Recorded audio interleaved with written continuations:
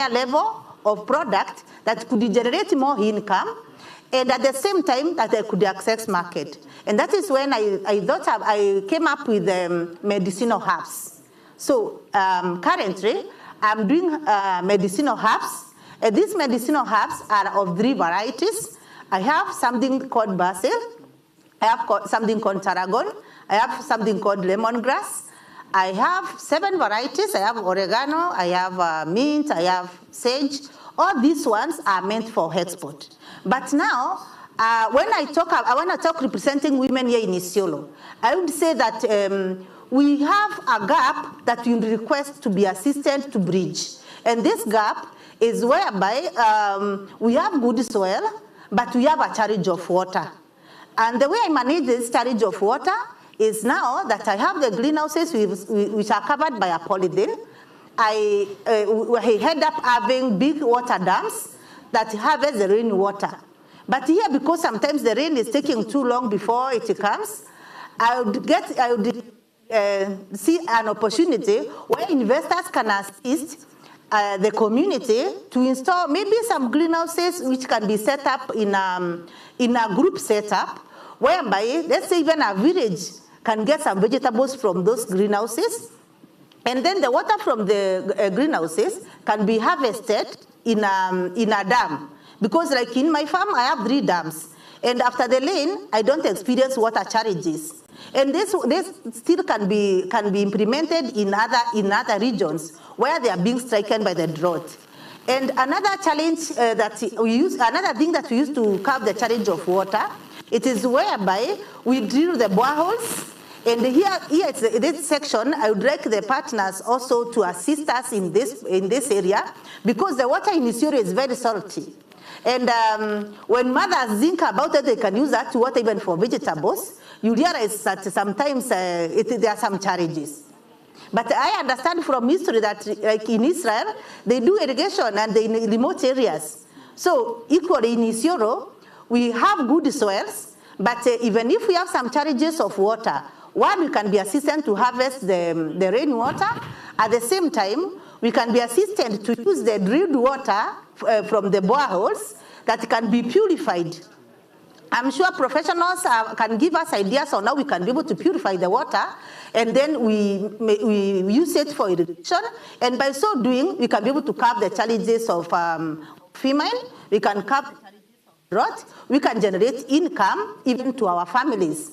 There's something else I wanted to engage to have on this, that there's a big gap of engaging the youth in this business. Youth need to be engaged in this farming in a way that we can put them to be our marketers. They can go digital. They can help us to link where their mothers are not able to link. Because when you mention to youth that they go farming, they don't have an idea on how they can engage. But if one mothers are mentored on production, like the way I'm saying, I went for the training and I came and implemented. And when implemented, I find it working. So the youth in Isiolo can be assisted to understand what is agriculture and how much they can get through export in agriculture. Because right now, we understand through research that there's a shortage of herbs that were being exported in Europe because there was a kind of instability. And so most of the farmers are not exporting their herbs. But here in Isiolo, we have a vast land whereby we can be able to set up maybe greenhouses. We can be able to set up open field for farming. We can get good seed that can yield, that can survive here in Isiolo. And Isiolo can be a point whereby buyers can be flocking here in Isiolo and they can be able to buy our product and we can have good income. In addition to that production, when we go to the value addition, we can have different varieties. Like I've initially said that I had tomatoes, but I didn't have the market. If we have an opportunity of doing value addition, our youth can be trained on how to operate these machines. Maybe they can operate the solar dryers. They can be able to do the packaging. They can be able to market for us online. And we as the farmers, we can be getting money in our pocket at the comfort of our homes, when we are going online and when we are selling our product online. And because one person cannot do everything, that is why I'm saying mothers or farmers can be able to produce the product ranging from the vegetables, ranging from the fruits, ranging from the medicinal herbs, as I have said, and then our youth can be trained on how to do the marketing, and by so doing, this one can be able to help the youth understand and have value for the agriculture. Yeah. Therefore, the other challenge that, the other opportunity I want to say is that there is opportunity for employment, because one, in agriculture, if you want to succeed, you cannot succeed without use of agronomists. And so when you use agronomists, when we do production, we will create jobs for the agronomists, we will create jobs for the refrigerator and the trucks that will be carrying our vegetables from the villages even to the market. And so what I can simply say is that agriculture is all around. We have got so many opportunities. Yeah. There are so many opportunities that can be able to help us generate income. And also, there's another thing I wanted to mention. Lydia, as women, I want to pause you there for a minute. Yeah. Because your enterprise does so many things. Yeah. And looking at the composition of our plenary, we have quite a lot of youth that we have around. I want them to give maybe one or two who may have a question, to not just yourself, but anyone around us. Then we shall take it up from there. Allow me to finish one point and then you go to that one. The last point I want to put across is that I have found this one working. When women in agriculture come together, they set up a structure where they are working together. We set up a daycare center. This is something that I've done in my farm and I've seen it work. Most of the women, when they have young children, they are not able to get any kind of job. But when you bring them in the farm and set up a daycare center where the children are left, that one creates an avenue where even young mothers can be able to generate income. Thanks a lot. Yeah. Maybe I can leave it at that time point, yeah, and then anyone can ask a question. Yeah, maybe we can take a question or two from anyone from the public. Anyone who may have a question? Yeah, I see. I think the conversation is flowing fluently and easy. So I want to return, I think, the session to the MC, so that then he may advise us on the next stage. Thank you so much, Andre, for this opportunity. I know we'll interact more on one-on-one. For any points that you may have missed or you may want more clarification, feel free to interact with us. Thank you. Thank you, Martin Irongo, Investment Manager, Kenya Climate Innovation Center. That was our moderator. Thank you, our panelist, Abdinasir Ali, Chairman, Rapsu Farmers Cooperative Society. Thank you, Nicholas Ngahu Muranguri, Chief Executive Officer, Meat and Livestock Exporters Industry Council of Kenya. Thank you, Nicholas Kahiga, Sustainable Agriculture Lead, Industrial Promotion Services. Asante sana, Lydia Wanja, Chief Executive Officer, Lintam Enterprise Limited. And thank you so much, Tuman Orto, Chairperson, Marsabit Pastoralist Association and Northern Climate Resilience. Ladies and gentlemen, I'll ask you to please appreciate these gentleman and lady for a job well done. Makofi ya kilo kwao. I know we will leave this place better than we came. Earlier, I said it is going to be a good day, and indeed it is a good day. Of course, we can tell that there are very great minds here, and that we have opportunities. We just need to put the work into it. Thank you so much. You can now leave the stage, so that now we can get into our second. We will have one pop-up.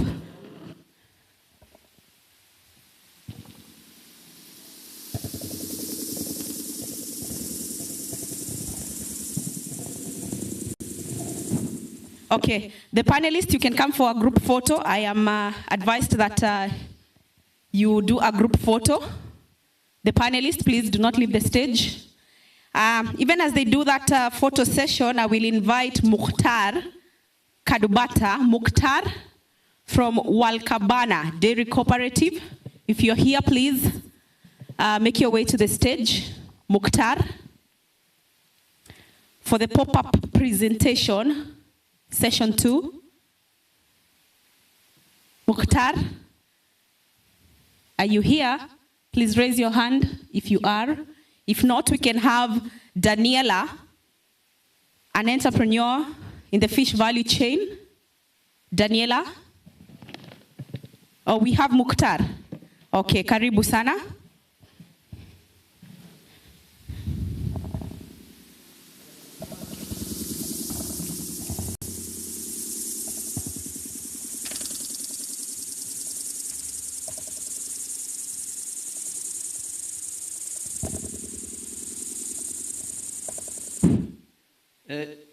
My name is Mukhtar Kadubata.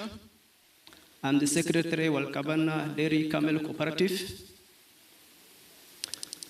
Yes, this Walkabana Dairy Camel Cooperative was founded on 2019 and officially registered on August 2020. We have 75 members. Out of these 75 members, we have 70 females and 5 males. We as a cooperative, we deal in camel milk value chain. We have different kind of products. We have raw cooled camel milk, which is our first product.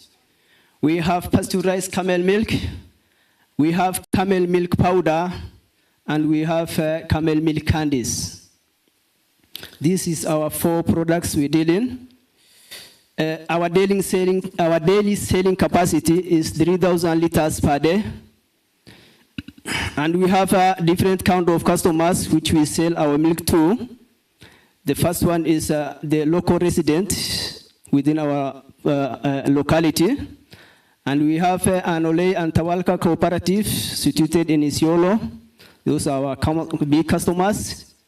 We have new KCC who are buying our milk and milking this milk powder, which is exported to China and other parts of the continent. We have also this Chinese company coming in recently, buying our milk. Those are our customers. If we look at the hygiene and the quality of our milk, before going to the market, goes through 3 kinds of testing. The first test is organoleptic test. This organoleptic test is the general appearance of the milk. We are looking at the general appearance of the milk. That is the color of the milk, the taste of the milk, and the smell of the milk. First, we have to look at that one. Secondly, we do mastitis test. This is a disease which is found in the camel milk. And lastly, we look at the milk density of the milk. If there is any foreign particles found in this milk is not fit for consumption or ready for the market. We go to our achievements. Our achievements are ready market. We have a ready market.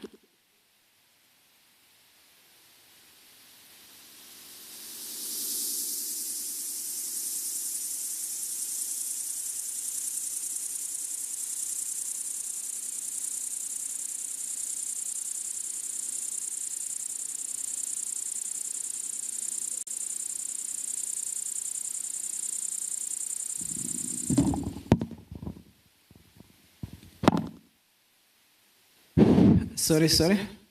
We have our achievements. We have ready market for our milk. We are selling our milk to different customers. We have an aggregation center. We have 3 aggregation centers. One in Kina, the other one in Boji, and the other one in Kulamawe.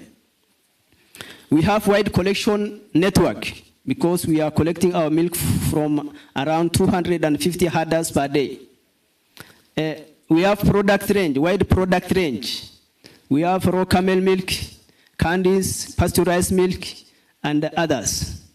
We have transport, convenient mode of transport, because we have a cooler truck capacity of 4,000 liters, which is transporting our milk to the market. And we have 6 motorbikes, which we have been given by the county government of Isiolo, which is very much helping us in the collection of this milk. Lastly, we have an additional resource, which is a backup generator also given to us by the county government of Isiolo, which is helping us in case of cloudy conditions. We are choosing camel milk as our product. Why camel milk? Why are we choosing this camel milk? Why not cow's milk and goat's milk? Because there is some also milk rendering in the market. We are choosing these camel milks because why? There is advantages. It's more advantageous than other milk, this camel milk. The first advantage of a camel milk is camel milk is valued for its medicinal and nutritional properties, maintaining its originality and quality. Secondly, it is rich in nutrients. Camel milk is rich in different kinds of nutrients like minerals and vitamins. It is easy to digest. Secondly, camel milk is easy to digest than cows and goat milk. And it boosts the immune system. The immune system. Camel milk contains high level of protein like calcium and hemoglobin. I think that is all.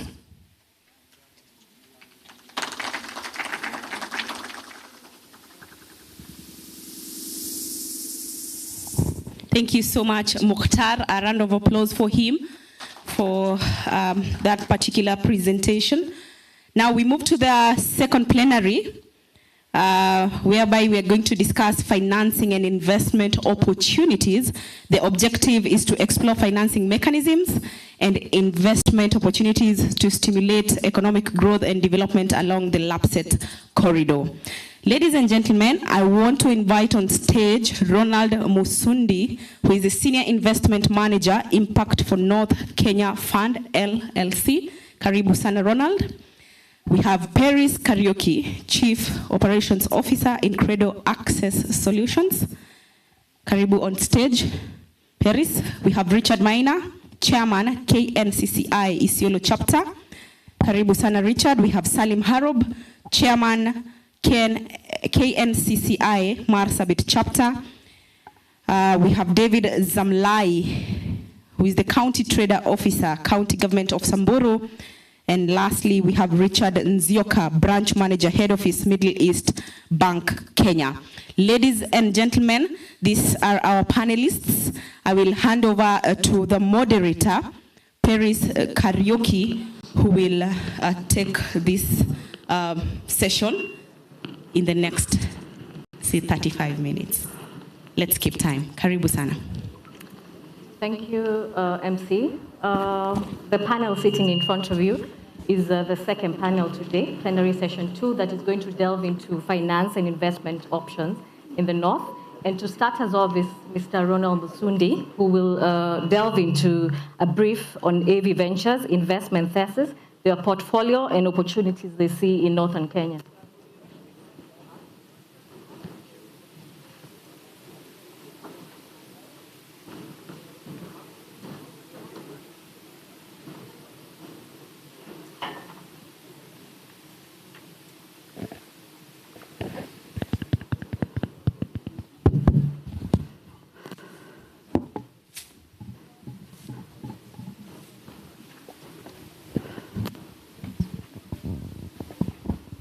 Asante sana. So once again, my name is Ronald Musundi, Senior Investment Manager, Impact for Northern Kenya Fund. I think I had spoken earlier, so in the interest of time, I will not repeat what I said, but rather I'll take a deep dive into the mechanics of what we do in terms of our investment approach. So I had earlier mentioned that we are an impact-first fund. So we look at impact in terms of strategic alignment in terms of impact, and then we fit in everything else. So what we do is we want to support financial inclusion, we want to support access to best agricultural practices in terms of our smallholder farmers. We want to support access to clean energy and access to healthcare. We are focused within the 10 FCDC counties, from Turkana all the way down to Lamu. And we have been in this market for about 4 years now. And like I mentioned earlier, we have a portfolio of about 15 investees and 10 investments. So the opportunities we see in this region range from agri to clean tech to trade, tourism, manufacturing, healthcare, and there are a lot of opportunities around the livestock value chain, which in terms of the export market, clean energy. We have a couple of our clients who work in this space, supporting the clean energy space. And we believe that through the work that we do, we are able to support access to finance, we are able to support smallholder farmers, we are able to address gender inequalities, we're able to provide solutions to the youth and women and best agricultural practices. Thanks. Thank you, Ronald. We'll move over to Mr. Salim Harob, who is the chairman of the Kenya National Union of Chamber of Commerce and Industry in Marsabit, to share some of the opportunities and investment ideas in the county.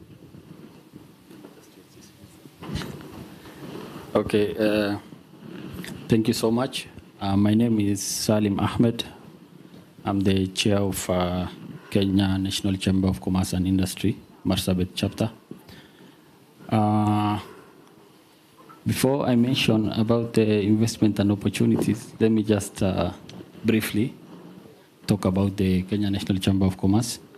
The Kenya National Chamber of Commerce is a non-profit membership-based organization with presence in all the 47 counties. In Chamber, we call them chapters. We have our headquarters in Nairobi, and we have regional offices. Marsabit Chamber of Commerce has been in existence for around 10 years now. It was first activated in 2015, and we've been active since then. And we are the body that represents the business, the private sector, in terms of advocacy, trade promotion, both external and internal. And also, we are the link between the government, the organization, the donors, and the private sector. On the opportunities and investment opportunities in Marsabit, I think His Excellency has talked about a lot of the opportunities in Marsabit. Marsabit is a vast county with it's a special county, because in Marsabit we have a lot of opportunities. There we have unexploited natural resources. We have there's tourism, there's blue economy, there is a livestock. We have there's the minerals. We have a desert, and we also have a blue economy. I think among all these counties that are present here today, we are the only county which we can say we have both in terms of the tourism. When you look at tourism, we have a national park, we have a desert where we have sand dunes, there's a desert safaris that you can do, and still we have blue economy, whereby it's a good tourist attraction, the Lewangalani site. So what I can say is that Marsabit is still a virgin. Many people still think Marsabit. Actually, people think Marsabit is in northern Kenya. Marsabit, we are bordering Ethiopia. We are not bordering Somalia. Marsabit is in eastern part of Kenya. And we've experienced actually a lot of travelers coming to Marsabit to visit the Chalbi Desert and the Lake Turkana. There's a circuit that normally the tourists choose when they come to Marsabit. They go through the Chalbi Desert, they go around to the Lake Turkana, then come back through Gurnet, back to Nairobi. So I would like to encourage you first to make a visit to Marsabit and exploit those opportunities. And we as Kenya National Chamber of Commerce, we are always there to support you, to be there for you, to advocate for your rights, and in terms of maybe if there's issues of finance, because we as Chamber of Commerce, we work a lot with the financial institutions and the donors who have programs of supporting businesses. So we are ready to work with you. I welcome you all. Right, we're going to move this conversation to Samburu County, represented by Mr. Zamlai David, who is a trade officer in the county. Welcome, David. Okay. Good evening, everybody. My name is David Zamlai from Department of Trade. The Department of Trade has been doing many things since devolutions. One is that the department have been working first to develop a policy for the youth and women enterprise, whereby the department is already have an act, and this act now is helping the department to give loans to the youth and women enterprises or women groups.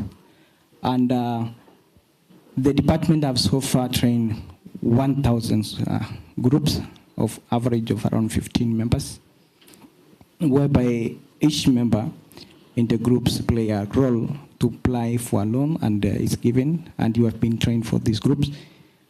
The department is still with ATA in conjunction with ATA partners like LMS, Nawiri, and other people, develop a tool for training, for modules, maybe for FSLA modules, also for entrepreneurship modules, which enable us to make it easy to train our groups and make them sustainable or to continue even after the life of the project.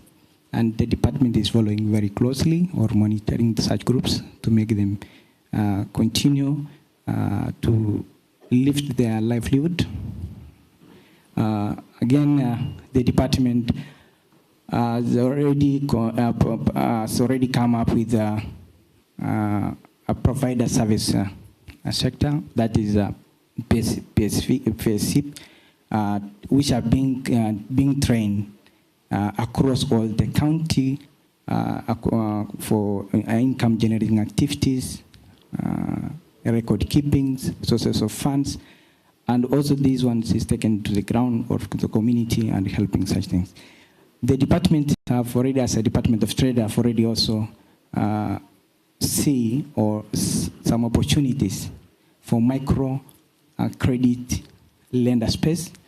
We have some opportunities as a department, and we see under the microcredit that the department so that we have an opportunity to invest on online funding. For example, women and enterprises. Because why I say this? Because in Samburu County, people has a good network, and people know more about maybe funds. So people will apply, or people will apply and benefit from the online fundings, e.g., women enterprise funds. They do online fundings, and this online funding have already helped most of the youth groups and most of the women groups in the community to lift their standard. And then again, another opportunity is in Samburu County, we don't have many microcredit lender space, like banks, or especially not all Samburu, but part of the Samburu, like in Serolipi, in Achaspos. This group, this place is very good for tapping the opportunity of SACCOs, banks, because it requires networks, good network for roads, good road network. It has also nice security. Also, people have been trained by the Department of Trade concerning financial literacy. And people now are willing, even if we are 60% pastoralists, we are now willing to save as the people of the Samburu. So because the Department of Trade have already has that financial literacy to train all such groups, maybe 1 and 2 groups or 3 groups or 1,000 groups. So we have among the maybe 1,000 group of average of 15 people per group, we have more, maybe around 60% of these groups of members who are coming back again to practice the culture of saving.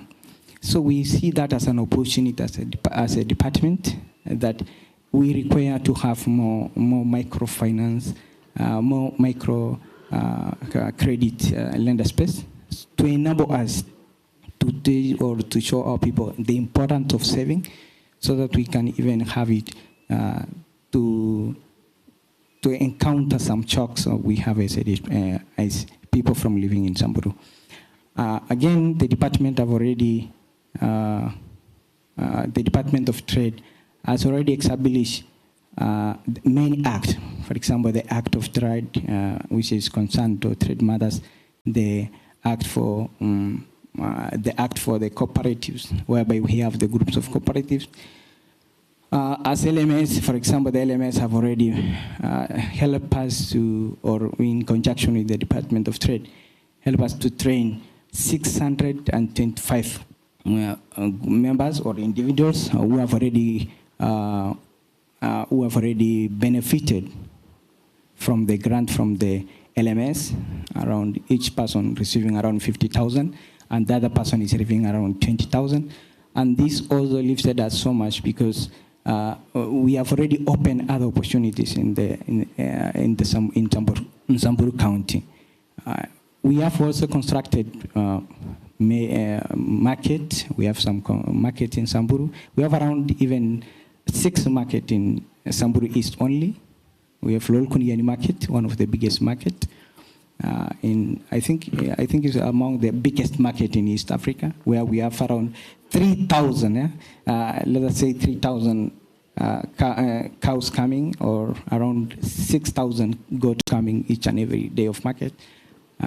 So we welcome other people, other investors, other traders to come and buy there, because it helps us as a community. Again, the department have already come up with a way to promote retailer and wholesalers in the community, whereby we have already disseminated the trade matters or the trade things concerning this for our people. We also protect our customers.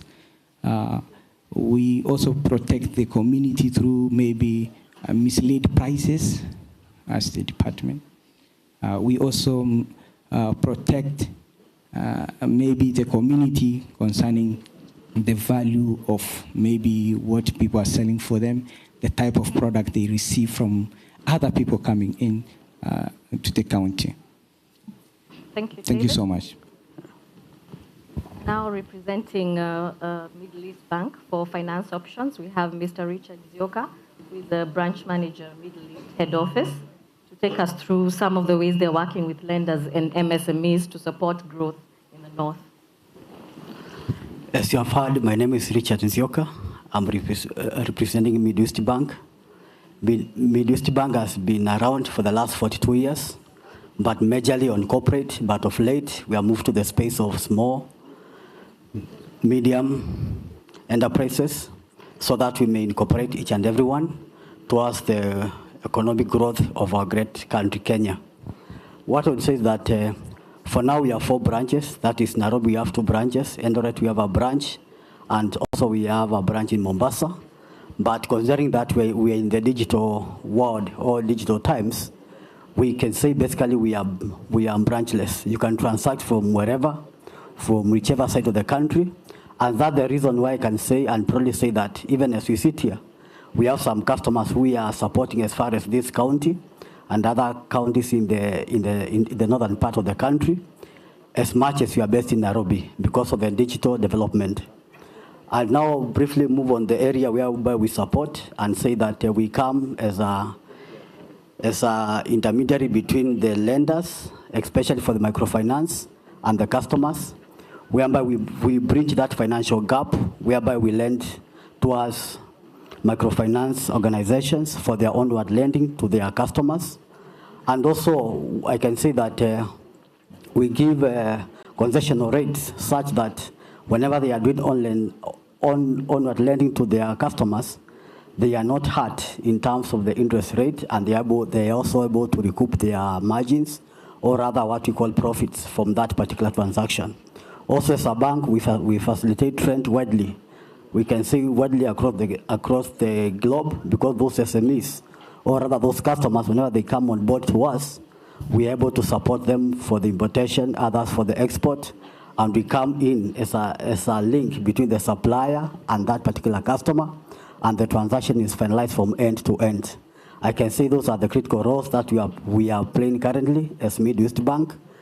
And as time goes by, we are looking for more and more opportunities. And that's why, just like another person, we have also turned our heads and we are looking up to Northern Kenya. Thanks.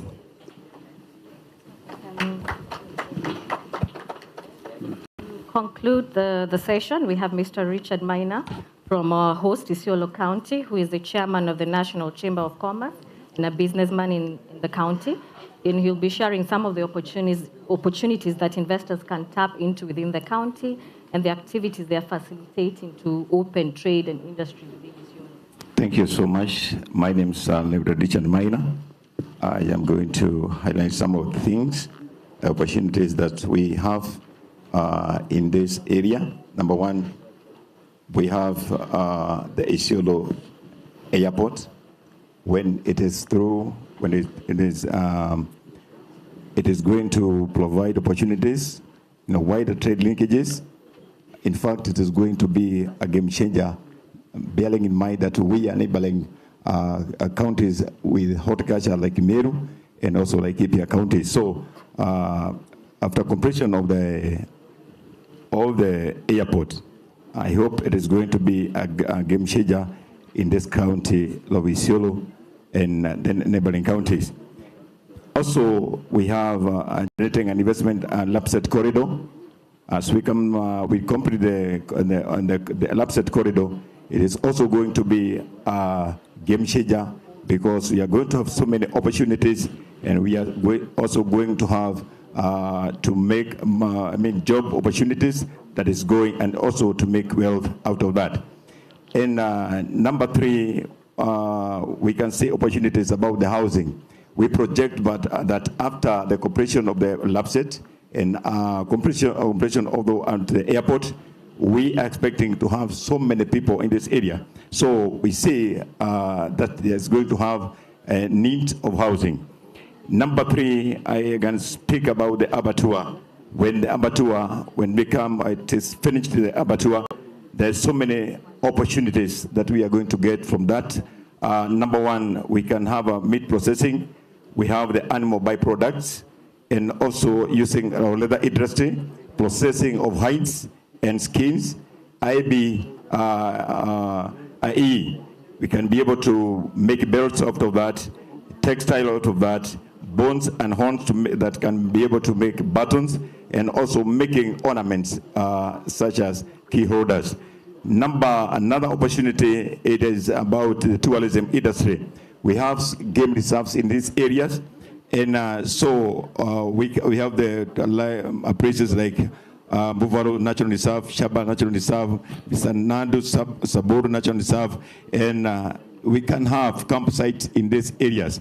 These are some of the things that we can be able, the opportunities that we can be able to tap in this county. I can say that Isiolo County is a place whereby you can be assured of investment. I've been here for about some years, and I can assure investors that Isiolo is a good place for investment. I can speak briefly about the Kenya Chamber of Commerce. Kenya Chamber of Commerce started in 1970 in Isiolo. In fact, in Kenya, it started in 1965. But it was later transformed after the promulgation of the new Constitution 2010 through KNCCI Memorandum of Article of Association M&A to establish Isiolo County Chamber Office. Since the inspection of the new Isiolo chapter has managed to register about over 600 members in the year 2024 through its own initiative and in partnership with development partner donors, general public and business community. The KNCCI chapter has managed to train over 3,000 SMEs as well, linking business enterprises with financial institutions with the Isiolo County. During the period, the KNCCI Isiolo chapter has managed to have mutually beneficial partnership with the several partners, among them the county government of Isiolo, the USAID, ACDI, VOCA, we have the LMS, we have the Marsabit, Nawiri, and WFP. The MasterCard Foundation also and Genue Growth Program. Our partners have supported the Sheba to realize in developing our roadmap in KNCCI Isiolo chapter. We have a strategic plan from 2022 to 2027. That is to mean LMS have been in a great on the upper hand in assisting our chamber through doing some of the things, training them and doing capacity building in our sub-counties, such as Melti and also Garbatura. Training capacity, we have been able to train about 3,000, Isiolo Central about 2,000, Melti sub-county 500, and also in Garbatura sub-county 500. The outcome, Isiolo Central about 400 registered with registered members, Melti 150 registered members, Garbatura about 50. Linking business to financial institutions and partners, donors. We have the MasterCard Foundation. During the COVID, after the COVID-19, we had the MasterCard who chip in our county, and about 220 members benefited. That is to mean in our county, we were given allowed 6.8 million. So that one was a boost, was a great boost to our SMEs, especially those mamaboga, the hawkers, and benefited a lot. Also, we do, we had these partners were able even to give some seed money to some of our members. So that is all I can say. And something, as I wind up, is that we have the activities that we can be able to boost ourselves, the activities that facilitating to continue opening the trade and industry within Isiolo County. Number one, we have the pastoralism. Number two, we have the cattle trading. Number three, we have the gum lessons. We have mining industry in our county. We have the milk processing and value addition, chemo milk, process and packages. We have the fruits processing in some of our areas, especially Bullets and also Kina Ward. We have the cotton value shades, fish value shades, transport and infrastructure. Also, I have mentioned about the hotel industry, renewable energy potential, bearing in mind that our county is a bit hot, so energy or solar can work very well in these areas. So, we have leather tannery, processing of milk products. So I can assure investors once again that Isiolo is a good place for investment. Thank you so much. Thank you, Richard. In the interest of time, I'll hand over the mic to the MC. And thank you, participants, for listening to us. And thank you, gentlemen, for being good hosts. Thank you.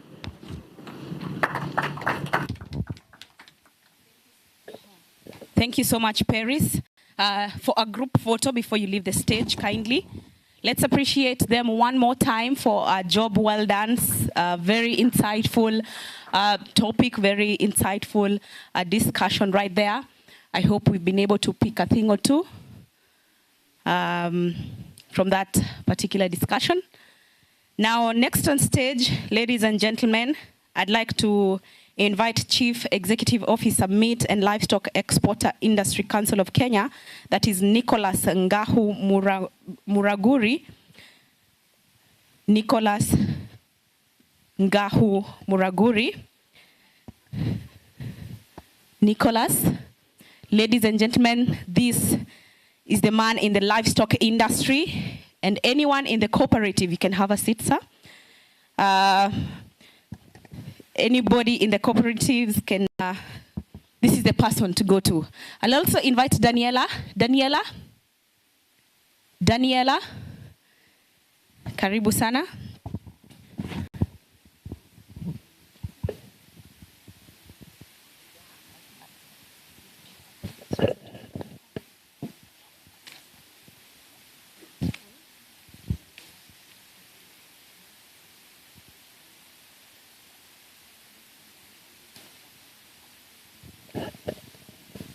Thank you. Even as Daniela makes her way to the stage, I'd like us to start with Nicholas here, who is the Chief Executive Officer, Meat and Livestock Exporter Industry Council of Kenya.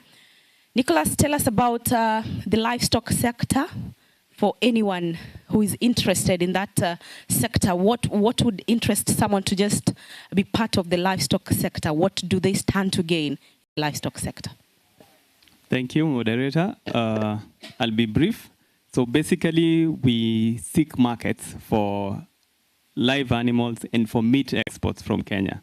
And currently, we're exporting to Dubai, UAE, Saudi Arabia, Kuwait, Bahrain, Oman, and recently we started exporting to Iran last year.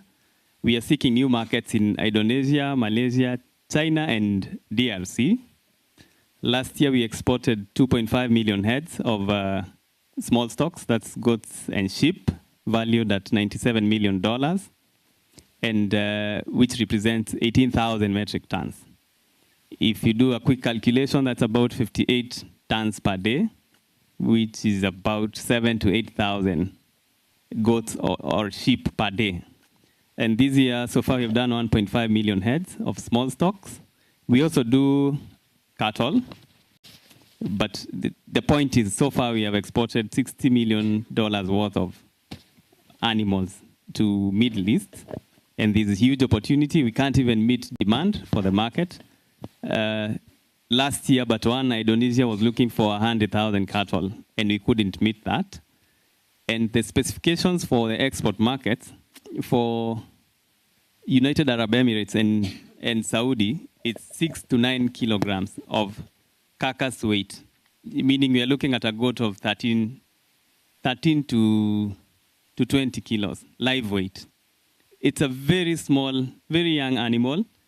With the right pasture, we are looking at 5 to 9 months old, goat or sheep. And if you remember the photos you saw here from Tumal, that's the size we are looking for. Meaning, instead of waiting for 3 to 4 years for your goat to be mature for the local market, you can sell it to the export market. By the time the local market takes a 20 kg, carcass weight of a goat, you have done 5 times what the local market is doing. So basically, that's the key point. But also, if they grow a bit older, Bahrain and Saudi, they also take bigger sheep, bigger goats, and Saudi also takes bigger goats.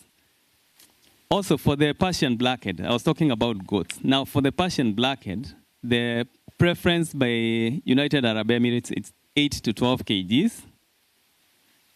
And for cattle, it's 120 to 140 kgs. Again, we are looking at cows that are below 18 months old, very young and tender. So these are the opportunities we are looking at. And in a nutshell, for you to achieve that, you need to encourage the youth to get back to farming because the profits are huge. The profits are massive, and we are looking at a turnaround of 4 to 9 months for production.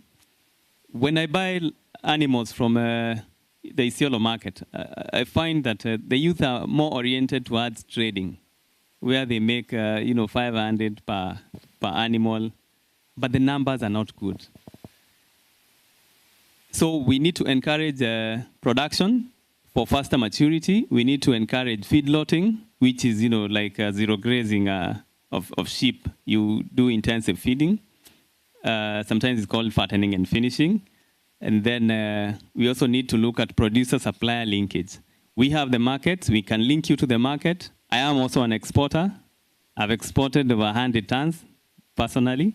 And so contract farming is something we need to look into.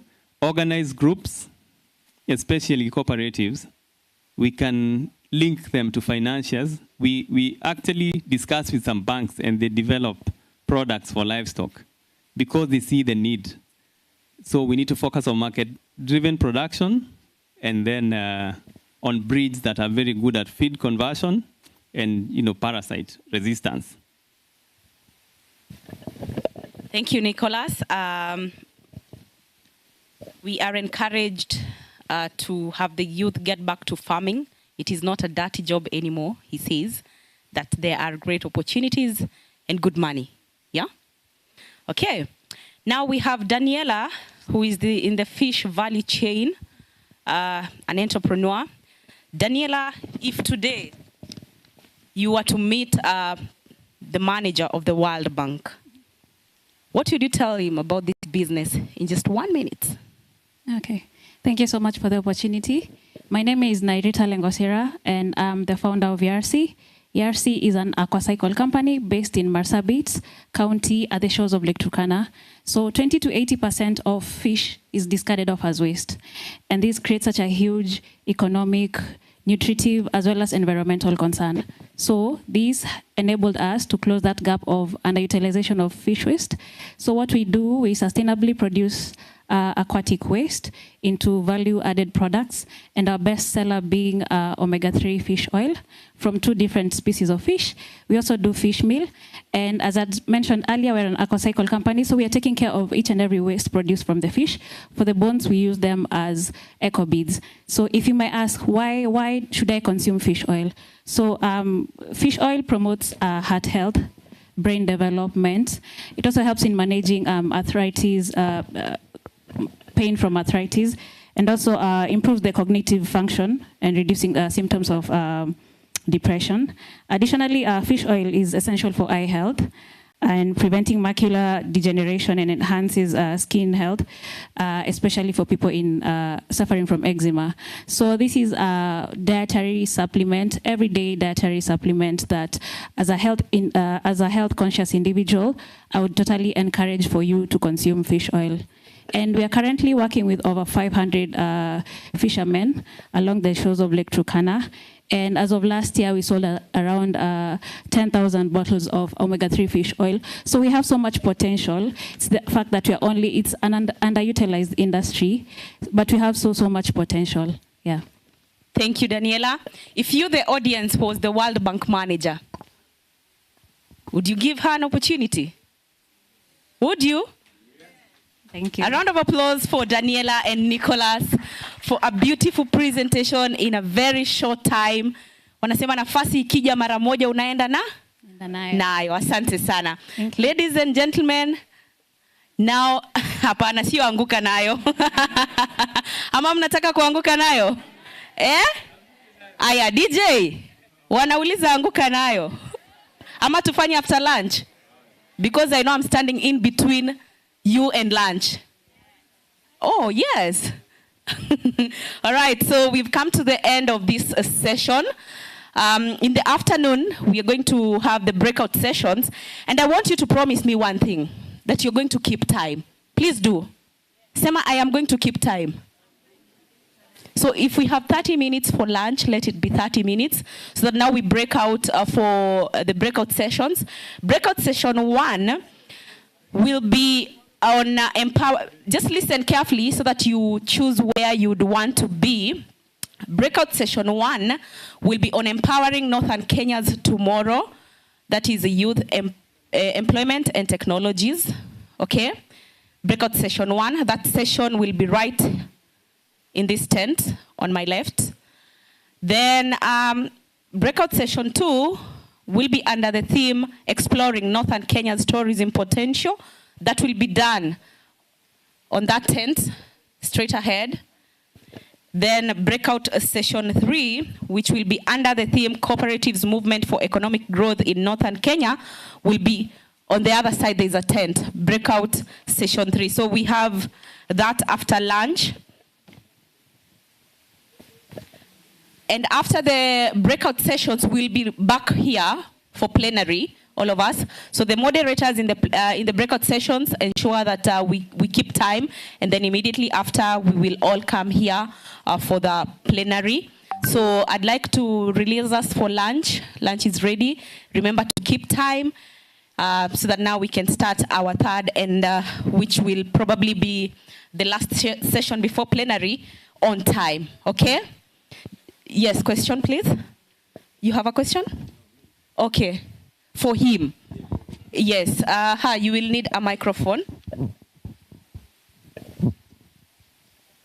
briefly.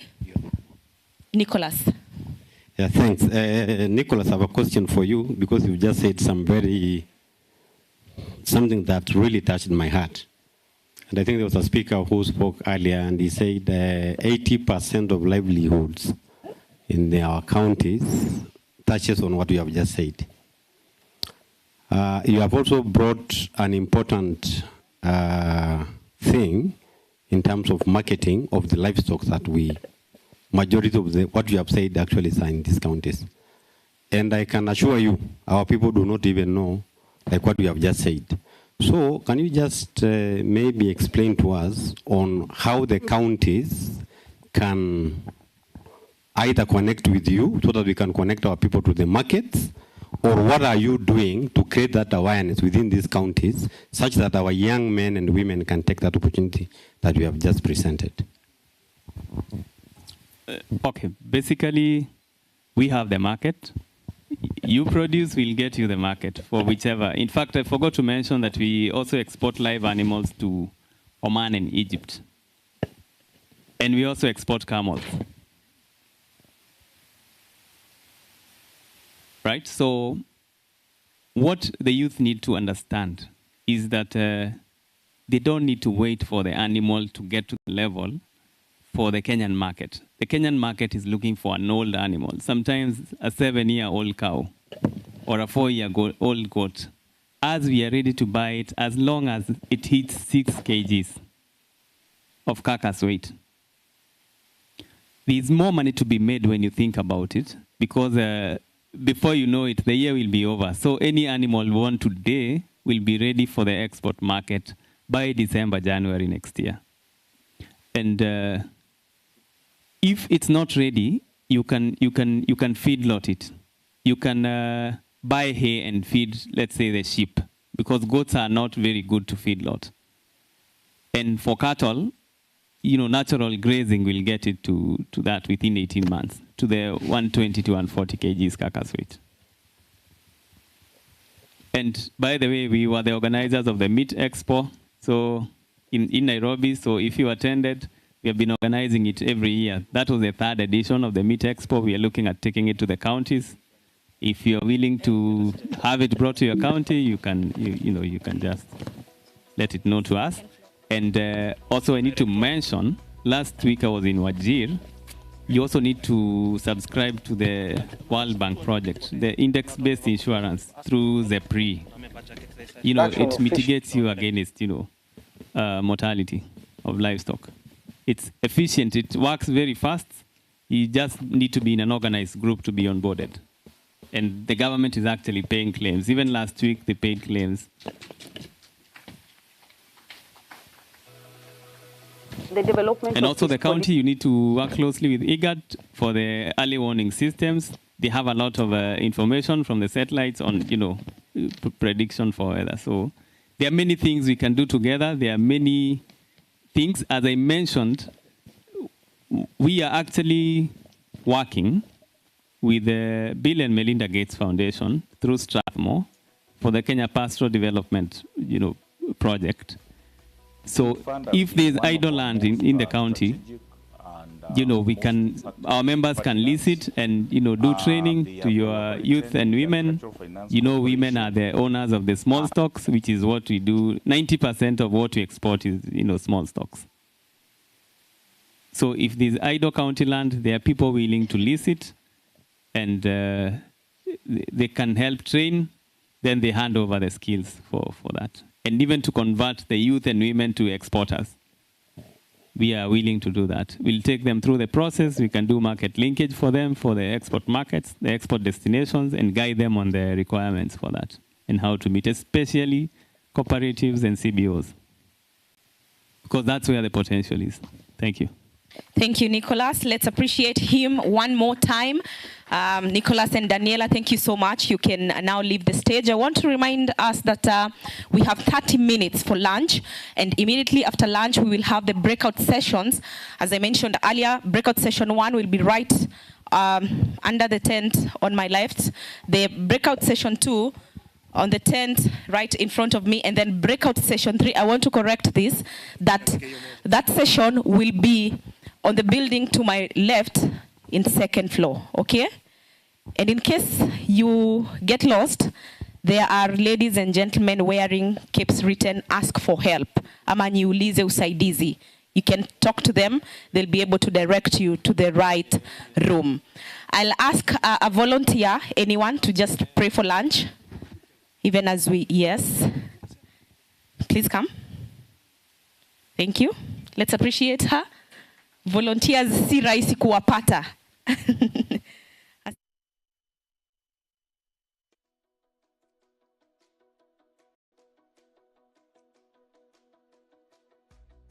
Inc. Fund has been one of our most strategic and most impactful partners.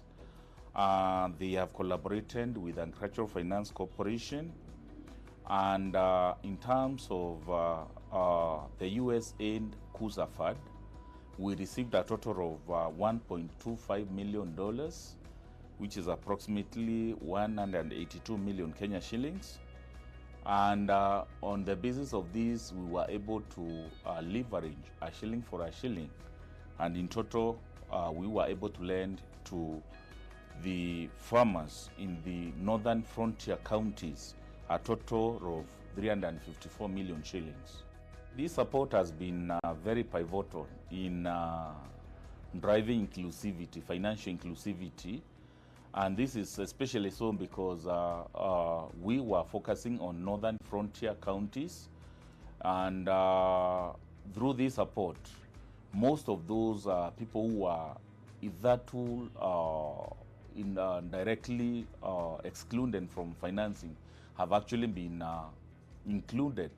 And this really has made it very much possible for clients from those counties to appreciate that we really consider them as members of the Kenyan community. And this has also impacted the business in the sense that we have seen so many of people from those particular communities coming to AFC for the support.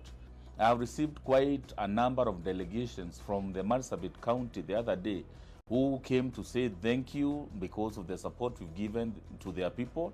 The governor of the county also came to my office basically to say thank you because of the support. So to me, I think this is an inspiring story in the sense that it has reawakened the hope of the people from the northern frontier counties, and they have seen that their institutions that really care about them, AFC being one of them, and this was actually possible through this particular partnership. And that's why we cannot thank USA and KUSA Fund enough because of this particular support. And basically, as an institution, we are looking forward to so many more such engagements in future.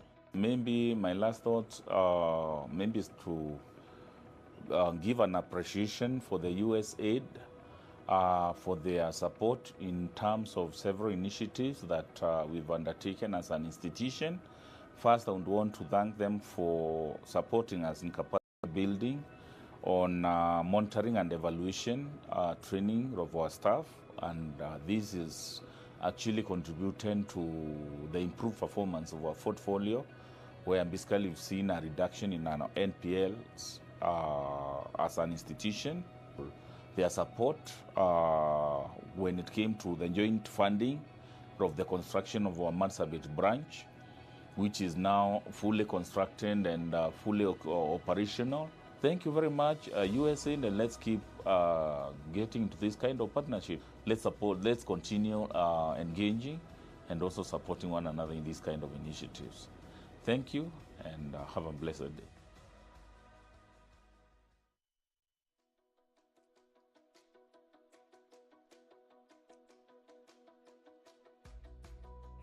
Our company, Fadhili, which has been operational since 2010, prides itself in making sure that we've been able to serve the underprivileged in society. We've been able to put people into groups, finance them, to do their businesses, to do farming, and in a way to impact them in their lives. The Inc. Fund has been very instrumental, and so far we have been able to receive $3.25 million. And with that amount of money, we have even been able to reach a wider scope of people. Now, not only are we talking of individuals, but even forming people in groups as farmers to be able to help them produce and eventually sell the produce. So the support has been very, very instrumental. One of the things that we've learned as an organization is the following up of the clients and also looking at the impact. You know, before Inc. Fund came around, our job was just to look for clients, recruit them, train them, give them the money, they pay us back, we go home happy. But now we go beyond there. Now we are looking at, out of the 10,000 that you got from us, how has it changed you? And now we can talk about not only is the client or the farmer being able to do their business, but they've been able to impact their families. Tulijiunga na Fadhili ambaye ni mwaka huu tu, na tumefadhiliwa na pesa mara 3. Tangu tulipofadhiliwa na hiyo pesa imetusaidia kama jamii ama kama wanabiashara pia. Sasa mimi mwenyewe nimenunua ng'ombe na uza maziwa, wanafanya biashara kupeleka maziwa town, nikipeana singine kwa mahoteli. Imenisaidia sana. Furaha yangu kwa Fadhili, kwa sababu tangu nichukue Fadhili kulipa pesa pia ichekuwa na ugumu. Ni kama vile nimechukua Fadhili kanisaidia sana. Ije nipe wakati mgumu ya kulipa. Juu imenisaidia, nimepata biashara, imeniongezea biashara zaidi na venye nilikuwa. Sasa kulipa pesa imekuwa rahisi. Ninapenda kuwashukuru watu ya Fadhili. Sema asante kwa sababu wametusaidia mpaka tumefika mbali. Tumeona kumbe tukishikana na Fadhili tutafika mbali kimaisha. So naambia asante kwa hiyo umbali ambao wametuleta kama wanabiashara.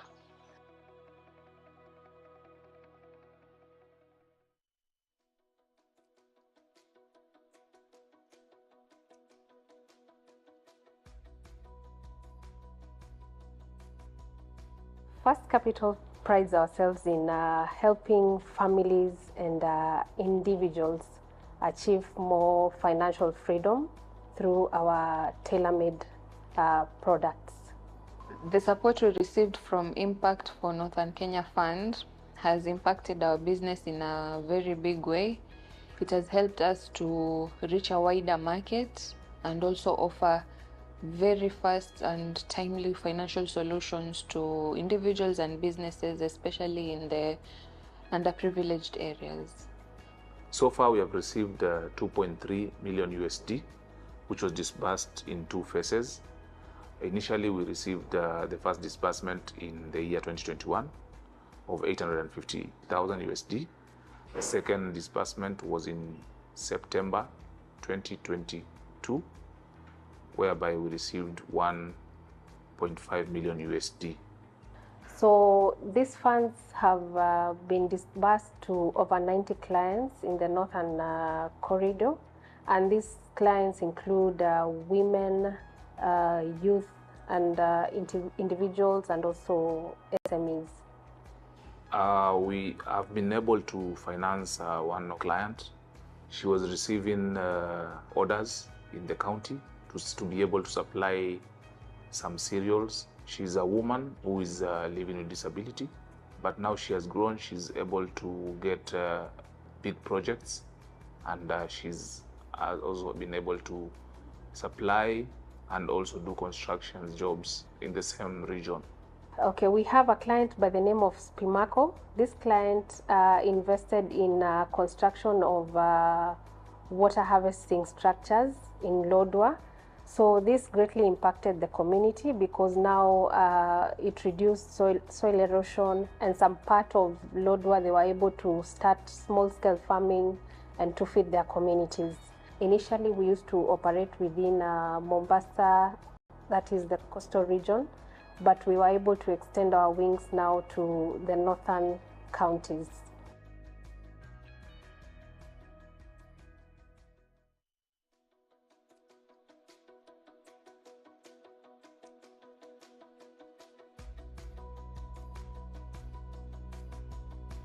Our circle started whereby we have 2 communities where we are quarreling between the Elgeyo Marakwet and West Pokot County, and we are to come together for purpose of peace. We convert this animal we are quarreling between to be an economical project, where we started our dairy in the year 2009, where we try to collect our milk together for both Elgeyo Marakwet and West Pokot County. Our farmers have get money from this sale of milk. From that time up to now, our milk has grown from 624 to the highest of 6,000 per day. Others, our farmers have benefited from that period up to now, whereby they have given some loans to our farmers. Our farmers have benefited. They have also changed their life. Kulete maziwa hapa imetusaidia sana. Kwanza mimi imenisaidia kwa pande ya chakula, watoto waende shule, nikikuja kuomba pesa advance nalipia watoto. On the side of dairy, we have tried to have dairy animals, good animals. We also try to buy some assets like tractors, tanga, so that they can assist our farmers to transport their milk to the processors. Na kwa kweli mimi ni mkulima ambaye anauza maziwa yangu kwa kampuni hii, na kampuni hii imetusaidia kwa mambo mingi sana. Kwanza tunauza maziwa na kupata pesa. Kitu ya kwanza ni kupata pesa. Ya pili, baada ya kupata pesa inatusaidia tupate chakula kwa familia zetu, na pia kulipa wanafunzi ambao wanaendelea kusoma. Hiyo ni faida ya pili. Ya tatu, pia ilitusaidia kwa mambo ya kutufunza, kuleta amani kati yetu wa Pokot na Elgeyo Marakwet County. Beleni tulikuwa tunahangaika, sasa tumepata pesa, tunakuja kuomba loan, tunafanyia kazi. And when we also to take this opportunity to appreciate, to thank the USAID Kuza for the assistance that assisted our farmer circle. We managed to use this money to train our board of directors and staff in terms of capacity building, so that at the end of the day, our staff be able to make a good service delivery to our farmers. We also managed to use this money to give small loans to our farmers, so at the end of the day, they have used those money to improve their dairy. And we believe that through this partnership with Kuza, will take us to a next level.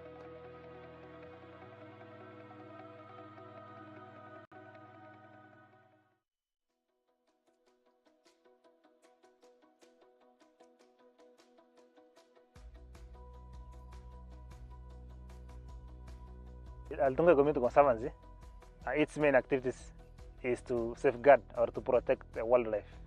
We have a number of wildlife, including some of the endangered species. Within we have the rock hawks, which is declared an indigenous species. So we pride in protecting these animals from extinction. So tourism has actually been the major livelihood in this part of the country. So it has been helping the community in terms of paying the bursaries or the school fees for the students, among other benefits. Away from town life, this is the best place you can spend your weekend or even your holiday. Yeah, away from the noise, away from the pollution. We have a number of investment opportunities in this part, especially in this conservancy. This is a corridor for the elephants, especially. So when they are moving to Krisa Forest or even to Muge and down the ranches, this is the corridor. So if you want to see them migrating, this is the migratory corridor for the elephants. Bee farming has not been exploited so much here. So bee farming is one of the best investment opportunities in this part of the country, because we have all types of flowers, all types of plants, and I think one of the other opportunities to be exploited is the carbon credit. We have a huge chunk of carbon. We have the soil carbon and the air carbon, the plant carbon. So I think this has been the sink. We are helping them to absorb the carbon. We have actually received massive support from them. And the number one thing we received is the development of a marketing tool, whose aim is to market the lodge We have also received support in terms of exposure tour, a learning visit to Masai Mara Conservancies. We were able to share ideas, to see for ourselves their lodges. How are they able to organize their lodges? How are they able to market their lodges? So far, through that marketing prospectus, we are now able to get a number of visitors wanting to inquiring about us, even from abroad, inquiring to visit this lodge, this area. Number one thing is to obviously thank our partners, our supporters, the USAID KUSA project, for the massive support. They have actually supported us massively, and we would like to say thank you.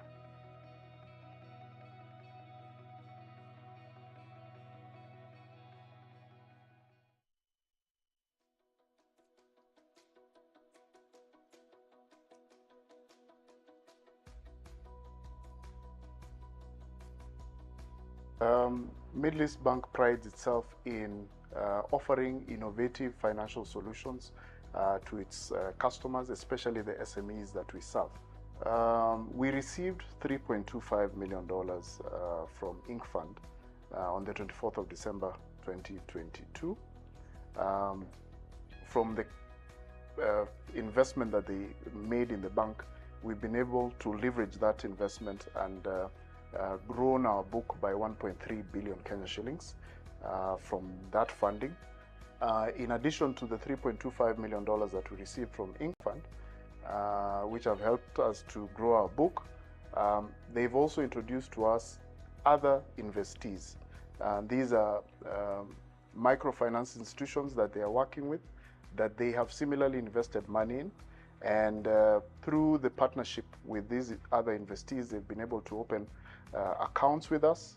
We're offering them FX solutions. They use the FX solutions to be able to make their installment payments on time and to meet the other obligations in time. In terms of number of customers, we have 63 direct customers who've benefited from the product, but indirectly we have over 15,000 customers who benefited, because one of the things that we do as a bank is we are lenders. We are a lender of lenders.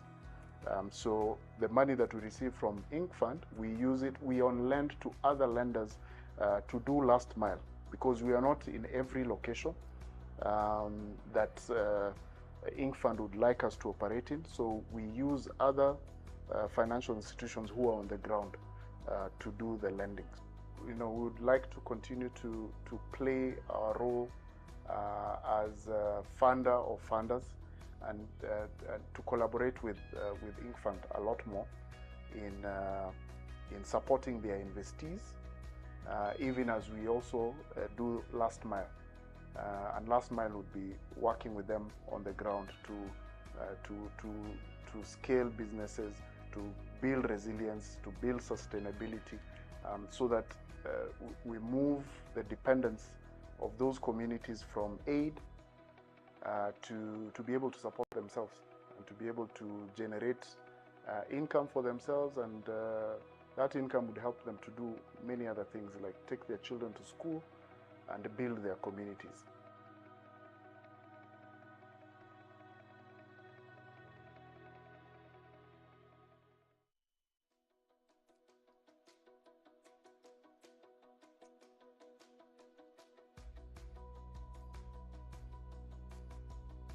The Northern Kenyan Fund has really supported our communities. On the side of the conservancies, the drivers of the funds, which is our partners, especially our project partners, the Nawiri, the USAID KUSA, has been using the fund to help our community. For example, of the Mtungai and Goteya, whereby the two are supported to develop the business prospectus plan. We receive the support for the preparation of business plan. We also receive an exposure tour to Masai Mara. This support has impacted our business in several ways. The exposure tour for the board members and the administrators, the office administrators, they have really brought a lot of knowledge, other activities being done in Masai Mara. So it's now impacting, like the rangeland plan grazing. We are now practicing. The business prospectus has identified some businesses for the Ngote Eco Lodge, the swimming pool for the lodge, and also there is a business idea of the zip lining, which is a unique one and can attract more tourists for this lodge. I just have to share that Ngote Community Conservancy, we are blessed to host the recent concluded Rhino Charge. And the Rhino Charge was attended by almost 3,000 people from outside both Kenya and international. It really impacted on the livelihood of the people because we raised almost 7.3 million that went to the community project. So it's really an inspiring story for Ngote Community Conservancy. There's also opportunities people to come and learn more about the Samburu way of life. Our community is still doing the pastoralist way of life and other cultural traditions around. We still have a huge tourism market to be explored. Especially Ngote Community Conservancy is blessed to have the Wazonyiro cutting across the conservancy. So we still need to venture to have some campsites in the river so that people can enjoy the beautiful terrain and the environment.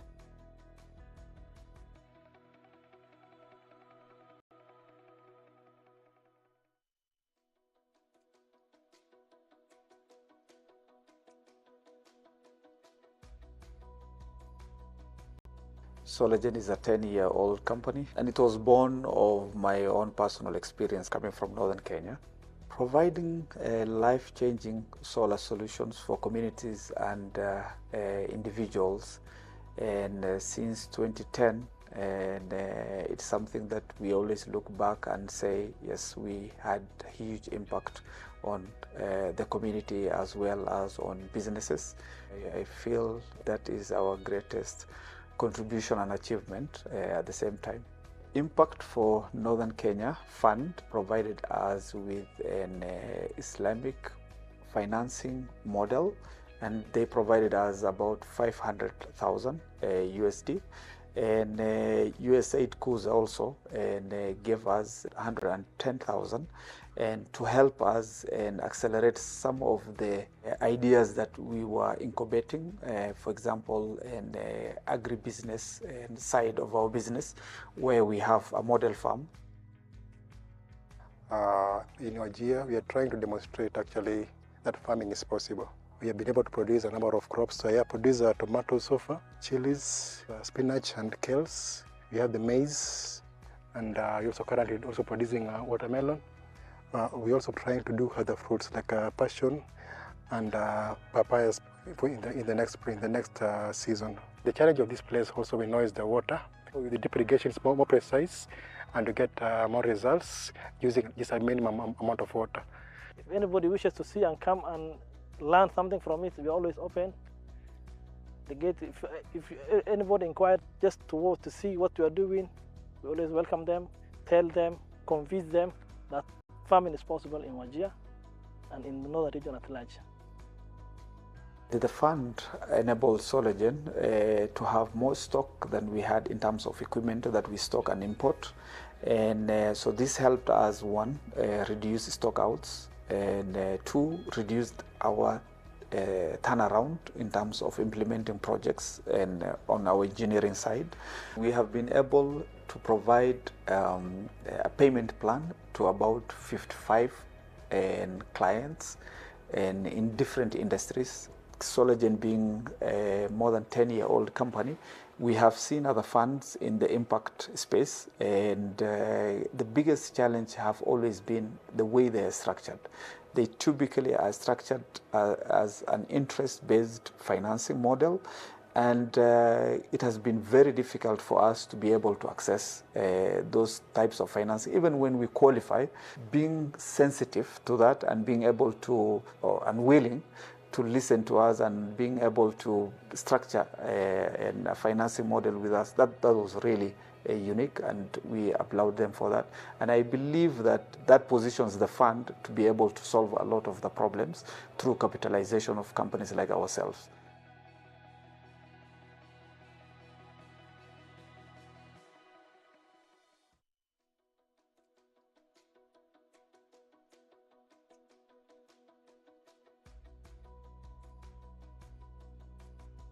West Pokot County Economic Circle, also known as WEPESA, was formed to offer advocacy at the villages level on the need to have an income-generating activity for every household. It was also formed to offer affordable credit facilities to the people of West Pokot County. It was also formed to offer business training to the business women and men of West Pokot County. This is a circle that has really changed the livelihoods of the people around here. Through this circle, the county government of West Pokot was able to give some initial capital. And since then, we've seen this circle grow. Since last year, we joined hands together with USAID KUSA, who have supported this circle with a grant. And part of the grant, we used it to train the board, train the members of staff, and then also give some loans to some livestock farmers. I was previously employed, but my contract elapsed, and I had to think of what I can do.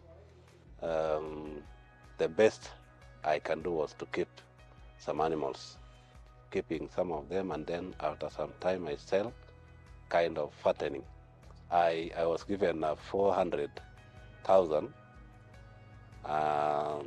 and I bought 20 cows.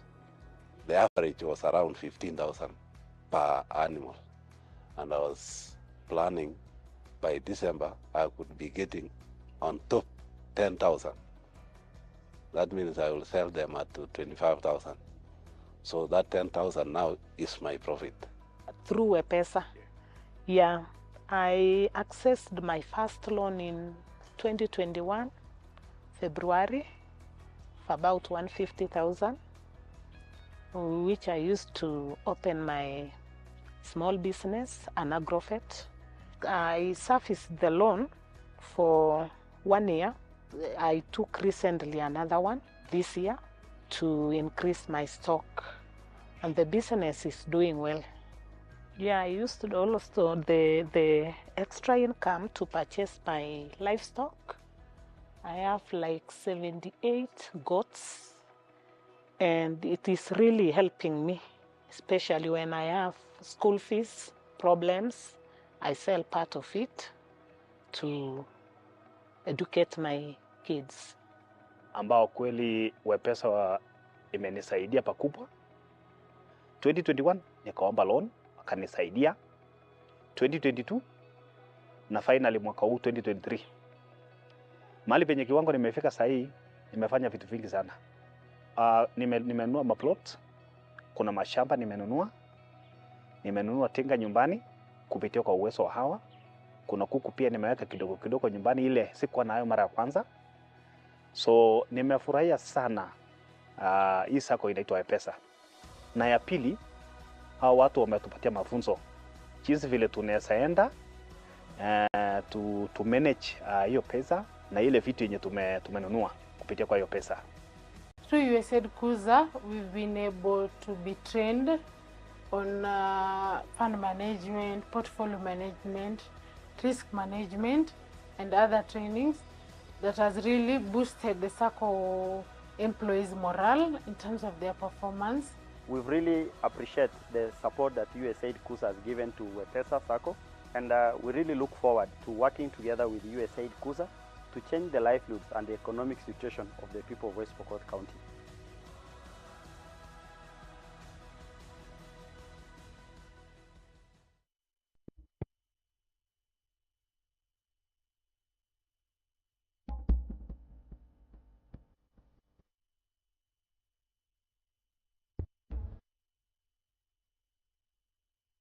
Marsabit County is located in northern Kenya. It covers about 15% of Kenya's total land mass. Marsabit has an international boundary with Ethiopia to the north. It borders Turkana County to the west, Samburu County to the south, and Wajir and Isiolo counties to the east.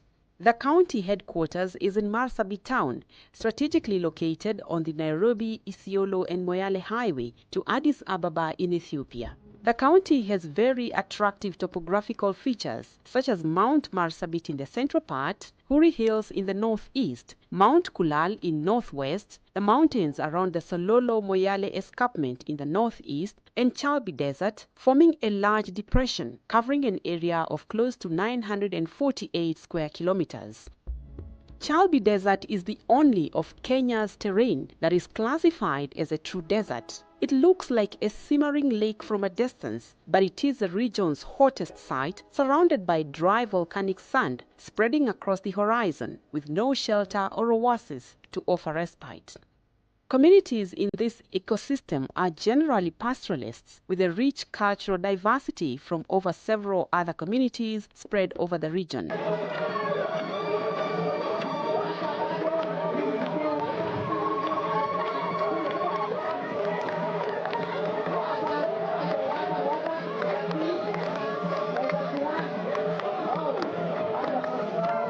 When visiting from any direction, you experience the amazing world of arid and semi-arid lands through changing landscapes and climate.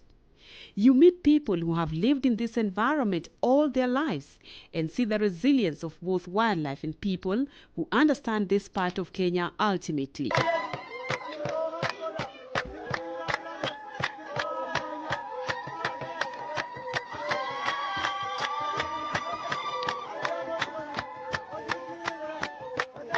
This region has 3 major national parks that include Marsabit National Park and Reserve, the Southern Island National Park, and Sibiloi National Park.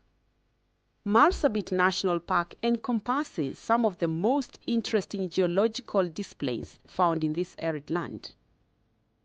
Many people go to these parks seeking clear skies and fresh air, peace, serenity, and beauty that only this park can afford. The park comprises a densely forested mountain and 3 crater lakes that are the only permanent surfaces of water in the region and that provide habitat for a variety of wildlife. At first, the park may appear to be a monoculture of green tree cover, but Marsabit National Park offers a host of opportunities to see wildlife, birds and wildflowers.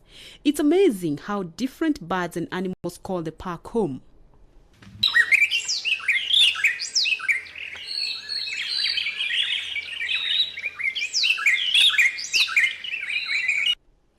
Born out of volcanic fire and shaped by mist, it is peppered with extinct volcanic craters cloaked in romantic moss-encrusted forests. Gulf Sokite Diko lies adjacent to Marsabit Lodge and gives a good scenery to the lodge, where visitors enjoy viewing birds and mist on treetops.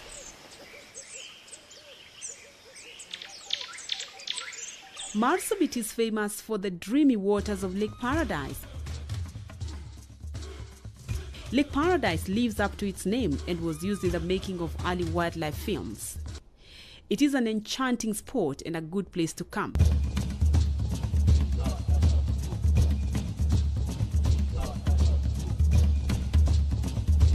There are many ways to enjoy the beauty and splendor of the park in the heart of Marsabit County, while learning more about its history, its people, and the beautiful grounds.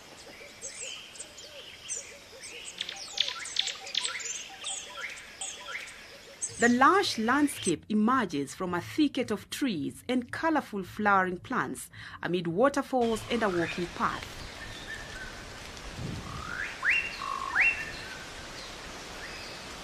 Wander through a unique and ever-changing living ecosystem, showcasing several butterfly species that defines the unpolluted forest environment that attracts them throughout the year.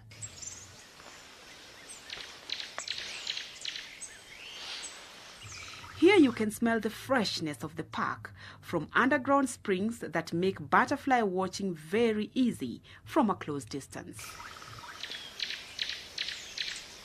The park is famous for its elephant named Ahmed. This elephant had 24-hour security surveillance following a presidential decree in the 70s to demonstrate Kenya's commitment to wildlife conservation. Ahmed, who boasted some of the biggest tusks ever recorded, died aged 55, was preserved and is now on display in the Nairobi National Museum.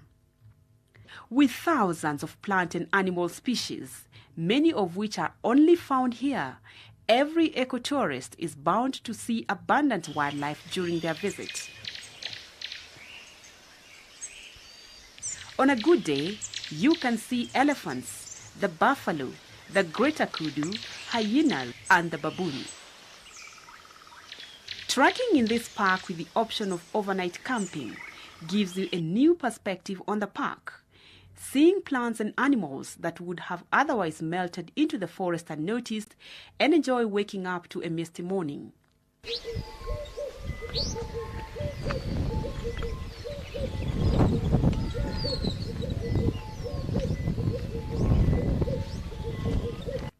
The two main park entries are Ahmed and Abdul Gates. An Ahmed Gate also leads you to the Marsabit Lodge that lies in an exquisite location, giving a stunning view to visitors.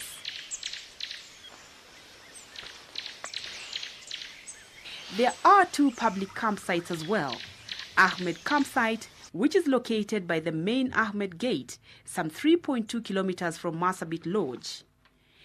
Abdul Campsite is located by Abdul Gate and is close to the park headquarters. There is also a special Paradise Campsite, a grassy clearing on the shores of Lake Paradise that is usually open during the dry season.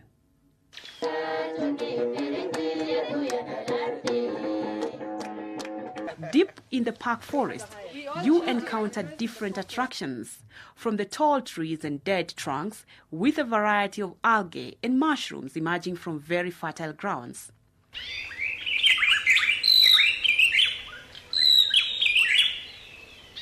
Moving silently through the trees on a guided tour, you can see baboons scouting for food and squirrels patrol on tree branches for insects on tall conifers where they live.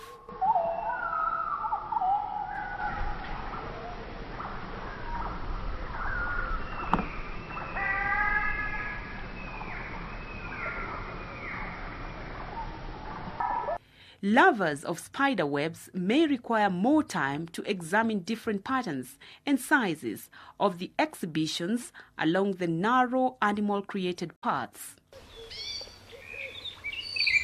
They are very attractive, with an illuminating lining that gives a reflection from the sunrise that penetrates from tree branches.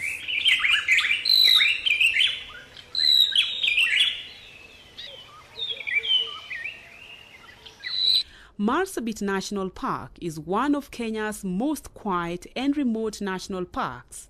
It is one of the most famous of Kenya's safari parks that requires lots of patience to find wildlife in its bushy center.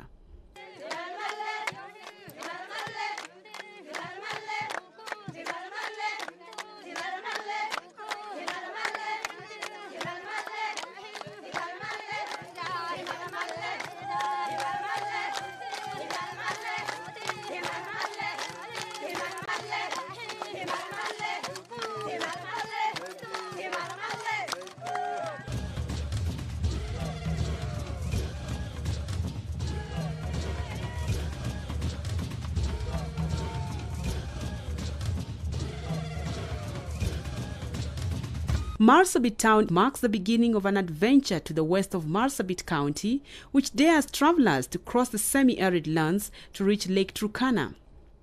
This shimmering and seemingly endless expanse of land stretches for several kilometers to the shore of the lake.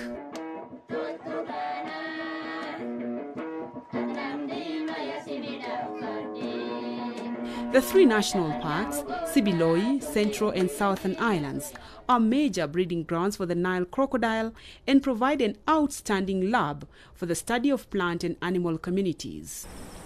Southern Ireland gives you a very special opportunity for a unique safari along Lake Turkana.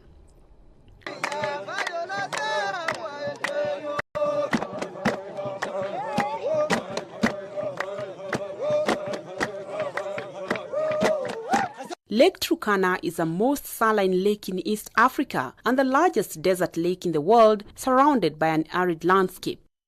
The long body of Lake Turkana drops down along the Rift Valley from the Ethiopian border, extending 249 kilometers from the north to the south and 44 kilometers at its widest point with a depth of 30 meters. It is Africa's fourth largest lake, fondly known as the Jade Sea because of its breathtaking color. While here, take a visit to the most populous town along Lake Turkana, Loyangalani. Loyangalani is a small town located on the southeastern coast of Lake Turkana. It is a popular tourist destination in northern Kenya, as the surrounding El Molo and Turkana villages offer unique experiences.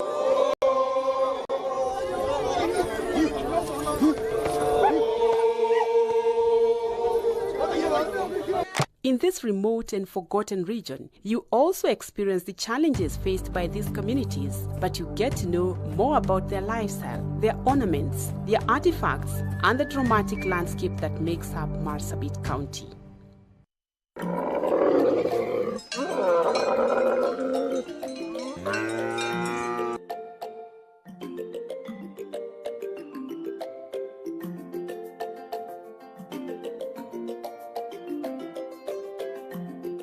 Welcome to Isiolo, a county whose administrative center, Isiolo town, is the epicenter of Kenya and is set to become the country's first resort city under Vision 2030. A land where resilience meets opportunity, a county housing approximately 260,000 people on the backbone of pastoralism and agribusiness. A county that is ripe and brimming with investment opportunities and renowned for its tourism potential, exemplified by the stunning Buffalo Springs Reserve and the captivating Shaba National Reserve. As Isiolo County government, we value our long-standing partnership with USAID. We collaborate with USAID implementing partners in various departments, which includes agriculture, livestock, and water, to enhance the livelihood of our people. One of the key roles for USAID RLA is actually the coordination platform. We do the coordinate PREG partners so that they can be able to collaborate and work together. That is one thing. And how we do that is we normally have regular monthly meeting, and also under joint work plan we also have quarterly pause and reflection session where we pause and reflect what were the successes, what were the challenges, what were the achievements, and in terms of also improving that. I coordinate between county government of Isiolo, the partners, the community, and the national government. Through Office of Partnership and NGO Coordination has closely worked with many partners. One of the biggest partner within Isiolo County is the USAID partner. And the USAID partner, all the IPs, implementing partners, come under one umbrella of PREG. We had parallel implementation programs where at times there is duplication, sometimes there is an unhealthy competition, and at times also we had a situation where partners concentrate in one area of the county and leave the other. USAID is changing lives in Isiolo County.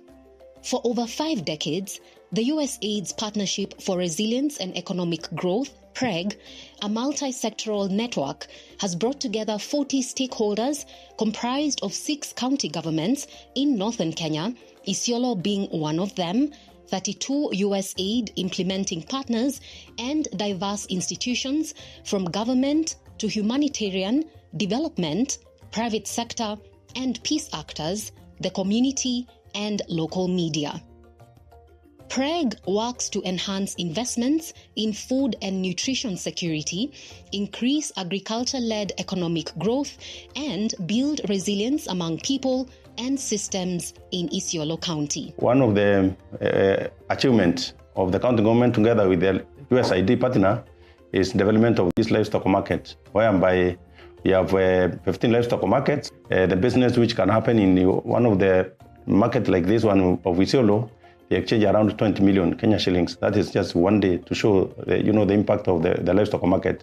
And here is an opportunity for one, selling of the livestock, two, transportation of these livestock to other counties, three, the sale of food which is being eaten there, formation of cooperatives.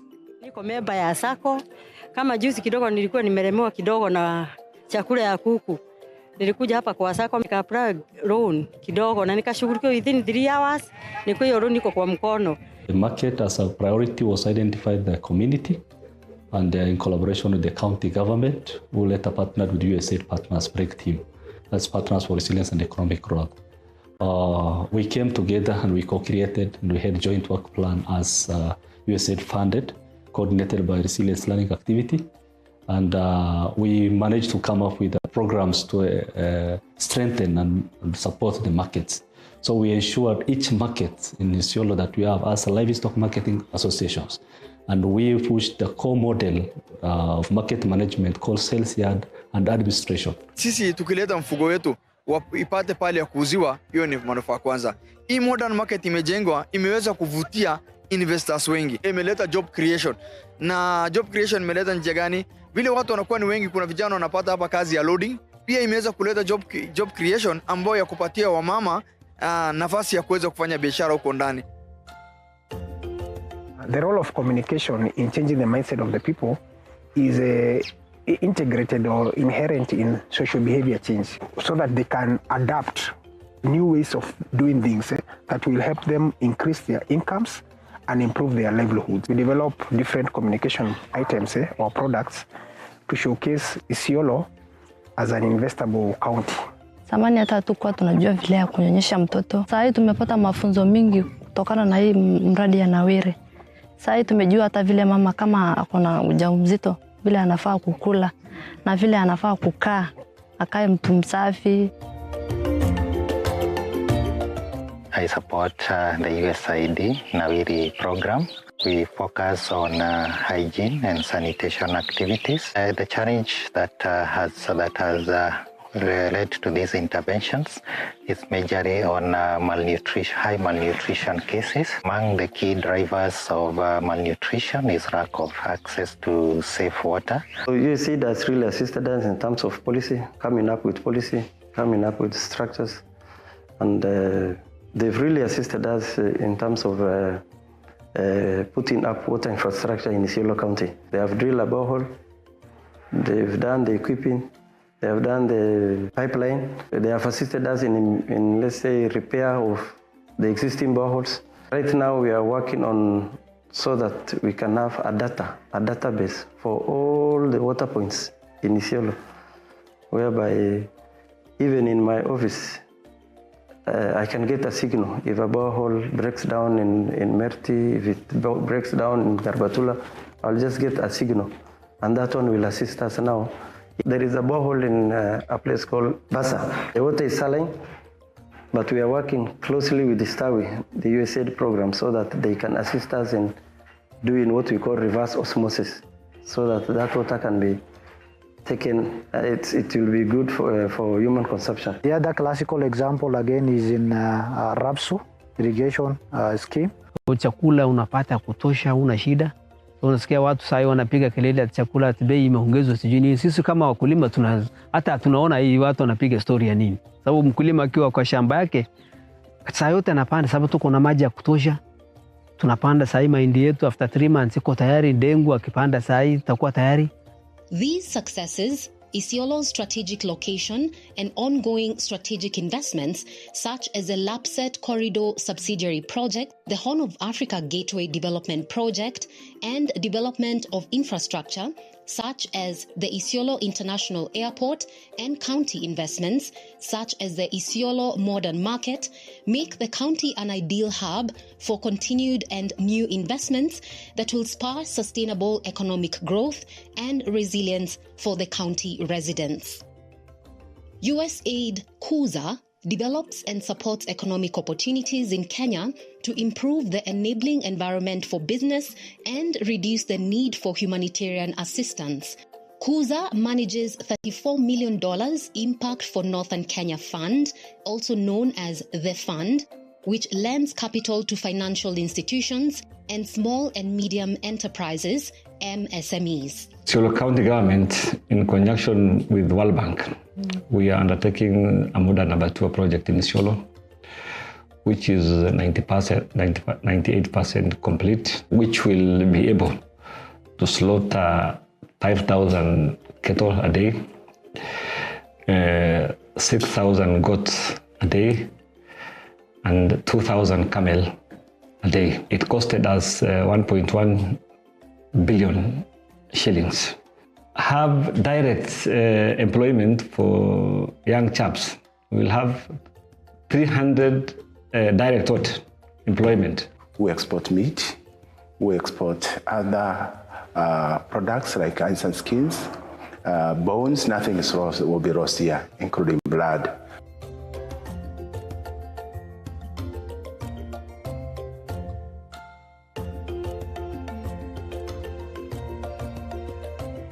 As the sun sets, hope rises. Isiolo County, a partnership transforming lives.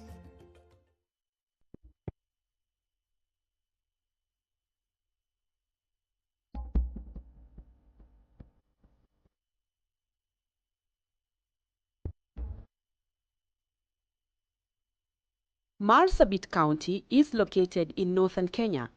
It covers about 15% of Kenya's total landmass.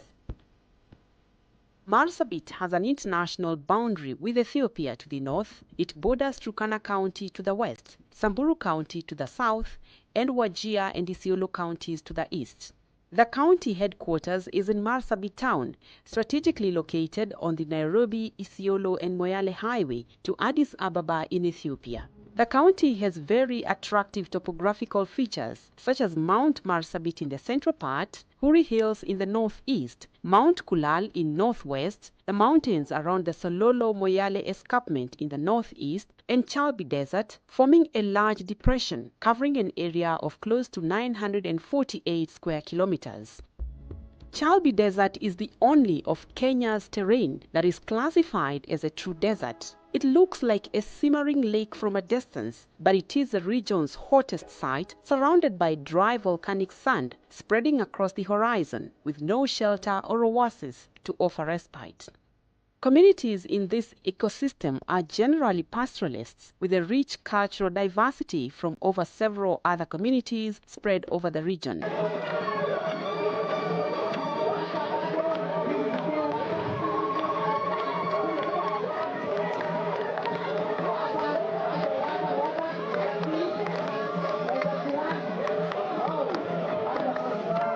When visiting from any direction, you experience the amazing world of arid and semi-arid lands through changing landscapes and climate. You meet people who have lived in this environment all their lives and see the resilience of both wildlife and people who understand this part of Kenya ultimately.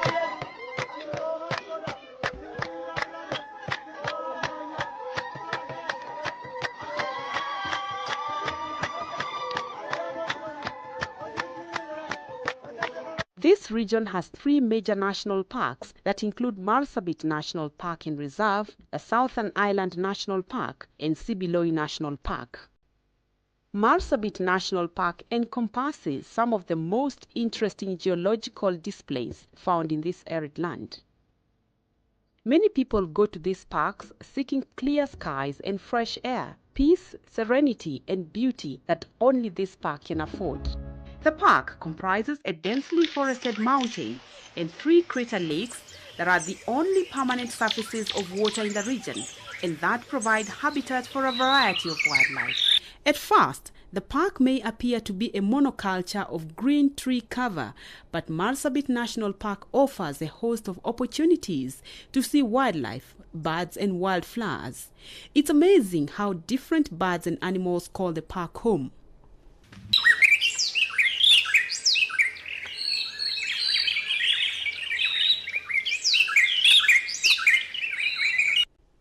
Born out of volcanic fire and shaped by mist, it is peppered with extinct volcanic craters cloaked in romantic moss-encrusted forests. Gulf Sokite Diko lies adjacent to Marsabit Lodge and gives a good scenery to the lodge, where visitors enjoy viewing birds and mist on treetops.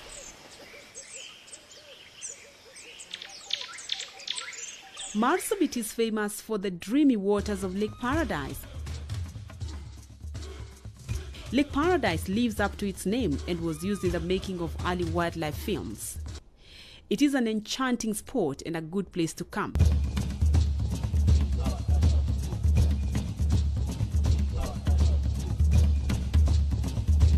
There are many ways to enjoy the beauty and splendor of the park in the heart of Marsabit County, while learning more about its history, its people, and the beautiful grounds.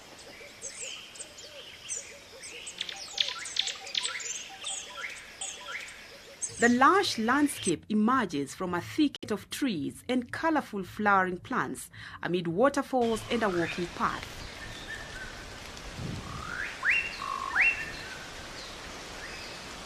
Wander through a unique and ever-changing living ecosystem, showcasing several butterfly species that defines the unpolluted forest environment that attracts them throughout the year.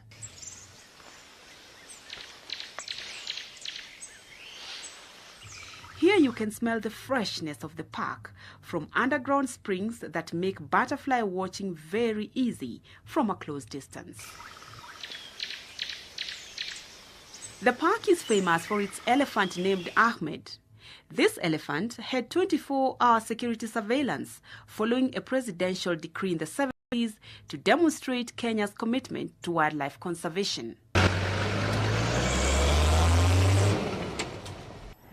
Ahmed, who boasted some of the biggest tusks ever recorded, died aged 55, was preserved and is now on display in the Nairobi National Museum. With thousands of plant and animal species, many of which are only found here, every ecotourist is bound to see abundant wildlife during their visit. On a good day, you can see elephants, the buffalo, the greater kudu, hyenas, and the baboon. Trekking in this park with the option of overnight camping gives you a new perspective on the park. Seeing plants and animals that would have otherwise melted into the forest unnoticed, and enjoy waking up to a misty morning.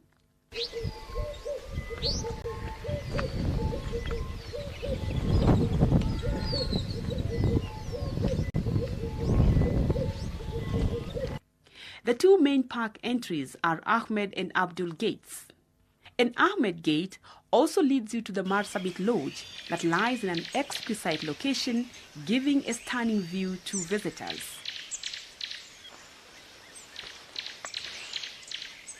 There are two public campsites as well. Ahmed Campsite, which is located by the main Ahmed Gate, some 3.2 kilometers from Marsabit Lodge. Abdul Campsite is located by Abdul Gate and is close to the park headquarters.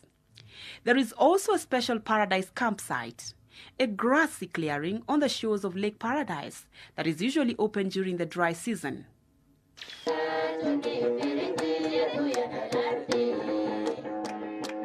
Deep in the park forest, you encounter different attractions, from the tall trees and dead trunks with a variety of algae and mushrooms emerging from very fertile grounds.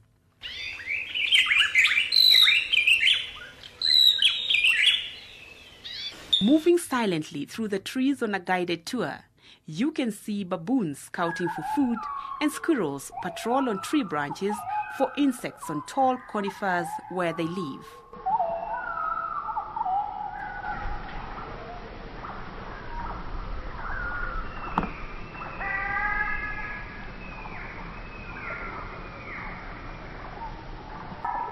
Lovers of spider webs may require more time to examine different patterns and sizes of the exhibitions along the narrow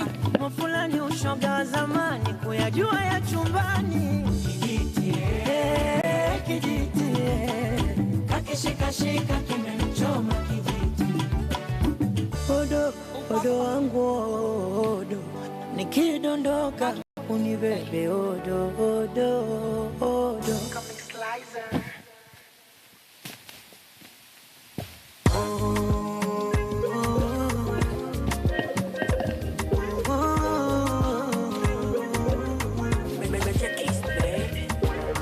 Ngeamuru nyota na mbala mwezi zimulike mchana, ili watu waone vile tunapendana. Baby, ajali ya mapenzi mioyo imegongana, na sitaki nipone nifaunizike mama. Mindege wako nitarejea, niruke niende wapi? Kama kitanda kitalegea, tushuke kwenye busati. Nibusu, na vini kubusu, chuchu, nimekunywea hali kasusu. Wako meza mapenzi nipatie mazima, jeuri sina, akinitafia Madina. Vya kuibaiba vinogi nimeshindwa, nilisema napita, mwishowe nimezama. Nibusu, na mimi kubusu, ni mumu, na mimi kuchumu mpenzi. Ni mumu, na mimi kuchumu, ni busu, na mimi kubusu mpenzi. Habibi, usingizi ndo kitu nakosa mpenzi, na nikikosa ile kitu ndo kabisa silali mpenzi. Nusu kaputi, nusu mgonjwa najifia baby, na sindano yako ndo yanitosha kuntibu ya kama mendeni kuchali, penzi kalikata na kisu kikali. Mtoto upepo wa bahari, anitulizaga najikutaga mbali. Na ulivyo mtamu kama pipi, sije kufananisha na nani, ya kumuonya kijiti wako itaja matindo mwenye. Sweet like my heart green tea, mama you looking sexy tonight. I beat about a sweet thing, and she knows that what I touch is mine. Yeah, I'm in koi baby. Kwako nimezama, penzi nipatie mazima. Jeuri sina, akinitafia Madina. Vya kuibaiba vinogi nimeshindwa, nilisema napita mwishowe. Nibusu, na mimi kubusu, ni mumu, na mimi kuchumu mpenzi. Nibusu, na mimi kubusu, chuchu, nimekunywea hali kasusu. Talk to me, boy. Kana utatu, anishia kilini. Baby. Kana utatu, sijui kwa nini. Kama utatu, unisha kilini, baby. Kama utatu, umenipa nini?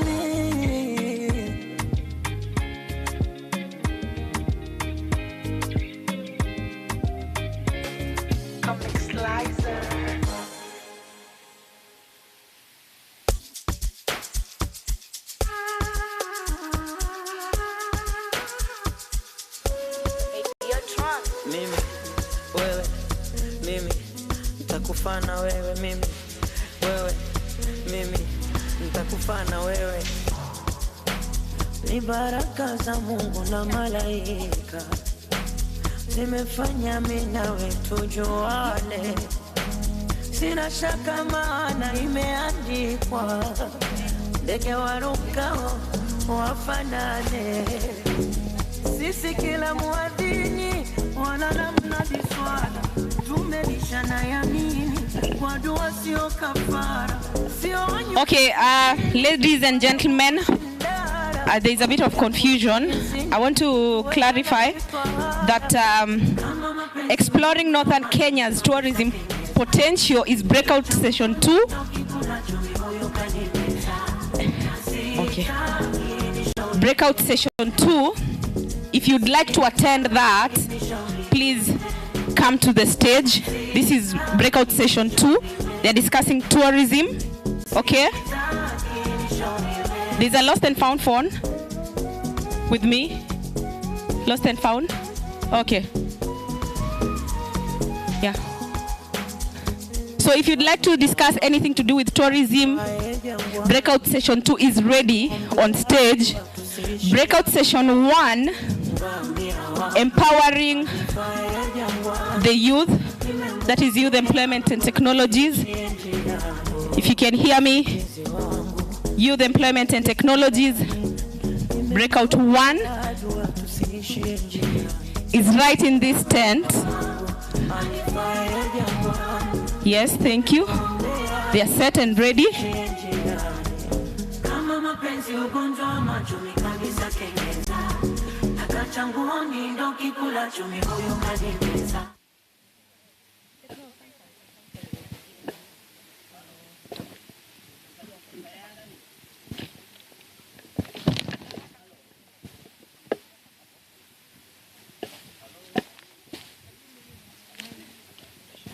Okay.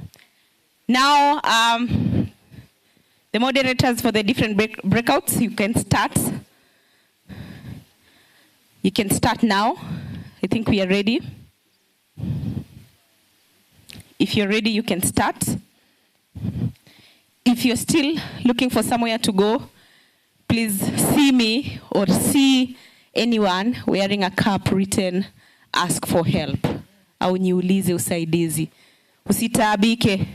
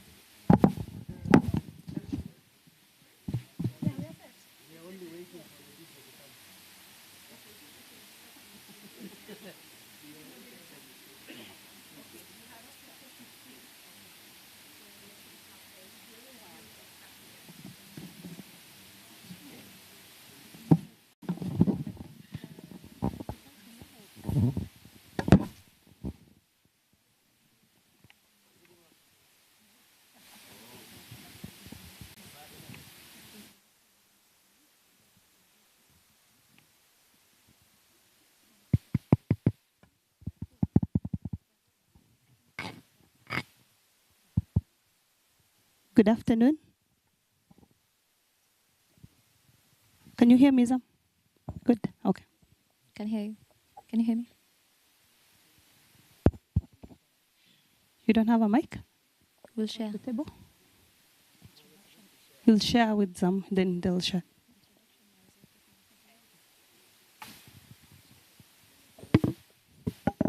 We of the tourism of this region are ready. Good afternoon. My name is Gedia Mamo. I am from Marsabit County, so I'm a daughter of this region. I feel like I'm in the right place. I'll be talking to a representative from the Rift side, Samburu, from the further north of Marsabit, and the hosts Isiolo, and a tour operator who was traversed this region, as well as environmental activist, because our Asal area is very prone to different challenges. So I don't want to go and mention their names. I'd rather let them introduce themselves. I'll start with Father and Moses. Okay, good afternoon, everyone. Are you able to hear me? Yeah, my name is Moses Ochieng. Coming from the Tour Operator Society of Kenya, from Nairobi. Tour Operator Society of Kenya is basically an association of medium to small enterprises in the tourism industries. So we work closely with travel agents, tour operators, tour guides, driver guides, and also we have hoteliers as our partners. Thank you. Thank you. Good afternoon, everyone. My name is Zamzam Bonayaboru. I'm a climate justice advocate and storyteller. I'm also the founder and director of Northern Vision community-based organization here in Isiolo. I'm an advocate for safeguarding tangible and intangible cultural heritage. It's such a pleasure to be here with you. Thank you. Good afternoon, everyone. My name is Abdullahi Ibrahim, Director Tourism, County Government of Marsabit. I'm a son of Marsabit, born in Marsabit, raised in Marsabit. Went to Kenya Utalii College, studied tourism. Later on went to the University of Nairobi and did a BA in tourism, travel and tourism management. I have vast experience in the tour industry. I've worked for over 20 years in the tourism industry. I joined the county government in 2014 in the Directorate of Tourism. I am passionate about sustainable tourism, and I am a believer that the North is the frontier for adventure tourism. Thank you.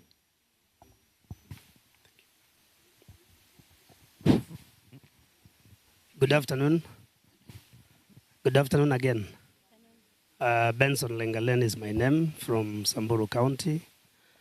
I work at the Department of Tourism, trade cooperatives, and investments, but basically on the area of wildlife management and tourism within Samburu National Reserve. I am a conservationist by profession, natural resource management practitioner, and sustainable tourism practitioner. Of about 20 years working in this landscape, Samburu, Isiolo, Laikipia, and mostly my work has been in the northern part of Kenya. Thank you, and I'm from Samburu, born and raised in Samburu. Good afternoon. Good afternoon. My name is Jane. It's afternoon. Yes, my name is Jane Neroti, working with the County Government of Isiolo, Department of Tourism and Wildlife Management. I'm an acting Deputy Director and also Head of Public Communication for the Department of Tourism and Wildlife. Welcome to Isiolo County, the home of Special 5, the heart of Kenya. Thank you so much. Thank you so much, panelists. Tourism is not supposed to be dull. No dull moments when you're doing tourism business. As you introduce your counties and yourselves, smile. We are given the host 2 minutes presentation, a visual presentation of Isiolo. She has that because she's the host this year. Hoping next year we take it to Marsabit or Samburu. Thank you so much. Thank you so much. I'll do a brief introduction of tourism in Isiolo County. Isiolo County is also known as Texas. We refer to it as Texas because of its diverse cultural heritage and also the diverse landscape that we have in Isiolo County and the home of Special 5. Now I'll start a brief introduction of what tourism, wildlife, and hospitality promotion entails in Isiolo County. Isiolo being the Horn of Africa, actually I'll say the Horn of Africa, Isiolo County. Go back please with the presentation. I'll start with what is our main strategic goal. Our strategic goal is for tourism promotion, the conservation development bit of it, and to ensure the coexistence between the wildlife, the community, and also its habitat. Our vision as the tourism department is to be a prime tourism destination. Kindly with the slides. The vision is to be a prime tourism destination. As you can see, we want to promote tourism in Isiolo County and also across the country. And that's why we have a tourism bus, as you can see in the slides. We actually targeting to promote local and domestic tourism within Isiolo County. Next. Why should you tour Isiolo? What do we have in Isiolo County? As you can see from the slides, Isiolo is strategic at the center of Kenya. Actually, we are the capital city of Kenya. As you can see, we have diverse cultural practices. We have almost all the tribes that are found in Kenya. Isiolo is a cultural diversity and tourism. Also, we have the Borans, we have Turkana, Samburu, Meru, Somalis, all the tribes that are found in Isiolo County. As you can see, we adjacent, we border Marsabit, Wajir, Garissa, Samburu, Laikipia, Meru, Tharaka Nithi. That gives us a clear picture of what Isiolo entails. Apart from the diverse cultural heritage that we have 3 national game reserves. This being the only county actually in Kenya that have 3 game national reserve. I'll start with Buffalo Spring National Game Reserve.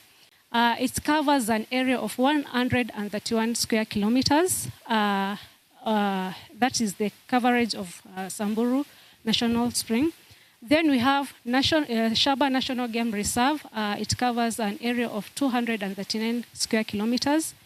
The pictures that you see there are actually the pictures that have been taken in our game reserves. What are the amenities that we have in terms of tourism in the game reserves? We have the eco-tourism promotion, we have the eco-lodges, we have the campsites, community-based tourism, that is the cultural sites, different cultural sites, and we also have the high-end hotel. For example, we have Sarova Shaba Hotel, we have the Ashnil Saruni, and Simba Lodge. Not to forget mentioning that tourism is the 80% contributor of revenue, so its own source of revenue in the county. So we need to invest more in tourism. And the third and the last, the mother of all the game reserve, we have Bisanhadi, that is located in Kina, that covers 606. Actually, Bisanhadi is the largest compared to the 2. As you can see, Shaba and Buffalo, they contribute 80% of the county's revenue. Bisanhadi currently is not operational, but the county government are looking for investors on how we are going to operationalize Bisanhadi, and I believe the revenue of the county will increase massively. We are the home of the Special 5. The other wildlife habitats are found in Buffalo Springs, but we have the specific, proud Special 5 that are found in the north. As you can see the pictures there, we have the Somali ostrich, the Gravy zebra, Gerunak, we have Besa oryx, and reticulated giraffe. Those are the Special 5, and we are the endangered species that are found in the north, and we are very proud to be part of the Special 5 in Isiolo County. The conservation areas we have, as I had mentioned, we have the Buffalo Spring, Shaba and Samburu National Game Reserve, we share the same ecosystem. And you can see at the far end, we have Bisanhadi, that is adjacent to Kora National Park, Meru National Park, and Mwingi. So there's a greater opportunity around Bisanhadi. Yes, the tourism products that are found in Isiolo County, as you can see, we have the Sharinki Fall. That waterfall never dries up despite the climatic change of the county. We have the springs. We have water springs that are 30 in the 2 game reserve, that is Shaba and Buffalo Springs. That we have the campsites, 16 campsites, and we have a natural swimming pool. Actually, that's a medicinal natural swimming pool. If you have an issue with your skin and go swim there, rest assured you'll be healed. We are proud of that. Yes, the home of scenic film. Most of the films are being shot at our game reserve. You can go Google. We have the Shina Queen of the Jungle. We have African Survivor. We have Born Free, Walking the Lion. And latest we had Mother Mother. Is a local documentary, a movie that was shot at Shaba National Game Reserve. So we are a home of the scenic film. Yes, next. What are the other tourism investment in the county? I will start with the other tourism investment opportunities that we have in the county that I haven't mentioned. We do have the sport tourism. That is one, it is Shaba Challenge. Shaba Challenge, the last time we did was, the theme was for community development. Also, we have a desert wheelchair race. We have Rhino Charge. We are advocating for Safari Rally to come in Isiolo the next time. We have the potential, we have the capacity to host them.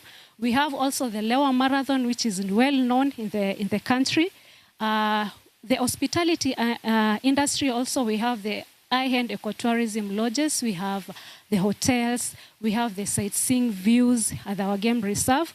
You should visit our game reserves. When I come to infrastructure, we are really blessed to have an airport, the international airport, and also we have the airstrip. That makes it easier for us in terms of accessibility and for our tourism. We also have the Isiolo-Moyale Road, the highway that connects Isiolo to Moyale and other adjacent counties. And we also have the resort city, Isiolo Resort City, that will enhance the local development of our people and also of our county. We have the Lapset Corridor project that is coming up. We also have the development of cultural center, the festivals, the niche products such as conference tourism, ecotourism, cultural tourism. We have the aspect of bird watching and historical siting tourism in terms of tourism. When I come to community conservancy, in Isiolo County, we have 12 community conservancies. That gives the local community an opportunity to reap from opportunities that are in tourism and to conserve the ecosystem in terms of tourism and the wildlife in Isiolo County. Thank you, Jen. I am finishing up, please. My final parting shot is Karibu to Isiolo County. You don't we want are to the gateway of the session. north, and we need to tembea Isiolo. Karibuni sana Isiolo. Jen wants to end her presentation and walk out on us on stage. It's like she doesn't want to talk again. I'm sorry, in Samburu and Marsabit County, you will not have the visual help.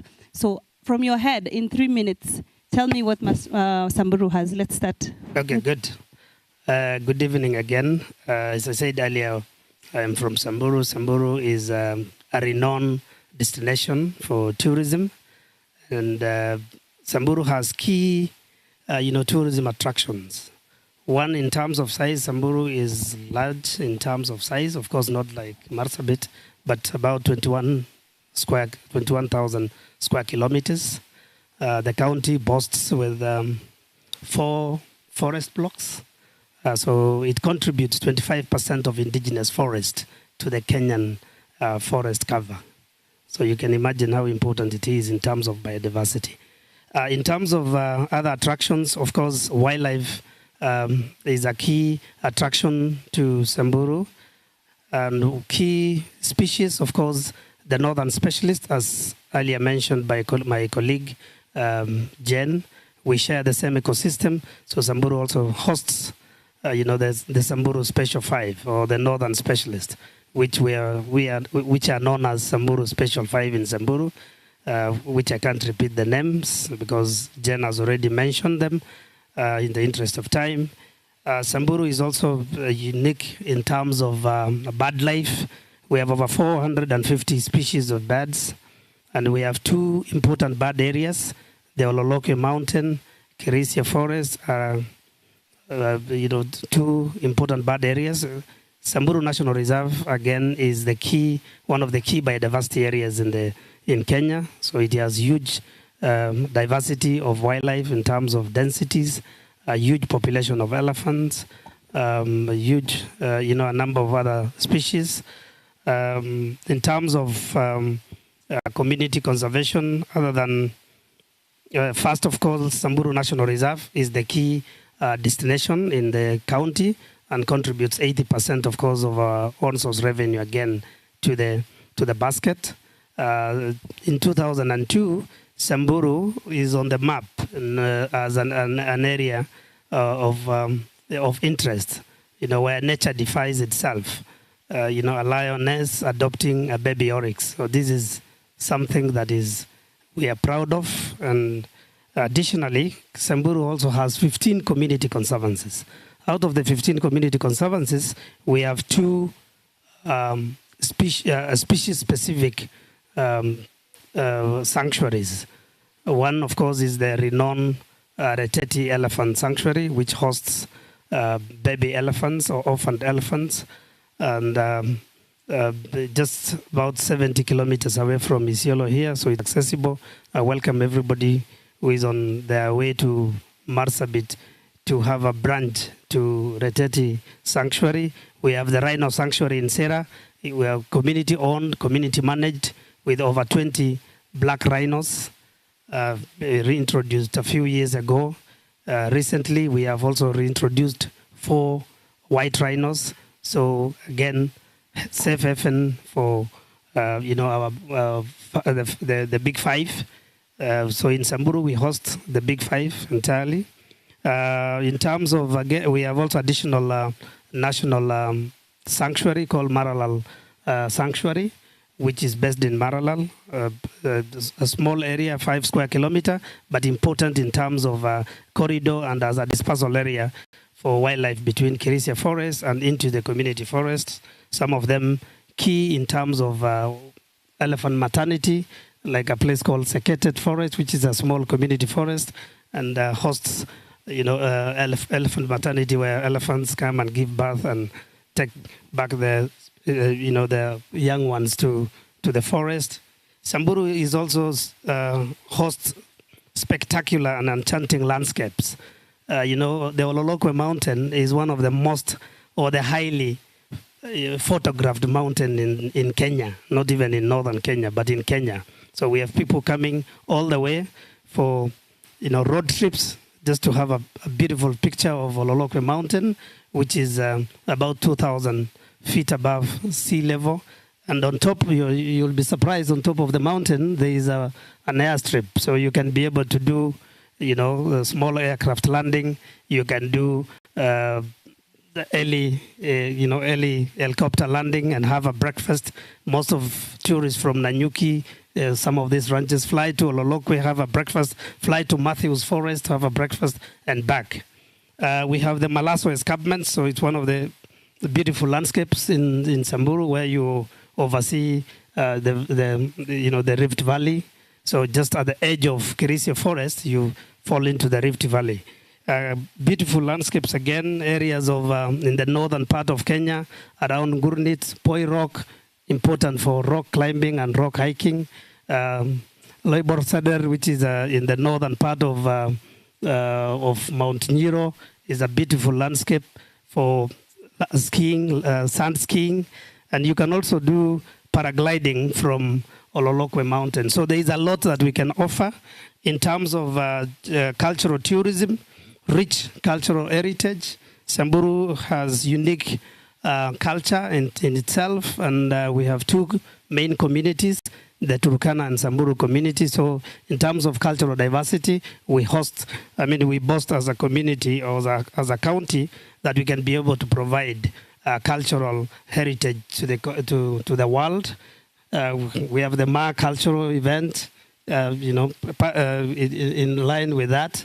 You can do what we call, you can look after cattle or livestock and do the singing in the singing wells in Sarara Valley and all that. And uniquely also, unique conservation sports, last one, Samburu has about 20 lodges, tourism lodges and camps. 10 within Samburu National Reserve and 10 eco lodges within the 15 community conservancies. Welcome to Samburu. You are lucky my mic was off. Sorry. Yes. So feel free. Enjoy Samburu. It's beautiful to come. The butterfly. You have not county. seen it, the butterfly county or the county of the butterfly Let's people. go to the cradle of mankind. Marsabit. 3 minutes, and I mean 3 minutes. So this was Horn of Africa, that is Butterfly County, and this is the cradle of mankind. Okay, my name again is Abdullahi Ibrahim. I welcome you to this session. Marsabit County is the largest county in terms of landmass. And within this large landmass, we have different ecosystems, diverse ecosystems. From a dense forest in Marsabit, crater lakes. We have the only true desert in East Africa, that's the Chalbi Desert. We have Lake Turkana, which 75% of that lake is within Marsabit County. We have archaeological sites at Kubifora and Sibiloi National Park. We have a very rich cultural heritage. We have 14 diverse communities who still practice their rich cultural heritage. So if I may start with Marsabit town, that's where we have the Marsabit National Park. Marsabit National Park is home to the legendary Ahmed the Elephant. For those of you who have gone to the National Museums of Kenya in Nairobi, you will find the remains of Ahmed the Elephant there. That is one of the largest elephants ever found in that region, with some of the largest tusks. It has been preserved at the National Museum as a national heritage. The descendants of Ahmed are still roaming in Marsabit National Park. Within that park, we also have crater lakes. One of the crater lakes is called Elephant Pool. And then we have Lake Paradise, which is very famous. There's a film that has been made on that lake. We had adventure tourists who used to come and visit that lake. That is in the 1920s. They were coming to the wild north those days. And they happened to bump into that lake. And it was a couple. So the husband said, he just saw how amazing that Lake Paradise was. And he said, this is paradise. And that's how that name actually was made. And they even wrote a book called I Love Adventure. As you get out of Marsabit town, you will get into the Chalbi Desert. I said this is the only true desert in East Africa with sand dunes, an oasis, very beautiful scenery. Again, opportunities, so much for developing lodges and campsites, motor racing, activities, camel treks, and such kind of activities. And as I said, we have a very rich culture. So cultural immersion also, you know, people getting to learn the cultures of this community is also an opportunity that any tourist can take up. And as we go further from Chalbi Desert, we get into the Lake Turkana Basin. Lake Turkana is a UNESCO World Heritage Site, so it is a protected area. We have communities that live along that lake. We call them the El Mosaretu that is El Moro, Turkana, and Samburu, and Rendile. Those are the 4 major communities that live along this lake.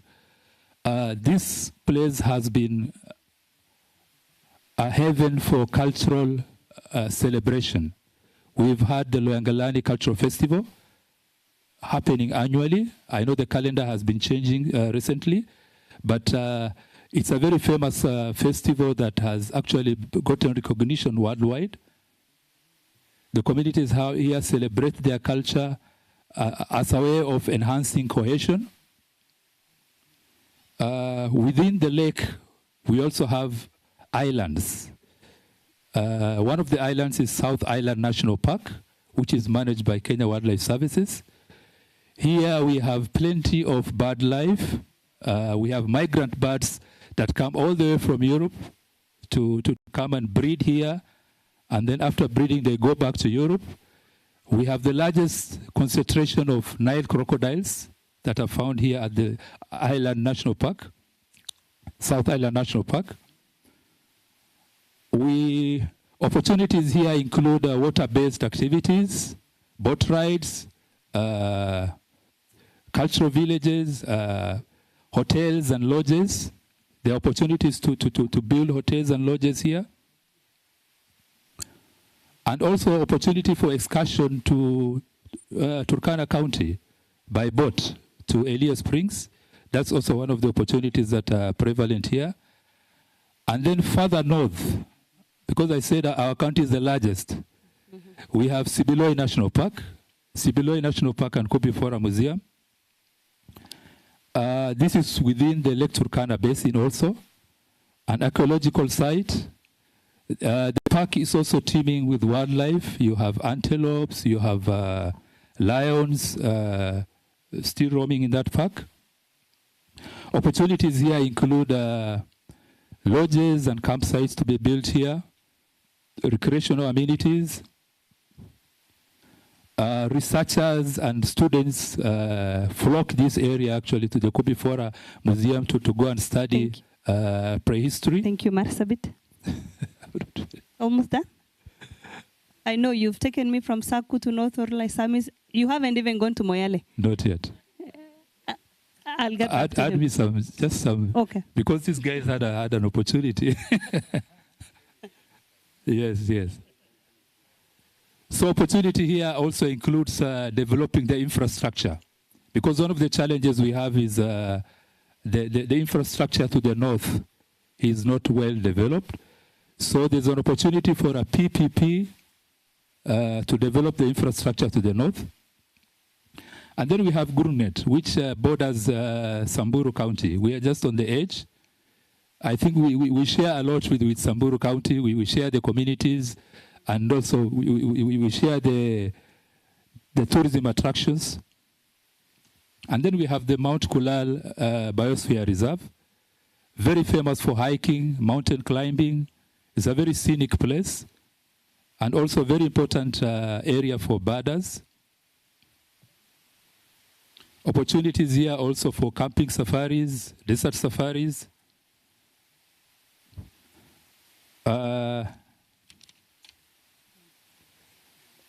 One of the major opportunities that we find also in Marsabit National Park is to be able to develop diverse tourism products.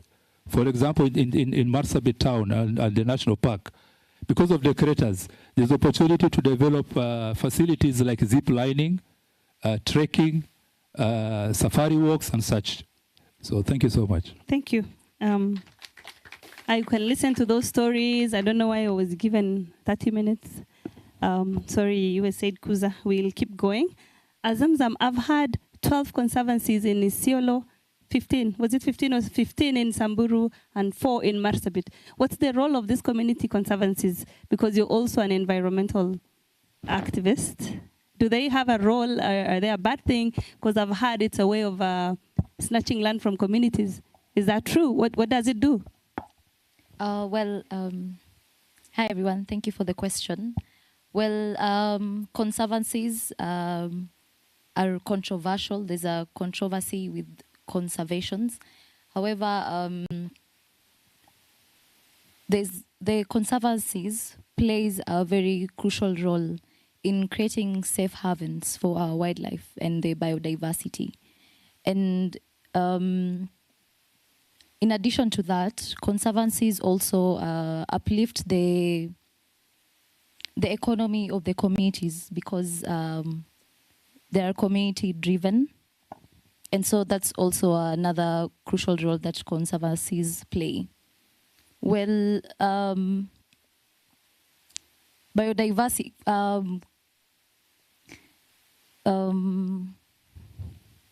protecting our biodiversity is so crucial in tourism because they're the ones that are the reason like for tourism, you know, they promote tourism. So yeah, conservancies plays a very crucial role in that, I must say. Thank you. Yeah, it's technical, and so there's so many different aspects to that, and my mind is kind of scattered in like which area to. I just wanted to hear the most positive, and you've given me that. Yeah, thank you.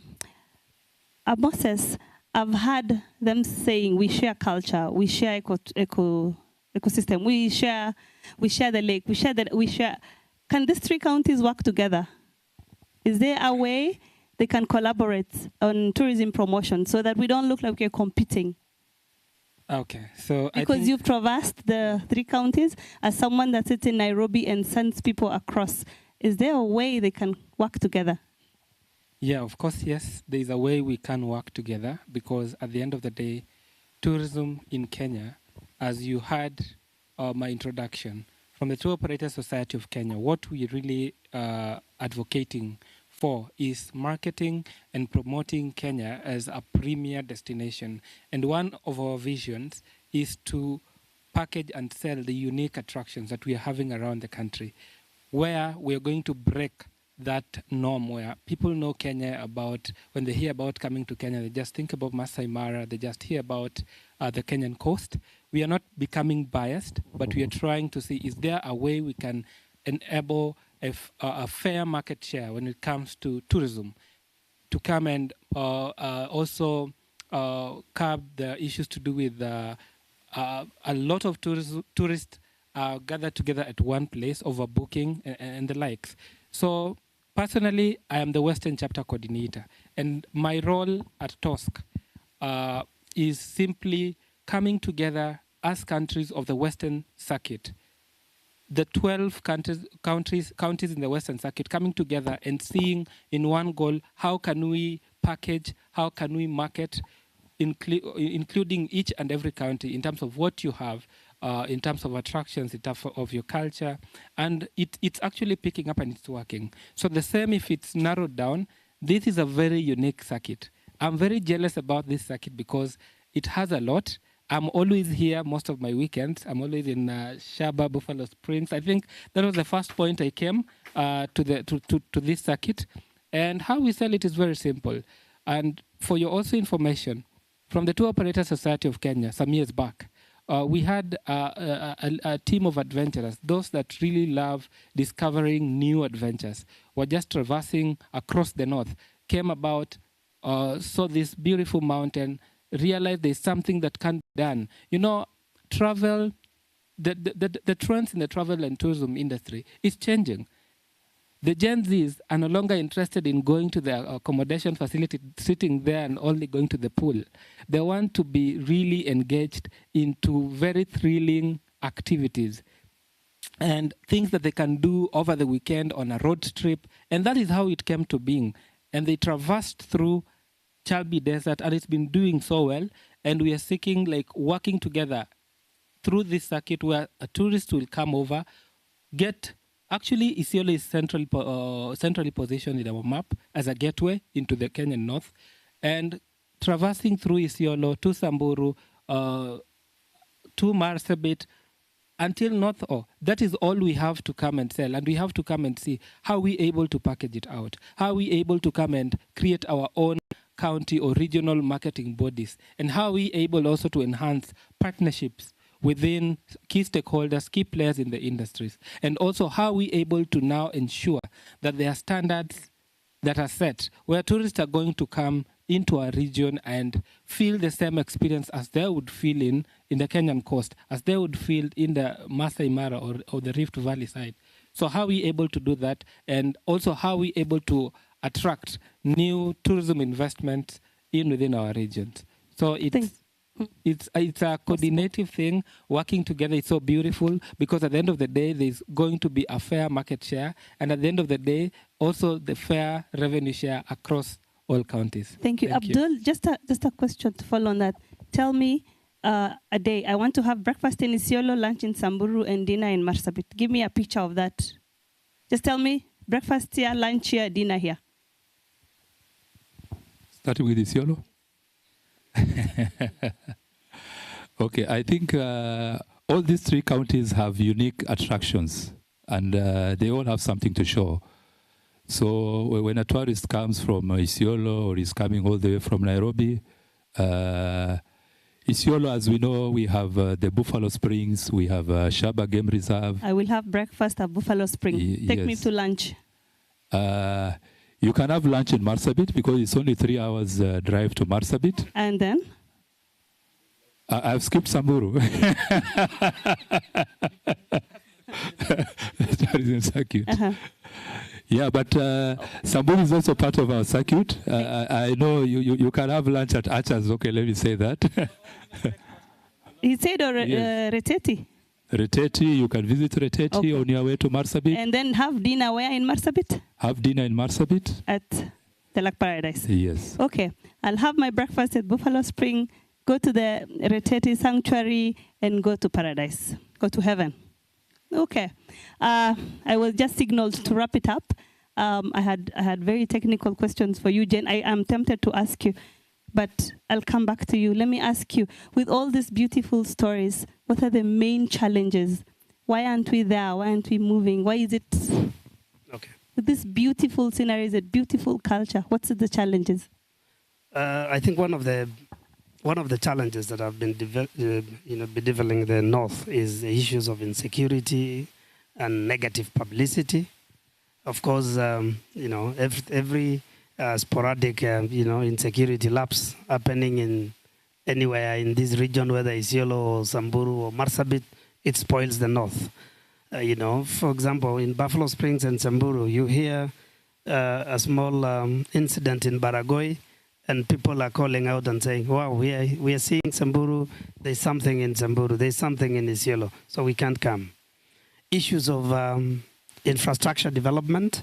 I think the north is safe for, the A2 now. Most of our roads are not good roads that can be, that we can access some of those areas. Of course, there is some level of investment that is going into it, but we still have a challenge in terms of, reaching the entire north. Thirdly, issues of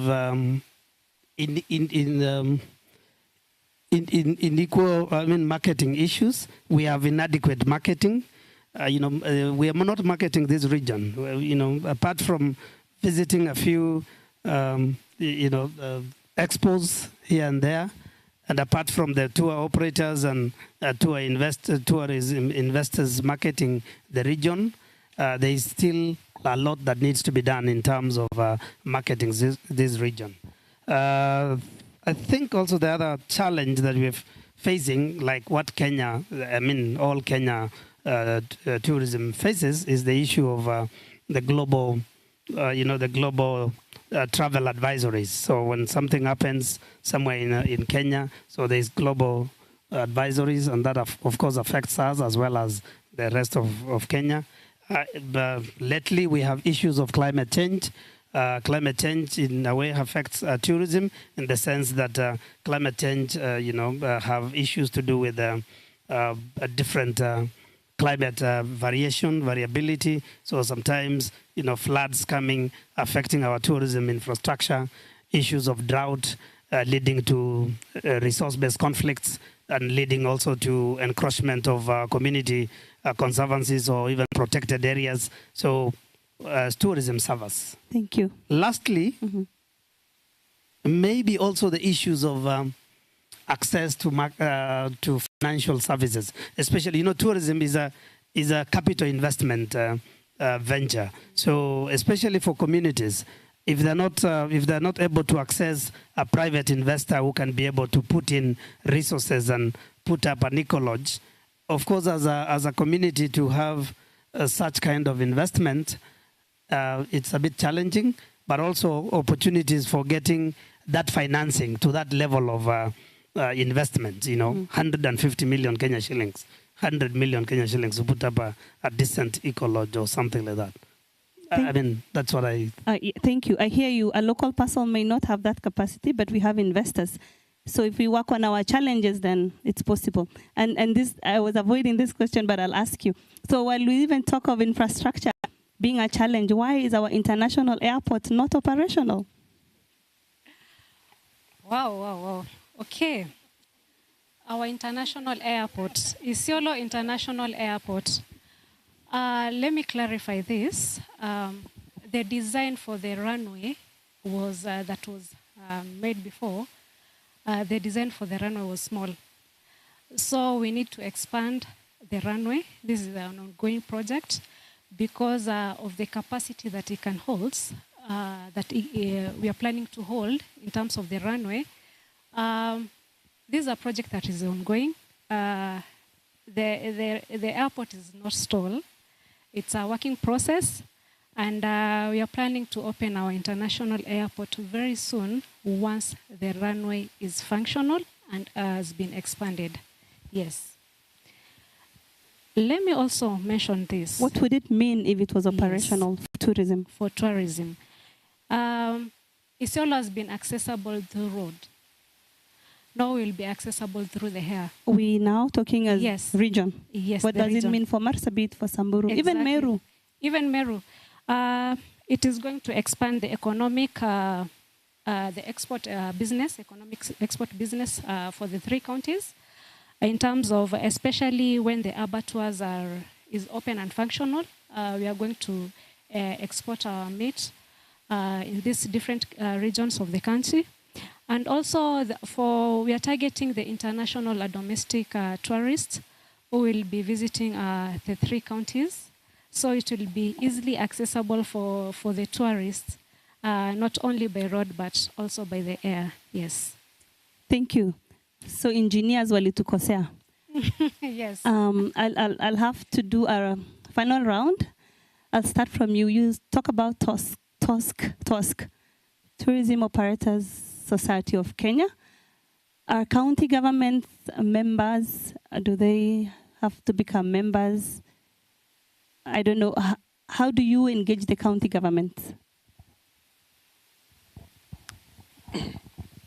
Our engagement with the county government is very simple because at the end of the day, we have to come and understand tourism is devolved. Before devolution, everything tourism used to come from the national government, from the Ministry of Tourism. But now we're talking about a unified marketing. It's been really lacking on this side. And at the end of the day, what we do is establishing partnerships and collaborations with the county and come together. We work with the county, we work with the stakeholders and put one thing in common. We've done that and it's working. So at the end of the day, we like engaging with, because we have a team of operators. These are the people on ground. These are technocrats. We have a team from the hotelier side. These are people who understand what really service means. So at the end of the day, putting them in the table and discussing how can we move forward? How can we better up this?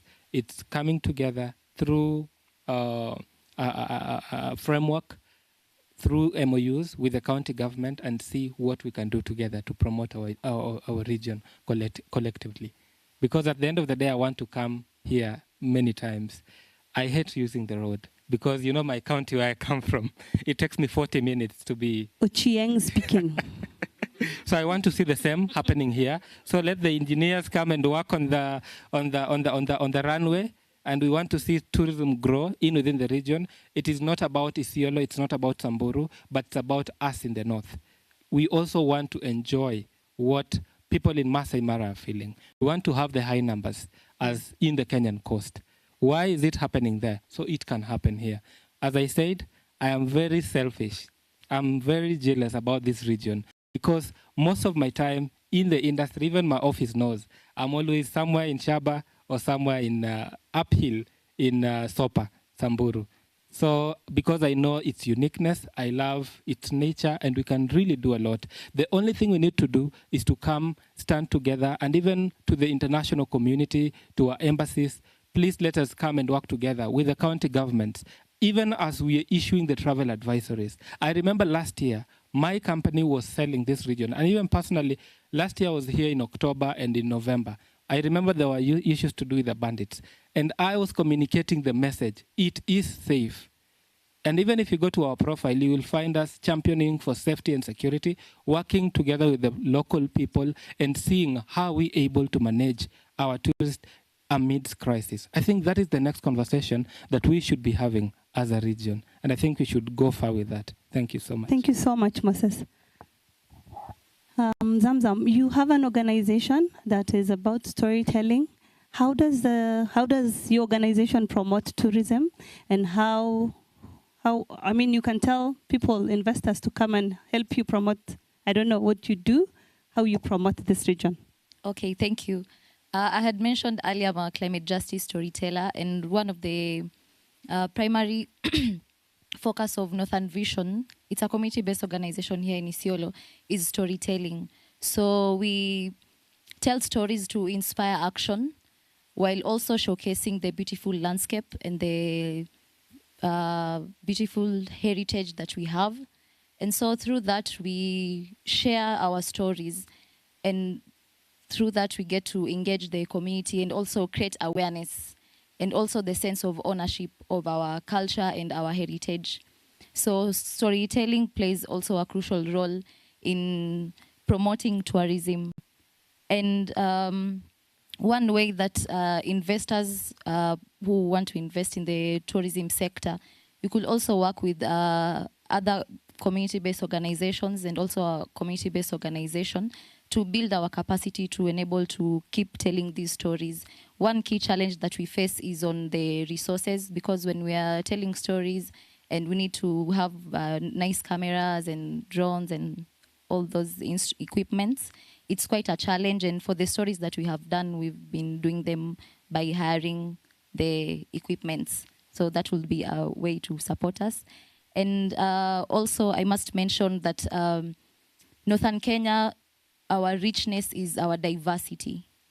And with our diversity, we have stories to tell. With the heritage that we have stories there, and the beautiful landscape and the site that we have, both for our also intangible cultural heritage.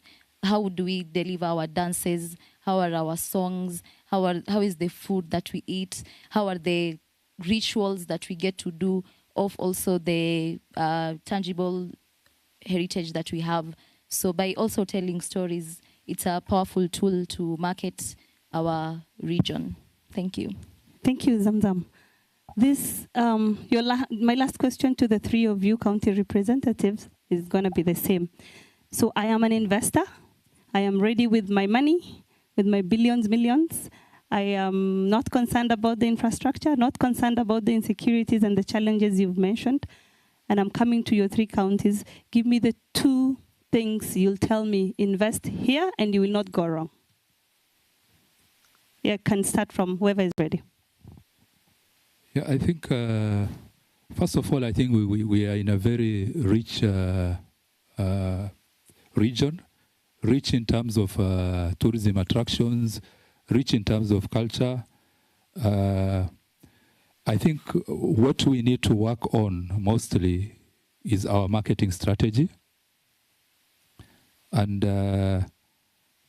any investor that would like to come in can be able to tap into the tourism industry in the north through, especially in the hospitality industry, you know, putting up lodges and camps, because we have a vast land where we can put up this kind of facilities.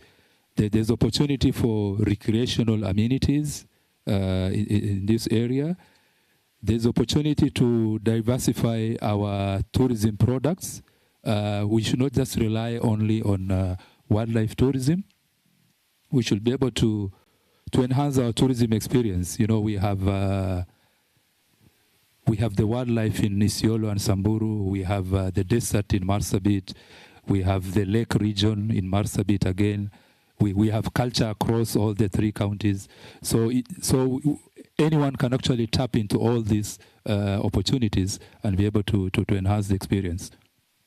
Thank you. Thank you, Abdul. Tell me, investment in Samburu. Okay, yes. Investment in Samburu, as I said earlier, we have 15 community conservancies. Out of the 15, at least we have about 10 ecologists in some of those conservancies.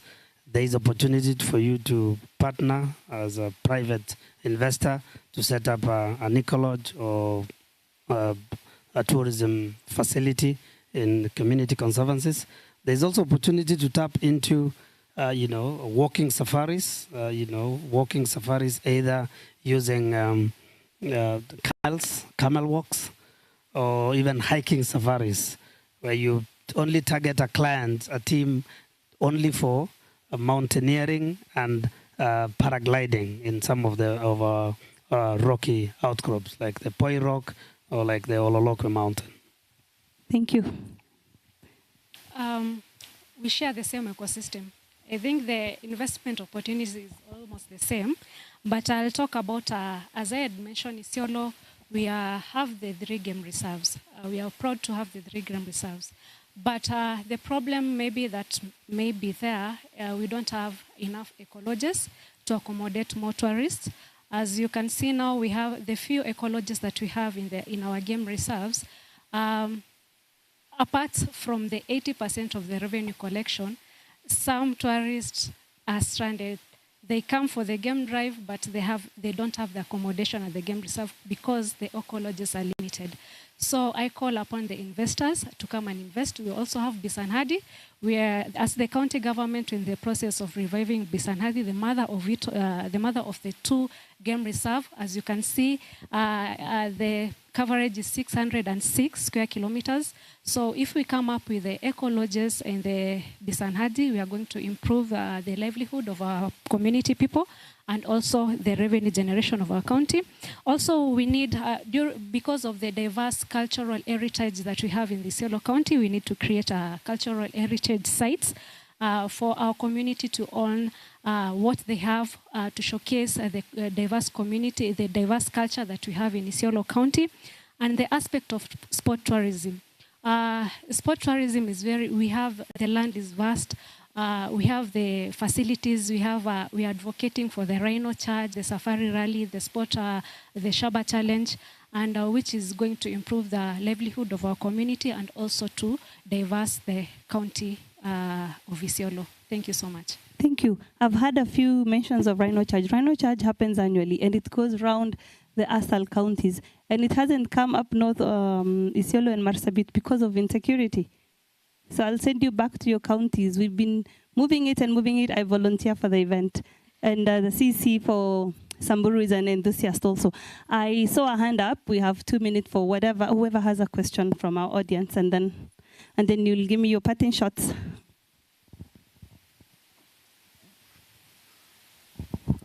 Thank you so much, my sister Gedia. My name is Marwan Mohammed. I'm an advocate of conflict resolution. Okay, I love the North, but I'm in love with Isiolo County.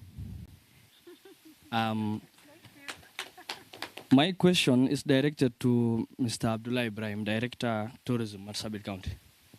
How can tourism be utilized as a tool to foster peace and conflict resolution among youth in our community?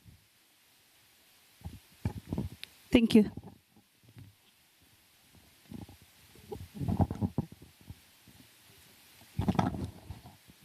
My name is Abdikadir Mohammed. I represent the private sector through a company called Solagent Technologies. But my question doesn't represent the company. I'm speaking as a resident of Isiolo, someone who has been born and raised in Isiolo and in the north. So my question is twofold. One is, like, do we have packages whereby if today as a visitor or a tourist, someone who doesn't, like Ochieng said, come, for example, Kisumu, and he's visiting Isiolo, my colleagues last night asked me what are the activities that I can do here? What packages are there? Like, if I come to Isiolo, other than visiting one maybe conservancy, what other things, packages do we have in place that I can say, in this triangle of Samburu, Marsabit, and Isiolo, you can go from this destination today, tomorrow you go there, the other day you go there, so that you have a plan in it. The other thing is about how can the counties benefit from the revenue? I think there is a big missing link. You have not automated your revenue collections. So I think you guys need to do some homework around that area. Thank you very much. Nilikuwa naangalia kama yeye ni wa KRA. Kuna swali lingine, no? We're also time bad. The last question wasn't really for a specific person, but Abdul, you can answer your question. Okay, thank you so much. You asked on how tourism can foster peace and cohesion among the youth, particularly in our region. As Marsabit County, we've been having the annual Loyangalani Cultural Festival happening every year. And actually, the origin of this festival came up because of the issues of cohesion.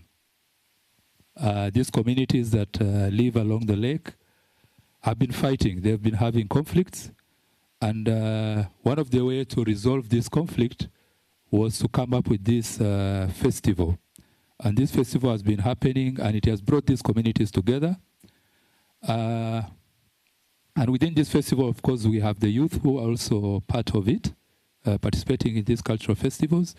Youths, they're all brought together at Loyangalani from the 14 different communities to come and participate in this festival. The other issue is how do we involve these youth in tourism activities so that they can have something that engages them and keeps them away from conflict. Currently, we have tour guides in all the regions of Marsabit. We have, if you want to go to Loyangalani, we have a number of tour guides who are there, and whenever a tour operator wants to go to that region, we are able to identify the guides for Loyangalani. If somebody wants to go to Chalbi Desert, there are tour guides who can take you around. So with this kind of activities, then we are able to keep this youth out of conflict. And of course, once they're out of conflict, then there will be cohesion. Thank you so much. Thank you, Abdullah. And also, they just said tourism promotes employment.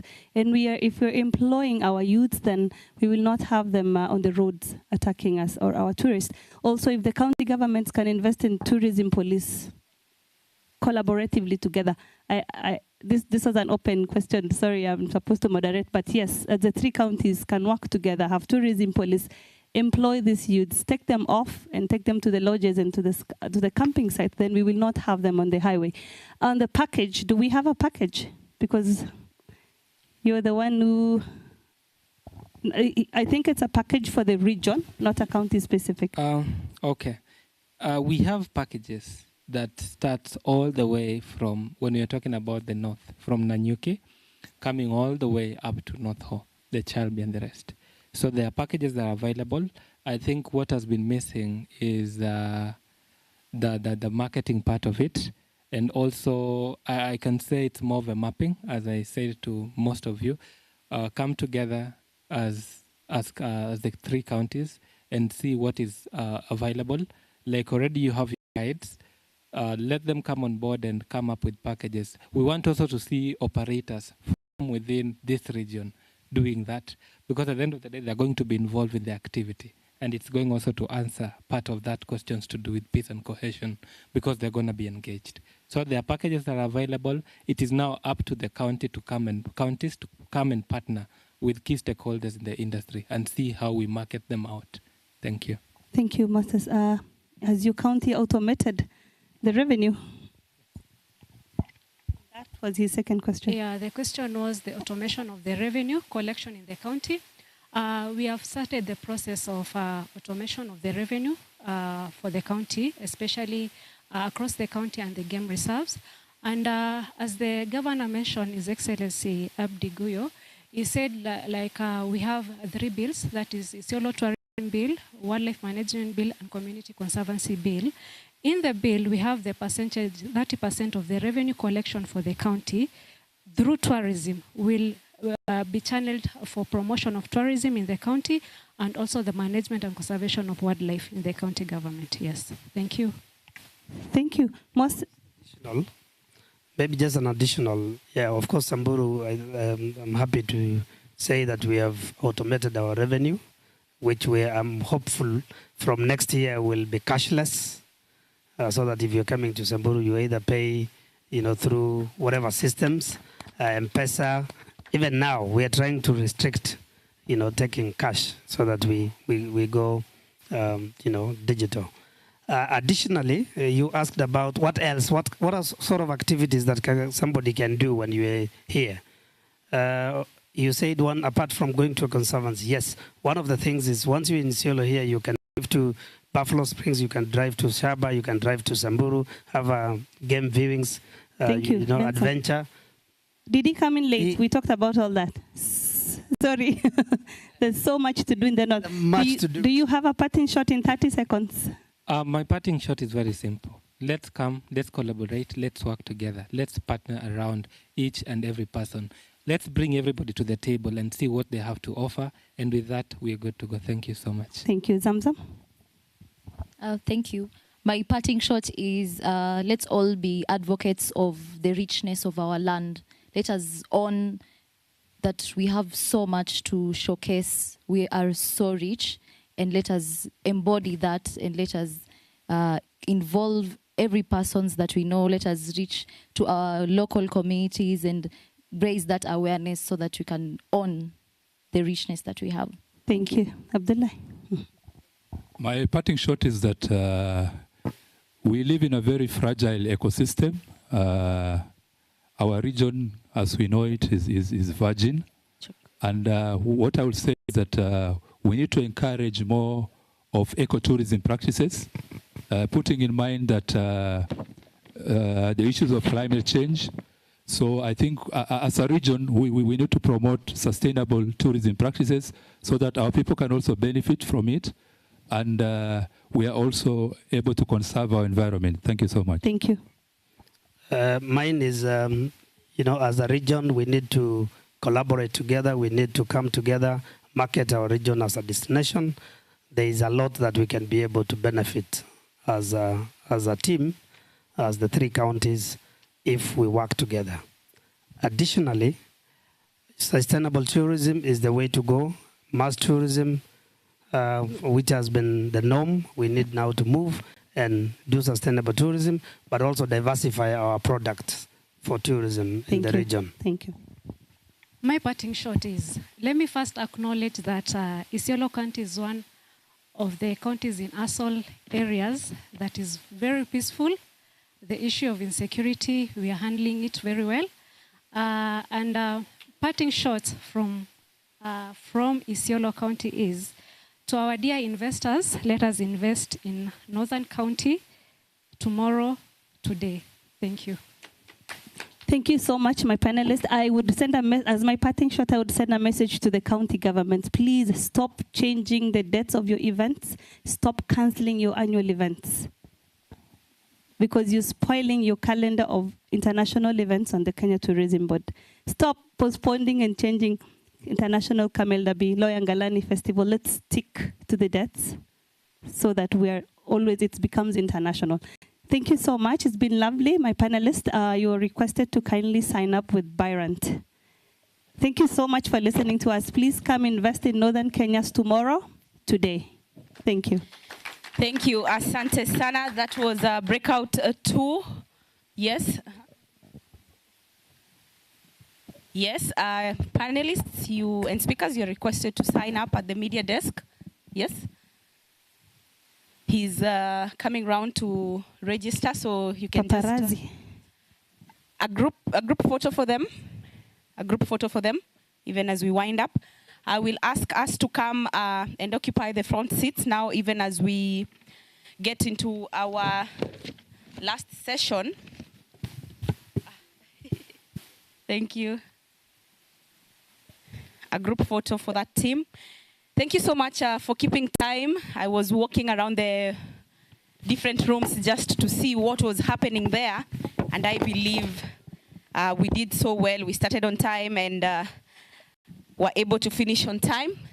So for the next session, which is on setting the stage for investment opportunities in Isiolo, Marsabit and Samburu counties, I will ask the speakers, the panelists for that session to please walk to the media desk to my right for them to get mic'd. That is Raphael Lenayara, County Executive Committee Member for Trade and Investment, Adan Hirbo, County Executive Committee Member for Trade and Investment, and Dr. Lawrence Mongela, County Executive Committee Member for Trade and Investment. Just walk to my right where we have the media desk so that you can be mic'd. But even as we wait for the panelists to come on stage for the last session, I will ask all of us to just be upstanding. Najua tumechoka sana, sio? It's been a long day. Yes? We have a guest here. Please come.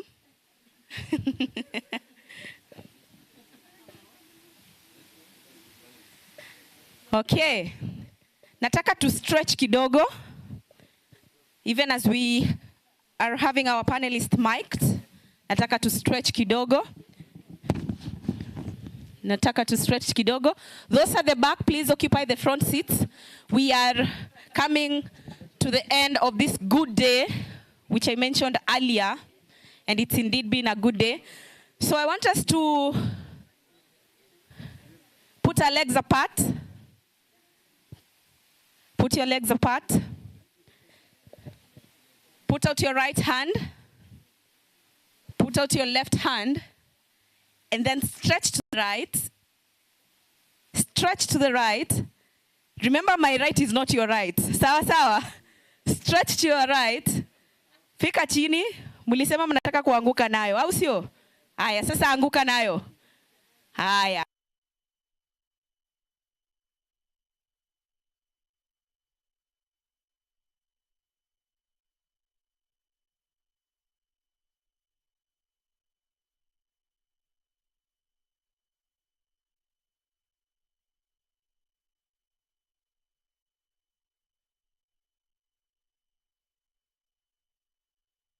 Yes.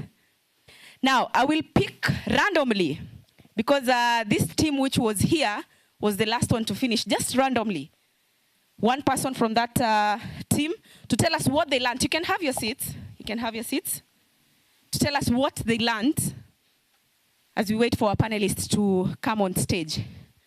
Mbona nyinyi wote mnaangalia chini? Why are you looking down? Okay, let's have you, ma'am. Tell us, what did you learn? A few things. You must have picked few things from this panel discussion. You can walk upstage.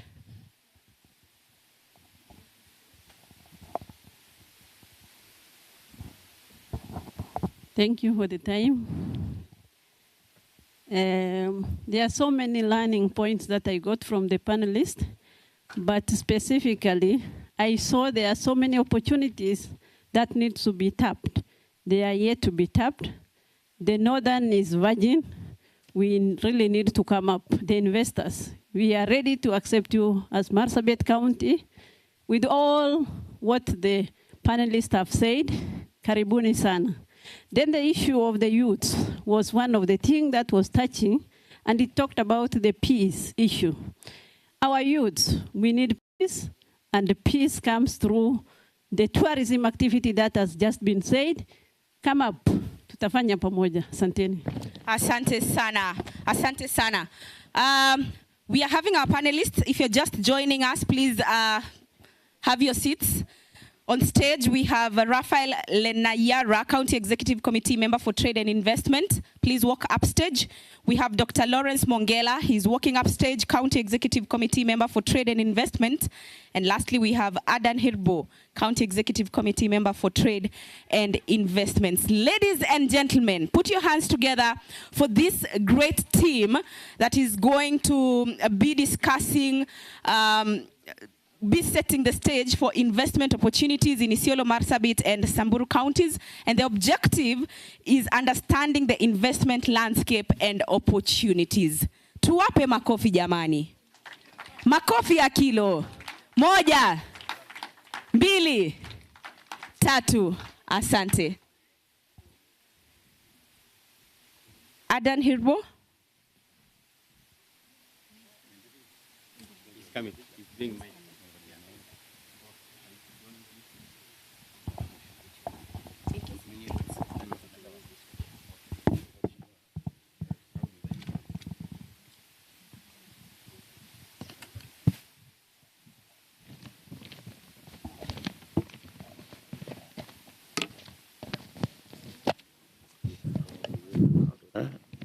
Can even be starting.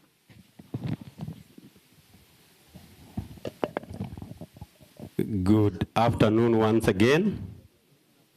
Good afternoon. Was it good evening? Very good. I will talk about the opportunities, or rather the investment opportunities in Samburu County. And before I do that, I will reintroduce again my name, or rather myself. And this is Raphael Lenayara, the CC in charge of trade, tourism, cooperatives, investments, and that's why we're here today, and enterprise development. I will zero into Samburu, because I've been told to talk about Samburu. Of course, much has been said about our region, but I will just go straight to Samburu. Now, we say, why Samburu? You know, why invest in Samburu? Now, you know, since morning, I've been hearing my brothers introducing about their counties. My brother here says Isiolo is the gateway, right? Gateway city. My brother there said Marsabit is the cradle of mankind, or where we come from. So let me tell you, now, Samburu is a bedroom. Unakuja Isiolo, unaenda penye umetoka, unarudi kwa bedroom yenyewe, which is Samburu. Now, why invest in Samburu? Samburu County has a high potential for both domestic, or rather local, and foreign investors influx to support the growth in local industries, focusing, and I will talk about some specific key sectors. And I think by now, a lot has been said about these main sectors we are talking about, what are the key pillars? So we have key pillars, and this is agriculture, which has been talked a lot. We have the clean energy, or rather the green energy, which has been really been said a lot about. We have the hospitality and tourism. When those of us who are coming from other pillars, you found a team discussing about the hospitality and industry. Then, of course, we have got the retail and manufacturing. That is agro processing. Move. I'm just doing a slide. Now we talk of livestock, or rather agriculture, and livestock farming. I think earlier on, before we took a break for lunch, a brother of mine was here and he was really talking on some very key things about livestock in this region. Let me talk about Samburu. I think that is one key area, or an area, as of course, as we've said, all these counties. You can hear me? Or I can see them raising their hand. I don't know if they want to ask some questions. So livestock production is the main source of subsistence, commercial source of, say, livelihood. 80% of our livelihoods in this region, especially Samburu, is livestock. And I think when he was talking about livestock here, he was talking about how can we make use of foreign investments by exporting what we have to other countries. And I think my brother here was talking about livestock. Really, I don't want to go much into it because he really talked about it. But we can do like value addition also on livestock production by, you know, we have our farmers who do livestock feeds and so many other things. I think in Isiolo you've heard about abattoir. I just want to tell our counterparts from Isiolo, we also have an state-of-the-art abattoir in Samburu County. Of course, it's about 98% complete.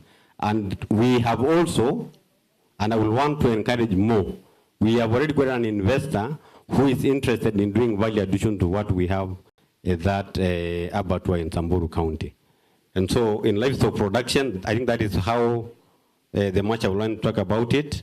Now we have about the green energy. This is about the green energy, of course, and minerals. I think you've heard about some very key minerals that are found in Samburu. We have some metals, we have the gemstones, we have other, various minerals like cobalt, which are only found in, I think, in some specific counties in this country. And I think we know the value of some of these minerals. The only challenge we have, and this is across, that is Samburu, Marsabit, and Isiolo. Our key challenge there, we have investors who have been doing what they call, not really mining, but of course we know behind scenes they are doing mining. But they are taking advantage of our people. And I think time has come, and that's why we have this kind of investments, or rather these conferences, that we are saying, we as counties of Samburu, Isiolo, Marsabit, time has now come. If we have those people who are doing those shoddy kind of minings, you have to, pack and allow those serious people who can add value to our communities and to our counties to come and do the right thing. People have acquired some blocks of mining, different mining sites. You are just holding on a block, you are saying you are still doing, what do they call? You are really not doing like mining, you are doing prospectors mining. But we know you are doing a real mining. In other words, you are getting minerals out of our counties to other places, making money and leaving the communities and counties without nothing. Let me come to tourism, investment in tourism sector.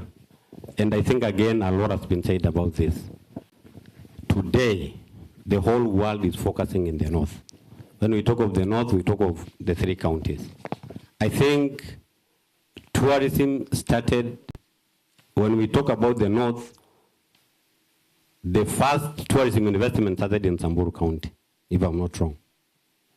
And it has now spread to our neighboring counties, that is Samburu and Marsabit. And that is why you find some properties or some facilities in our other counties, they still call them by the name Samburu. Why? Samburu has been marketed to a point, every person knows Samburu as their destination.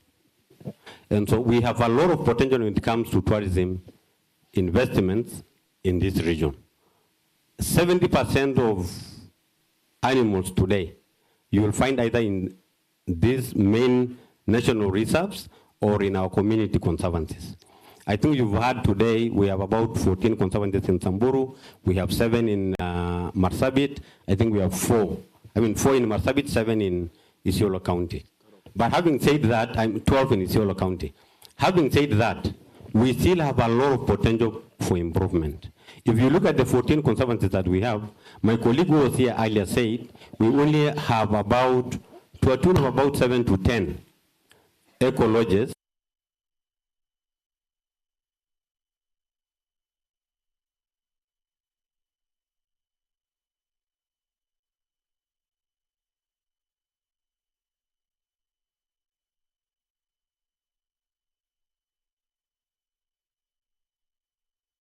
Reserve is at optimum. We now encourage you to invest in community conservancies.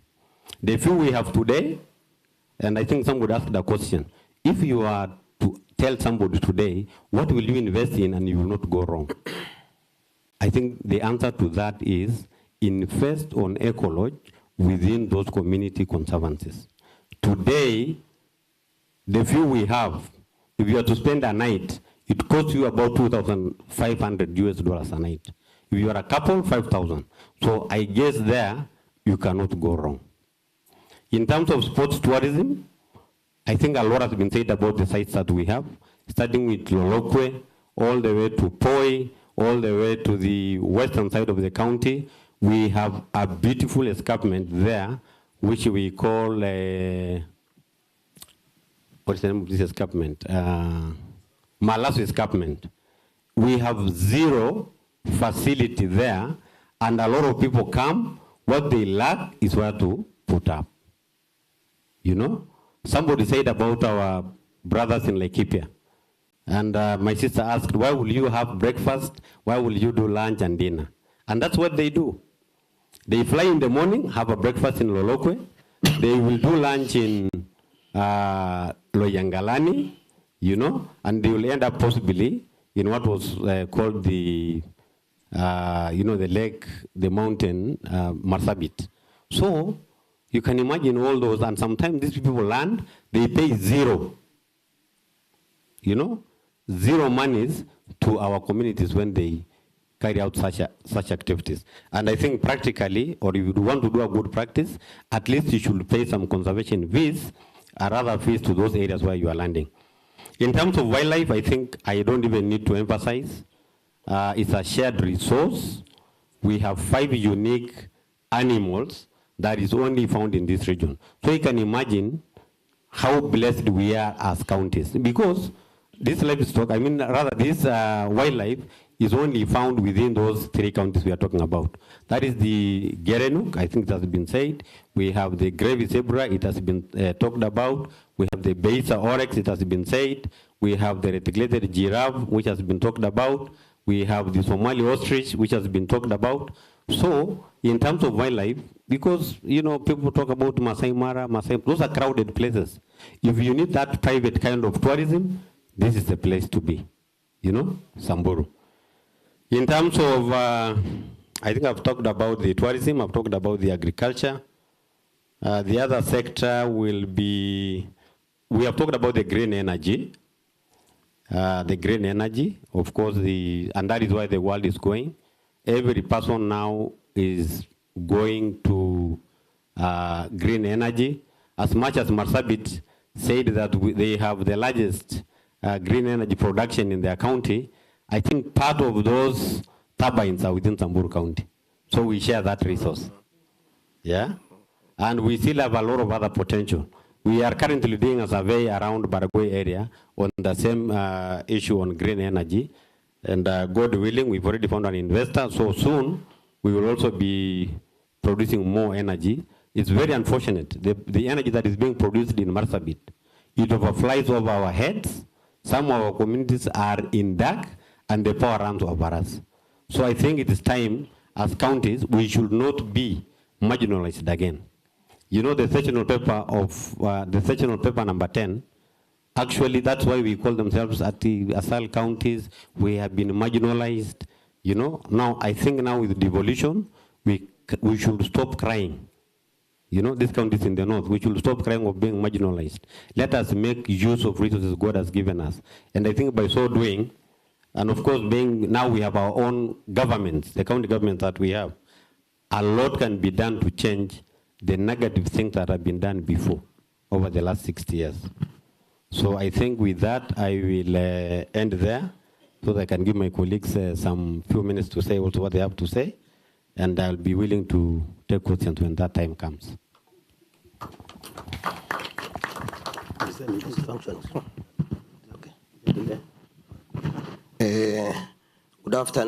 Good evening, sorry. I thought it is still afternoon. I know we are so tired, but I hope you will listen to us.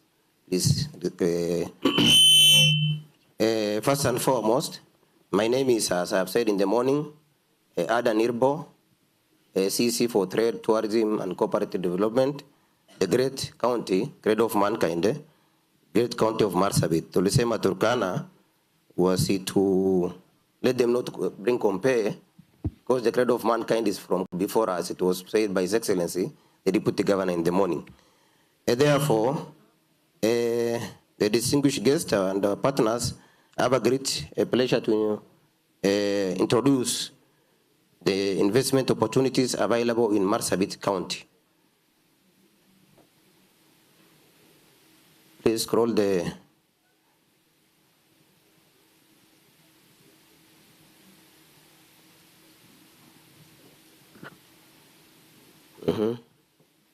Let's continue, please.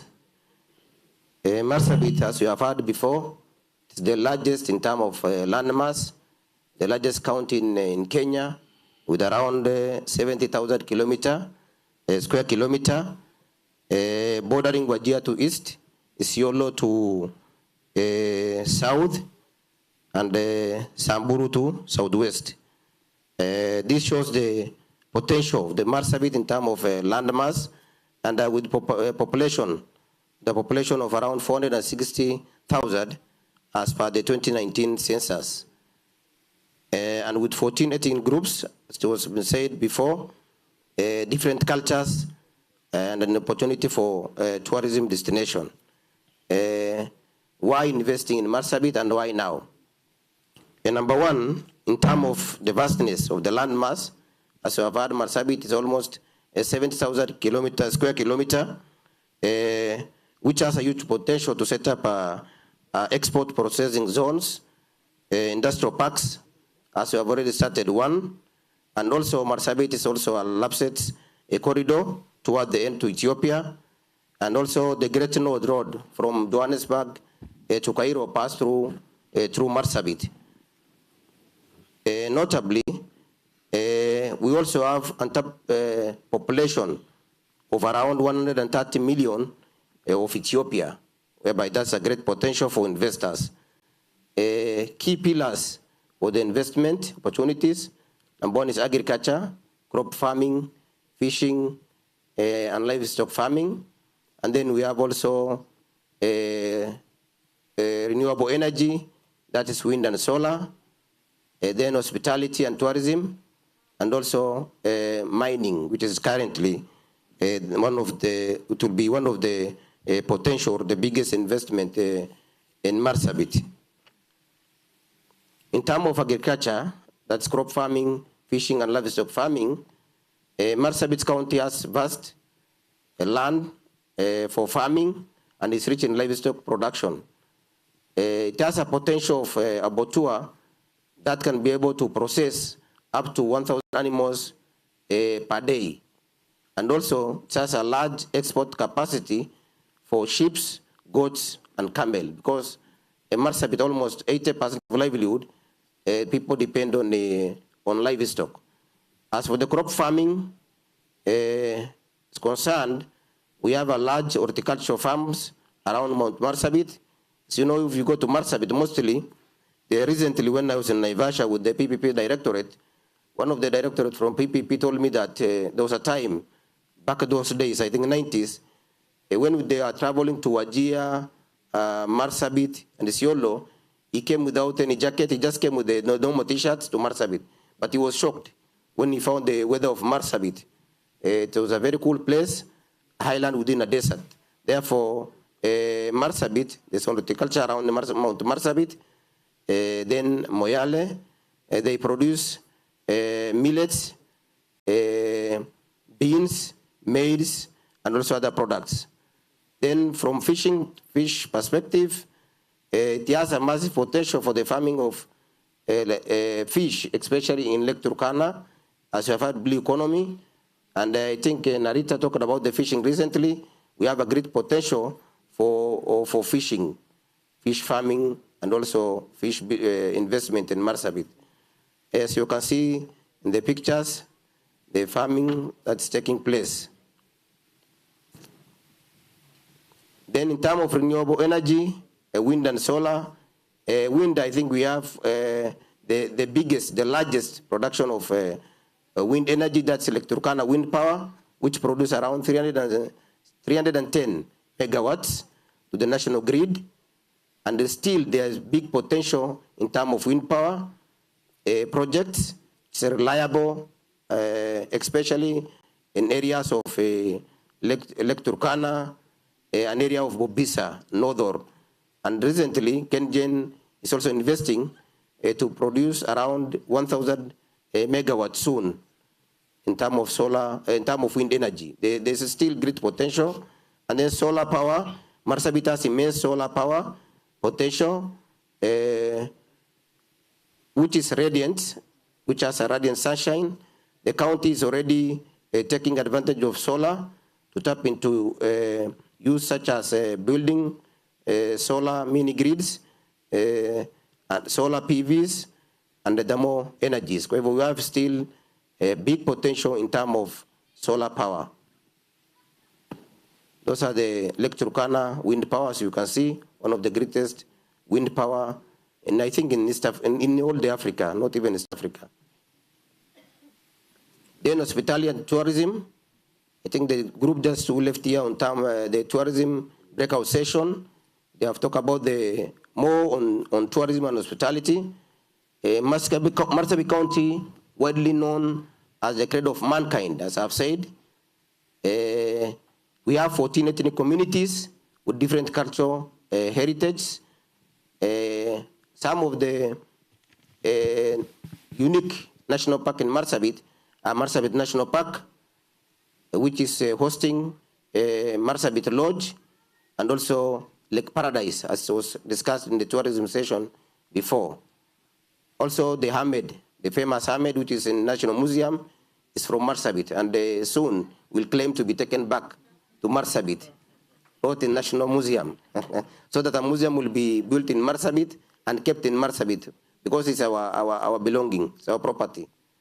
And also we have an oasis, that's, as I've said, Lake Paradise, which is a very distinct feature, as Abdullah has described it before. We have several craters. We have Gulf Aredo, we have Gulf Chopa. As you are going along Marsabit Road, the great road to Moyale, you will see Gulf Chopa somewhere around the end of the Marsabit. And then also we have Gulf Bokole, somewhere we have a Bokole Hotel Resort, which is coming up soon, will be open soon. And I think investors, you will go and enjoy in that Gulf Bokole Hotel, where Bokole Crater is. Then we have Chalbi Desert, located on Kenya border with Ethiopia. The Chalbi is home to such distinct features like African elephants, Somali ostrich, and grey zebras, and also Tias sand dunes, which is a very distinct feature in Chalbi deserts. As you can see, that's Chalbi deserts. Then in terms of extractive sector, that's mining. Marsabit County is rich, endowed with vast deposit of valuable minerals, such as copper, beryllium, nickel, asbestos, graphene, garment, iron, gold, salt, and many others. Potential areas for said minings are found along Bubisa, namely the Shamis, Nodor, and the part of Moyales recently, the gold mine. Especially, when I talk of gold mine, which has just started recently, artisanal mining is taking place in Ilo, a gold mine in the Bell, and you see that there's a great potential, not only in Ilo, which is currently the mining taking place, although it's closed because of some situation, and also the environmental degradation and in terms of poor sanitation, of which it will be open soon, but it has a potential of when investors come, those guys who are mining currently, the artisanal miners, they are using just a crude way of mining, but if they are supported or investors come there and empower the community in terms of equipment, then there's a lot of potential in Hilo. Also along Masile, Pori, we have a lot of gold deposits that we encourage investors to come and support our people and then also do investment to empower the community. Thank you. God bless you.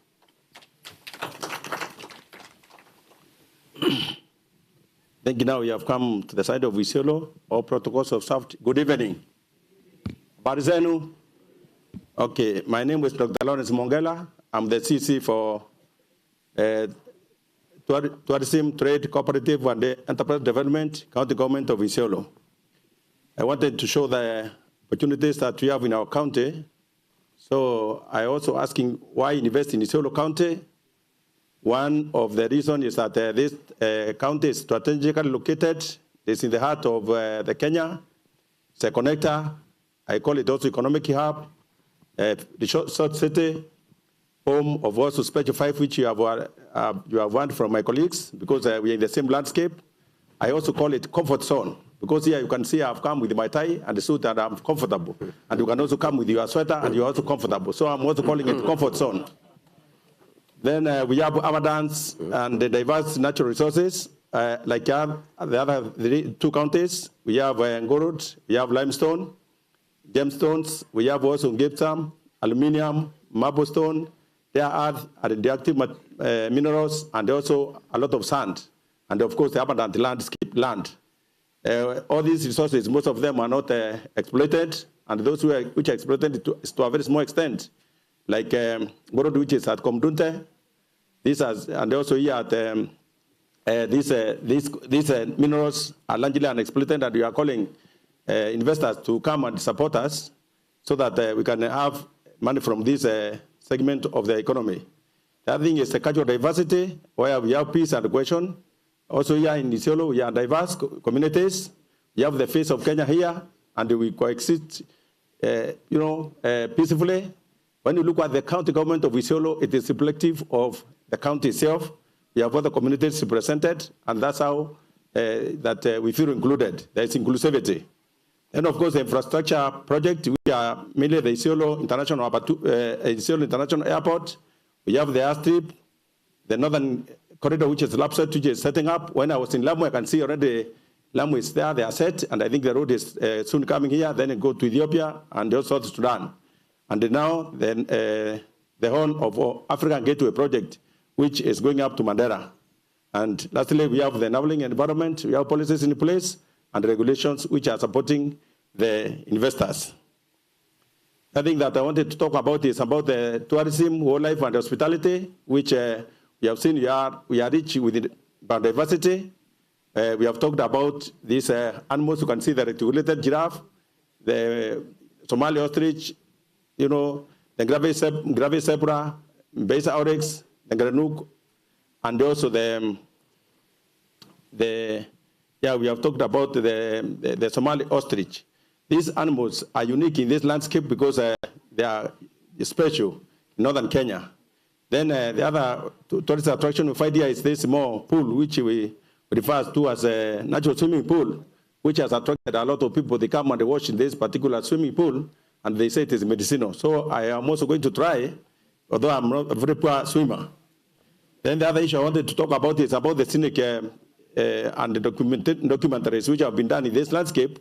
We have and a lot of film being done, especially in Shaba. One of them is called Shana, the Queen of the Jungle, African Survival Series 3, Walking with the Lion.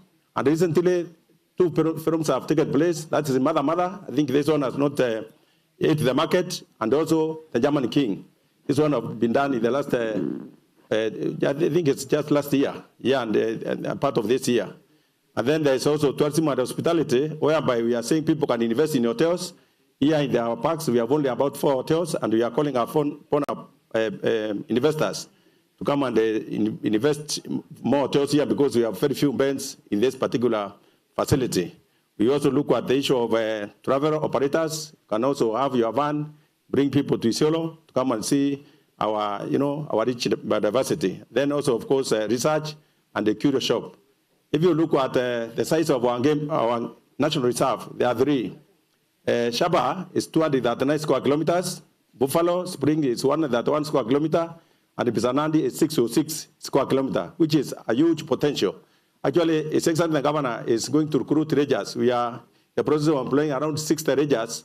And once they are employed and we open up that place, we are calling upon the private investors to come and put hotels in that facility because largely that area, there's no hotel in that place. Even Meru National Park recently, I understand, they're having a shortage of hotels. So there's a huge investment opportunity there for hotels. And I think I was calling upon us as a county government also even to put an hotel and then we rent it. We just lease it to the investor because sometimes the investor may find it a little bit difficult in trying to establish that particular facility.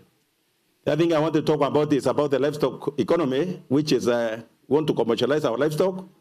And one of the things that is being done by the region is the Isiolo Export Abattoir, which is almost at the final stage of completion. And this facility will be able to slaughter, as you have already heard the governor talk about it, as I said, sheep and goat, 500 cattle, and around 100 camels per day. And this one is going to create a lot of opportunities in massive opportunities. One of them is development of tanneries. Yeah, that's a huge investment, which I think we did some study with the Kenya Livestock Investment Mechanism, and it was found that Isiolo was producing around 75,000 hides and skins. That's hides and 42,000 skins annually, which were they were selling at a very small price. Like for example, the hide was selling at around $3 US, and I think for sheep and goat was selling 1.5. That's for sheep and goat skin, 0.8 US. And then if you look at that price is very low. So the plan is to increase the production of whites and skin to 280,000 annually. And then, of course, if somebody was to invest $1 million US, he can set up a tannery in Isiolo. We have also looked at the possibility of establishing a shoe factory on a public-private partnership. We have gone from benchmarking in Nairobi, around Kiambu. There is a Yetu shoe factory. And people are willing to come here and invest and put a factory here for shoes for the lower segment of the community, whereby the school children and even as county staff, you can be wearing shoes written 0011, made in Isiolo. So this is one of the dreams that we are putting in place. Then there is a huge opportunity for private animal service provision. Largely in northern Kenya, the animals are never vaccinated. The vaccine which comes through the county government or even through the national government is just a small percentage of animals are being covered. So we are saying that the private investors should come. We have a cold chain here in Isiolo, another one in Marsabit, another one in Samburu. We try to vaccinate our animals in that ecosystem. People can pay something small instead of this vaccination being for free. So this is an issue which we have been thinking about. And I think at the moment, because we have got a common framework for this control in the 3 counties, we see one private investor who can come and provide this service here. Then the county government can be offering us a regulatory body to try to counter-check and see that the services being given or the vaccination given are viable and they're of good quality. Then I was looking at also the issue of SMEs in terms of value addition for this meat, which is coming from this particular abattoir. We are looking at things like fonda commercialization, that's people selling grass. Dairy, we are also starting a tier in Isiolo. And then the issues of ane, yes, it's also an issue. These are called alternative livelihoods. And then the issue of poultry farming, which also we are calling alternative livelihood, aquaculture. And this aquaculture, especially about the issue of fish.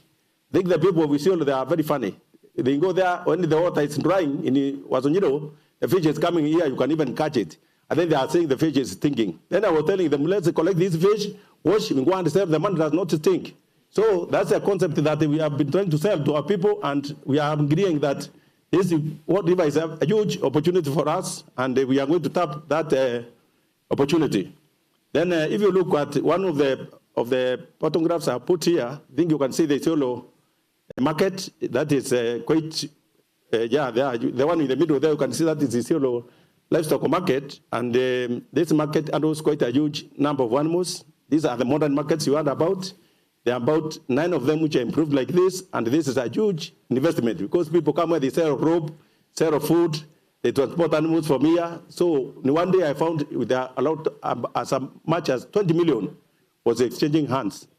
Then in Isiolo, we have, of course, our issue. The unique animal in the ecosystem is the camel, which gives us the comparative advantage. Because the other part of the country does not have the camel. So this is our pride. This is where we belong. The camel is going to give us meat, the one you saw, and then it is giving us milk, which also I think we have seen in the exhibition. And then this milk, we are also now trying to turn it into powder. Isiolo is the first one to have camel milk powder, which has been processed from this ecosystem or this landscape. So that's a plus on our side. The other issue I was talking about, the issue of horticulture, that is commercialization of horticulture. In Isiolo, we have 2 products which we can do, which has got what you call volumes and the sustainability. That is consistency. That is tomatoes and onions. So we are able to produce enough onions for ourselves, and we can have even for export. So we have also done a bit of study and found how much we have in the landscape. So for Isiolo, one, we have a modern fresh produce market, which is almost at the terminal stage of completion. Maybe if you go to Isiolo town, you will see it. And that's a European business for quite many SMEs. Then the irrigation scheme is of 1,000 acres, which are operating at the moment. And for tomatoes, currently we are producing 2,865 metric tons per annum, which is fetching around 88.5 million shillings. And then for projected production, by the end of 2025, we want to produce 3,500 metric tons annually. And then for onions, currently we are producing 540,000 metric tons, and we are projecting to increase to 100,000 metric tons by 2025. So papaya also is there, which is especially basically in Kenya.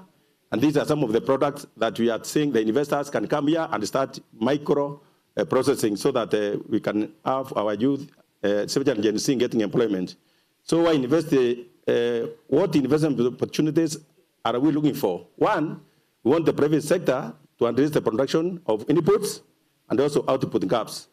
Then large demands, that is for aggregation. We want to do aggregation. And you have heard about the kayaks, which is one of the areas where this aggregation can be done. Next, we wanted to show what are other investment opportunities which are there. One of them is gum resins. Yes, this morning, Mr. Abdisomo was in here, and he talks about gum resins in the landscape. Samburu has gum resins, Isiolo has gum resins. You know, the three counties have gum resins. So are we doing it in a sustainable way? Are we collecting these gum and resins so to the extent that our people are benefiting to, you know, maximally? So what we are saying is that we want the factory to be established in the ecosystem, either in Samburu, Isiolo, or Marsabit, so that this gum resins of ours is not going just like that, not offering us any employment opportunities. Then the issue of cotton. This is a huge investment which I think we are sleeping on, and this black cotton soil is very good for cotton. So let's plant cotton, and then we start also having a general here. At least we do something, especially on contract farming. Then fruit processing, fish value addition. I think I've talked about that one. Sporting. I think Madam Jane was here talking about the Summer Challenge, which was done in 2019. We want to revive Summer Challenge. The Desert Tour Race, which is for Nondo. This Northern Kenya Disability Organization. They have been having this annual event in Isiolo. I think this year we did not have Nondo, but we should discuss with them so that this event is done here in Isiolo every year, where people are coming also to compete with the bicycles. It's called the Desert Wheel Race. And then the Lewa Marathon, which is done in Lewa. Then Safari Rally, so that's Safari Rally, yes. Lastly, I'm talking about film industry, then long distance transport. And lastly, I want to say that also it's like the other two counties has a huge potential for renewable energy. That is for solar, wind farm, biomass on this, you know, which is done investor, producer kind of an issue where you produce, then you supply, and you are paid, you supply to the national grid. So with those many remarks, I want to say thank you very much for listening to me. Asanteni. Asante sana, Daktari Dr. Lawrence Mongela, County Executive Committee Member for Trade and Investment. Thank you so much, Adan Herbo, County Executive Committee Member for Trade and Investment. Asante sana, Rafael Lena Yara, County Executive Committee Member for Trade and Investment. Let's appreciate them one more time. They've done a good job, haven't they? They have, Cindio. We've seen the opportunities that are there in each and every county. So it's upon us now to put work into it and ensure that the opportunities that are there, we are able to tap into them. Ladies, gentlemen, I appreciate you so much. You're free to walk off stage. Up next, we have Lydia Letinina, Investments and Partnership Coordinator. Just to recap the topics of the day in 5 minutes. Karibu sana.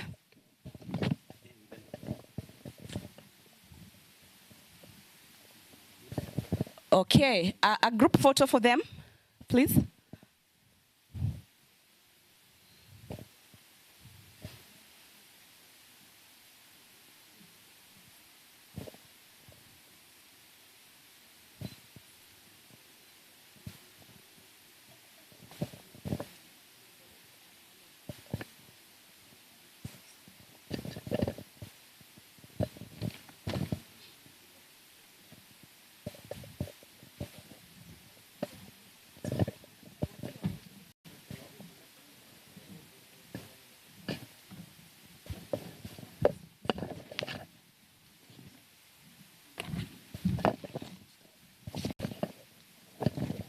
Good evening, everybody. Good evening. Naonekana tumechoka, but I think we still have some more energy for the recap. I just want to appreciate all who have participated, all who have organized this. It is one of the kind that we have organized investment in forum for the northern counties, specifically Marsabit, Isiolo, and Samburu. And we are trusting that this will not be the end. We'll have maybe the next one come to Samburu. Just to talk about what we have captured today, we've seen that as a block or as a region, we need to look at sustainable agriculture and pastoralism within our region, whereby we're improving our livestock breeds. We're looking at our markets locally, internationally. We are doing value addition. We're doing the apiculture, fish farming, which was not popular initially because of our traditions, but we are seeing an uptake into ventures in those areas. Poultry farming has also become very popular. So another thing is on financing investment opportunities. That is an area that we need to build up on, especially empowering the micro enterprise financing organization or institutions, giving them capacity and helping them to reach out to the communities in the last mile. We also have development partners who are coming in very strongly to help on that area. County government and even the national government have platforms for financing investment in our ASAL region. Collaboration, we have seen this is something that we cannot do away with. That is why we are here. We want to see how to pull our efforts together to be able to tap the resources that we have as a region. When we talk about the abattoir, what are we going to do in terms of supporting that? The abattoir in Isiolo, Samburu, and Marsabit, we should be able to see how to build up that. And what can we also come up with something, a flagship investment in Samburu and Marsabit so that even the other counties are able to support.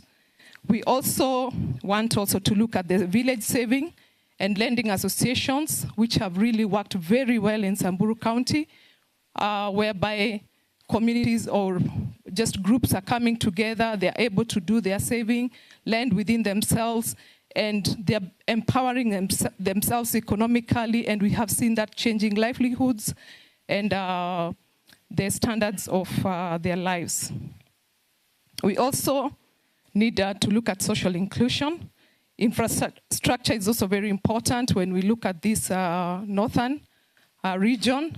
How do we connect these counties? We see that if you go to Marsabit and you want to go to Samburu, the roads are not very good. Even coming from Maralal to Isiolo, at times you're forced even to go through Nanyuki, especially when it's raining. So those are the areas that we need to build on. We need also to look at the airport. We need to look at markets and create the systems for linkages. Then renewable energy and natural resources. We have seen that all these counties are endowed, and we need to see how to come up with a way of even pulling together and exploiting the resources that we're having, because as that now we're just talking about gold, we're just talking about gemstones and all that in different places or different parts of the county, but how do we come together to take advantage of that?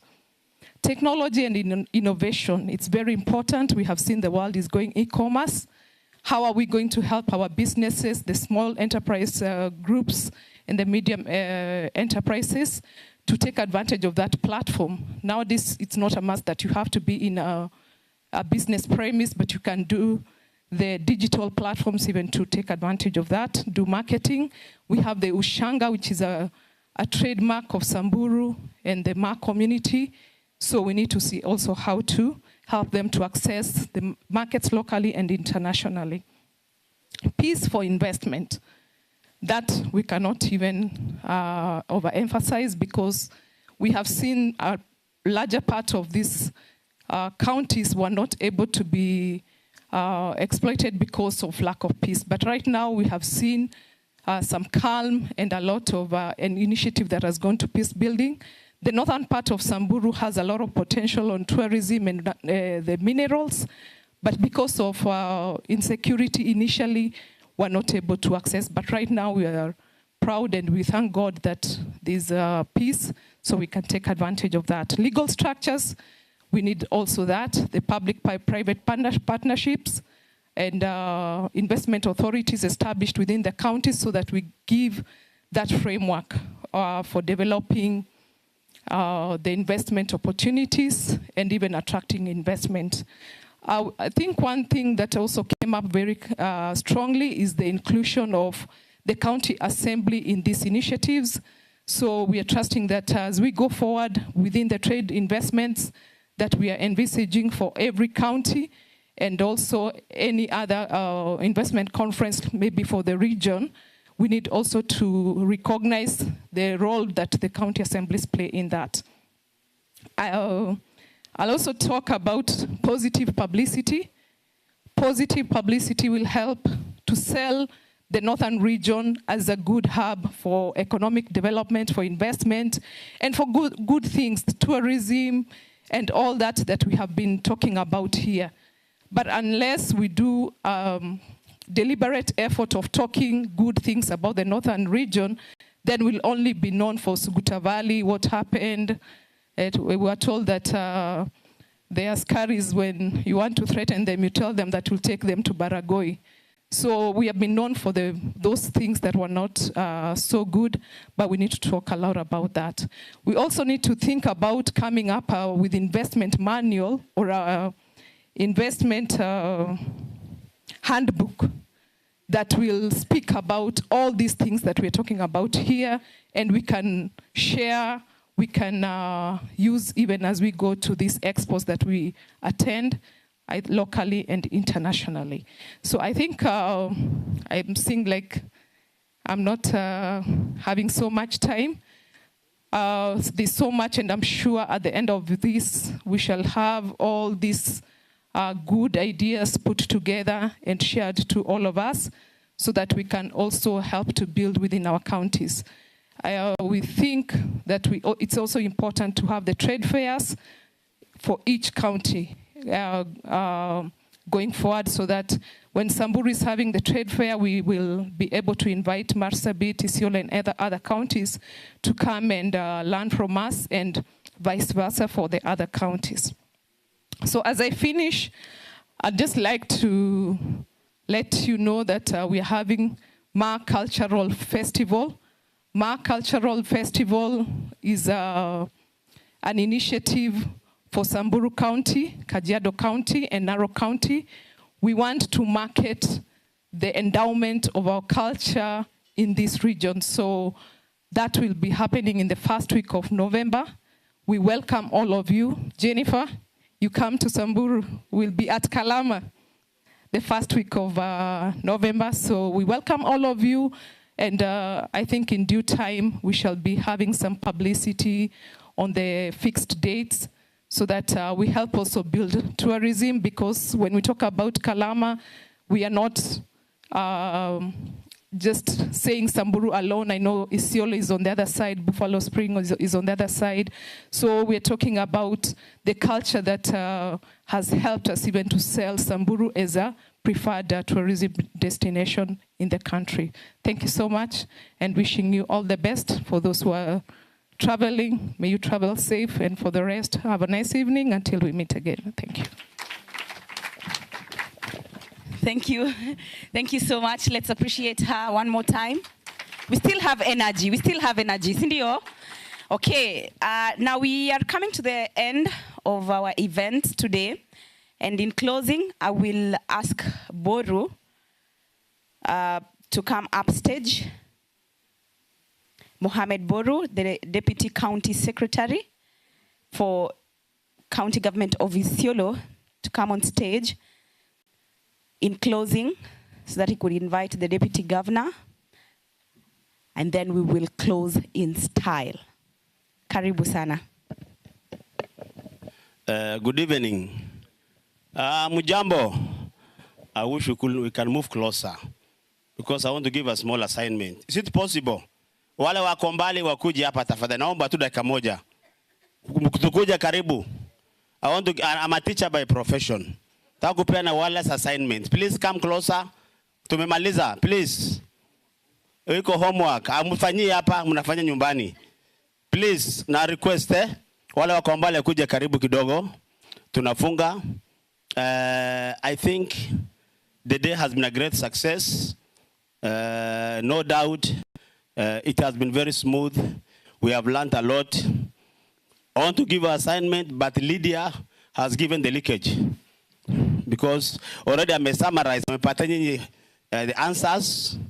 I will request if you go home, every organization, you sit together as a team, everybody needs to give one thing you have learned or you have taken away from this conference. So if you want to get the right answers, please toa kitu kidogo kwa Lydia. Kitu kidogo tu. Lydia don't release. You have the answers. And also the other presenters. I want to invite my brother, my fellow teacher and deputy governor. I would have wished to say, nobody should quote me, governor in waiting.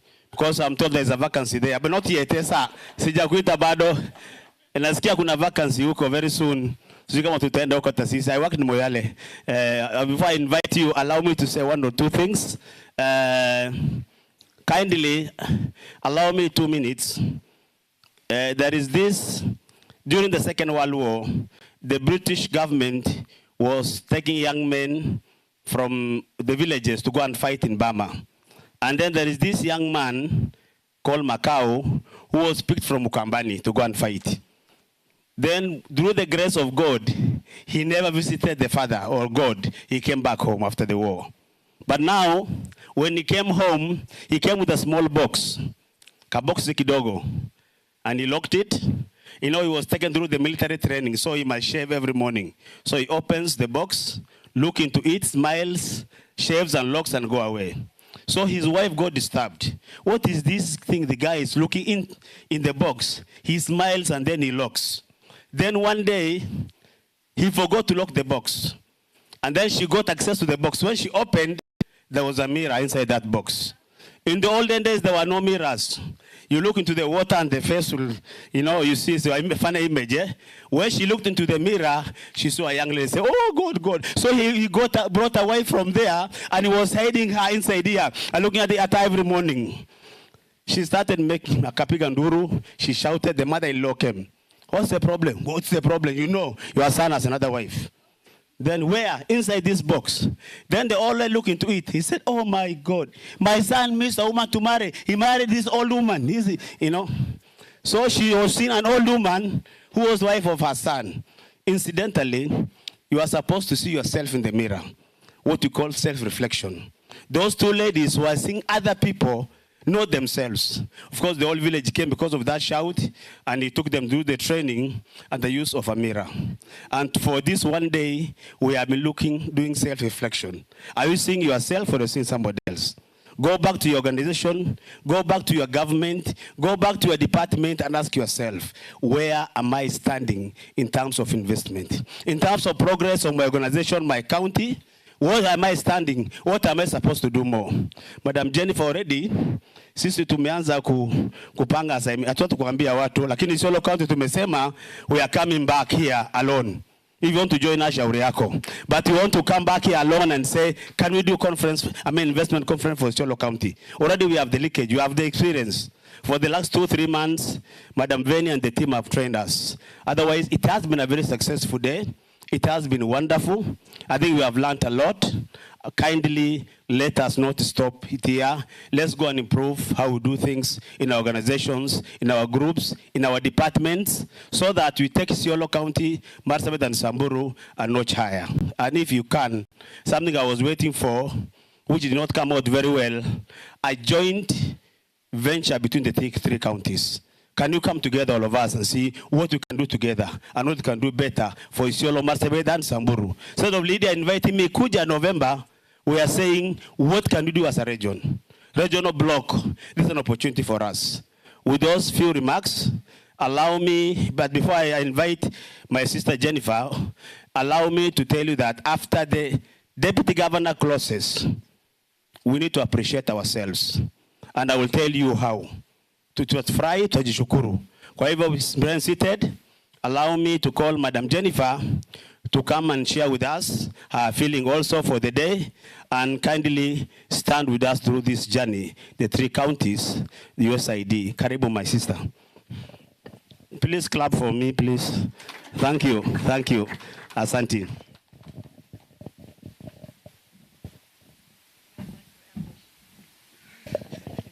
Thank you. Mine is very simple, a simple task. Mine is to appreciate everyone who have come together, not only in the planning team the last 3 months. Let's give them a round of applause. The planning team has been amazing. But all of us who have gathered today, the businesses, the entrepreneurs, the county governments, the national government, colleagues who have come from different institutions across Kenya. Some have been their first time in Isiolo, some probably first time in northern Kenya. And I think today was a very good opportunity for us to exchange ideas, exchange information with those of us who have seen the opportunities, with those who have the ability to make those opportunities a reality. And I do hope there's some way to document a few of the case studies where there's been real deals made, as we like to say in the business side of the world, transactions, partnerships that are going to transform into lives and livelihoods being prosper and advancing in the 3 counties. I think it is a great opportunity for the 3 counties to come together and engage in joint strategies towards development, and we look forward to those types of discussions moving forward. I think the final thing I want to say is today should not be the end. This is really just another step in a very long journey that we all have been on. And so I do think we all need to challenge ourselves, like Burra said. What are we going to do tomorrow? What are we going to do in 60 days? What are we going to do in 6 months? So the transformation, the deals, the transactions, and the development, the vision that we all have is realized. And it takes partnership, it takes commitment, and it takes trust. And so I do hope all of us can walk that journey together from the various avenues that we represent. And on behalf of all of the USAID team, the American people, thank you for allowing us to be part of the journey with you. And we look forward to continuing that journey and discussion over the days and weeks and months ahead. So thank you. And I think, if I may, no, I'm not allowed. Back to you. I've learned protocol lessons. Thank you, Jennifer. Please clap for her. Appreciate. Tena. Unajua zamani wakati ya Moi, a politician akiongea unasikia mtu kwenye masema coffee. Kumbe ilikuwa ni makofi. Oh, sorry. Thank you. Now allow me to invite our main guest, the Deputy Governor, Marsabit County, my brother. Najua walimu wanaongeaga sana, naongea vizuri. We cannot pass exam until you are able to talk before people, even though you pass other subjects. So mwalimu mwenzangu, ile dua nimekuombea ya 2027 usisahau. Thank you. Thank you so much, my brother, Mohammed. I think you've enjoyed the day. We've enjoyed so much our MC. And I don't know what you're planning to be in 2027, God willing, that is. Good evening once more. Good evening again. I know you are so exhausted, so tired, and thank you so much for being patient to sit and listen up to this time. First and foremost, I want to say the following before we close. There are some things that we mentioned this morning, like making sure the national government is involved. So that is to the planning team, even in the future, make sure that national government, we always work together.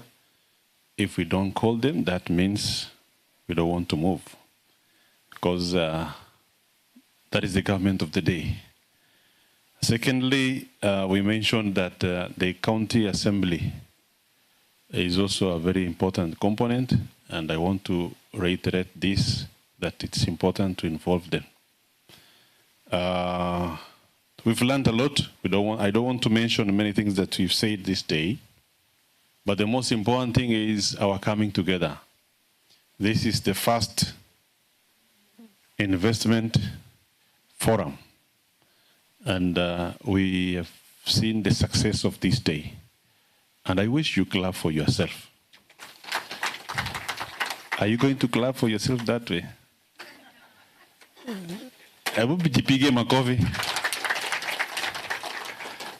Yeah, because we are getting an experience here, and we've enjoyed coming together, sharing a lot of things, a lot of ideas, a lot of visions, and also learning about something that we've never known. I want to mention some of them, that not many. Moringa producer and processor, Mr. Omar, was just showing us what is in Isiolo, what is available in Marsabit, but what is all over Isiolo. If you go to Isiolo General Hospital, at the entrance there, there is a moringa tree planted by a Burji man, because to us, Burjis, that is our flag. If you're a Burji and you don't have a flag, that flag in your compound, you're not a real Burji. I have one in all my compounds there.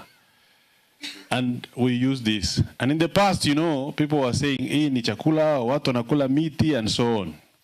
And I know Kina Tumal nowadays are also eating sukuma wiki. In the past, we used to be called chakula ya Burji.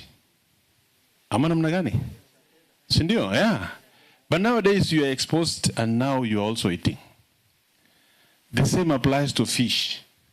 Our beautiful lady here talked about the fish. And the rendiles in the house, I know my men here. I will talk about my people because I know them better. The Leruk of this world will say it is bahag, they won't eat. I am sure, Gedia, you know that your husband doesn't eat. Lakini siku hizi unajaribu kumchanua. Ati ni chakula inakuliwa na watu maskini, something like that. Sindio? Wale wamekosa kitu ya kukula. Those who have nothing to eat, they eat fish. That is the notion that is in the Rendile and the Samburus. But nowadays they are also eating, you see?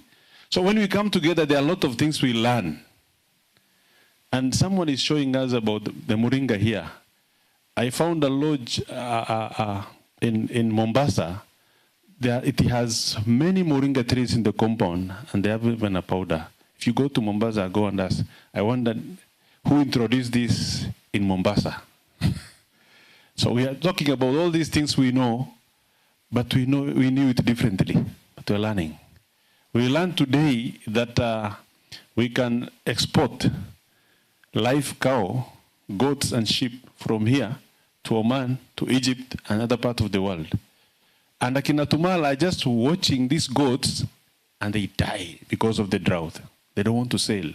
Wanataka kuona mpaka ikufe. In fact, for the pastoral, it is better they themselves die before the animals. Am I saying right, Mr. Tumal? So even when the drought comes, you tell them, the drought is approaching, reduce your herds. They're like, what is he telling us? Huh? Anatuambia nini? We know about all this drought. You see, even Tumal, when he was presenting, he said the climatic change started way back in 1754. So he's not even worried about these things we are talking about, climate change. That is, if it is in the mind of Mr. Tumal, who is learned, what about the man in the bush there who's not learned? So you see, we have to go with the season. The seasons are changing. And I usually tell my people, if you don't accept change, change will change you. And you know, if change will change you, it will be very painful. That is the reason why we lost many of our livestock the last drought. We told our people in advance, the drought is approaching, it's biting, it's alarm rate, what not. Nobody was listening until the drought finished all our animals. So there are a lot of things that we need to change. We talked about cultural festivals, we talked about our riches, we talked about our opportunities, and I wish we have enough time to talk to our people that way. Isiolo people said they are planning to sit here and don't do the conference. Call the people so that they may come and listen to opportunities that are there. The people themselves, the real stakeholders of Isiolo, the real stakeholders of Samburu, Marsabit, and the rest. Because this information is not there.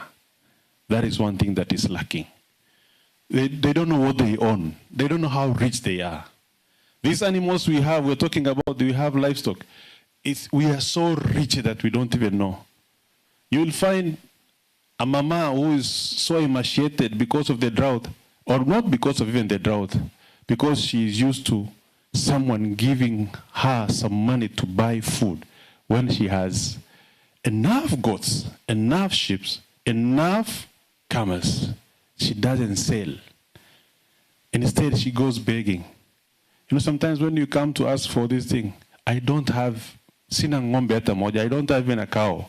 But you come and ask me, you are the rich person, you are asking a poor man. So I don't know when our mindset will change. I think what we miss so much is this information that will change our mindset. And I don't want to talk much because we are so tired. I appreciate so much those people who gave us their time to come and make presentations here. I wish we listened to them so much. I listened to the cooperative team in the afternoon after lunch. There are a lot of things that is missing, and I wish we go there into our villages, create awareness that these opportunities are here, this is what we need to do. With all those goats every time we save, we would have had big, rich cooperatives. But, you know, just one cooperative, you just give one goat. You know, like in the past when you go to school, to Mal, they say, because you don't want to take all your children to school, if you give one, if you send one to school, you say, I have given one to you for education. Given out. The rest you don't give out because they are part of the human resource who will take care of the animals. So if you come and do the enrollment drive like what we used to do in education those days, they say, no, I've given out one. I gave you one last time. So why are you still asking for all my children to go to school? Education is also very important. It's lacking. We are still talking about illiteracy up to now. I wish we take our children to school. I wish we train our people to take their children to school, that it is important. And we've heard about smart farms. We've heard about conservancies that are doing very well in Samburu. We've heard about bidding activities. We had an initiative called Ushanga Initiative all over most of our counties. And that has brought a lot of results to our women. They are doing wonderful work. That's the reason why you can find these bead works all over. It's really helping our women. Honey and chicken producers, you've seen honey all over. We need more beehives. We don't need to go and even ask people to give us. We have ability to make ourselves those beehives. Tunaweza kutengeneza, even the traditional ones. Kuna mtu alikuwa anatupatia beehives those days. We used to make for ourselves. Why can't we do it the same way? We can still collect honey. We have these opportunities. We need to give information to our people. Finally, and very finally, is the peace building issue. Without peace, there is nothing that we're talking here. So I always say to our partners, when you are doing any work in the counties, you must have the peace component in your activity. Every time, because we are pastoralists. No, we always push each other because of these limited resources. And then our situation changes immediately because we start fighting. So the investors will run away. And so to all of us, especially the locals of Samburu, Isiolo, and Marsabit, it is us to take the responsibility of being ambassadors, peace ambassadors, so that at least the investors will come. Ourselves also, we can do a lot of work with investors in all those places. We can traverse the big area of Marsabit, Samburu, Isiolo, all over, and be able to invest. I want to say this as I close. I want to thank the organizers in a very special way. You did wonderful work, and I want this gathering to clap for them. Wapi makofi ya wale walipanga mpango? Moja, mbili, tatu. Asante sana. Thank you so much. I want to thank the Isiolo leadership led by His Excellency the Governor, who was with us this morning, the Deputy Governor, the MCAs, the Honorable Speaker of the County Assembly of Isiolo for very special hosting. This is their place. We want to thank them in a very special way. I want to thank all our CC members, all our CEOs, all our directors. I want to thank the USA team in a very special way. Madam Jennifer, Madam Winnie Bright, thank you so much for wonderful work that you've done. We are not yet, it's not yet over. We will continue to be together, continue supporting us, continue giving us ideas and plans on how to move on. I want to thank Idle Farah, the CEO of FCDC, in a very special way. I want to thank AFC team.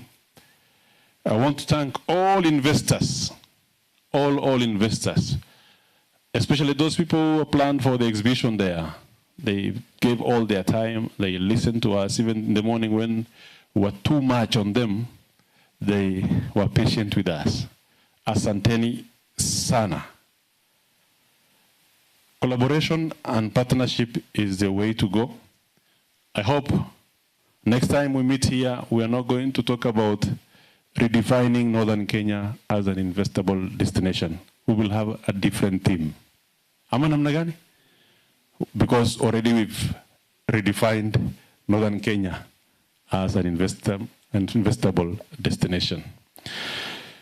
Yeah, I have those few remarks, and now I have powers. By the powers conferred on me by this gathering, I declare this Isiolo Marsabit Samburu County Investment Forum officially closed. You don't speak after the chief guest closes, isn't it? Because you'll be speaking outside. You'll be out of this venue. Thank you so much, Your Excellency. Please clap for him again. Tena, watu wasitoke tafadhali. Tusiende chai pia. Now, our last activity is we need to appreciate ourselves. We need to be happy, isn't it? In a special way. And we're going to do this. We are going to have a dance or dances. And each county will lead us with a dance from their county. It's going to be projected here. And kindly, I want all of us to participate. Tafadhali, don't serve tea. Wale wana serve chai, tafadhali. Wacha tufunge pamoja. Please don't serve tea. Wacha tu celebrate, tufunge pamoja, tuondoke. So I'm requesting the DJ utuwekee muziki ya Samburu County. Na tunaomba watu wa Samburu wakuje mbele, watuongoze. Samburu, kindly. All the members of Samburu County, if you are here, kindly come in front.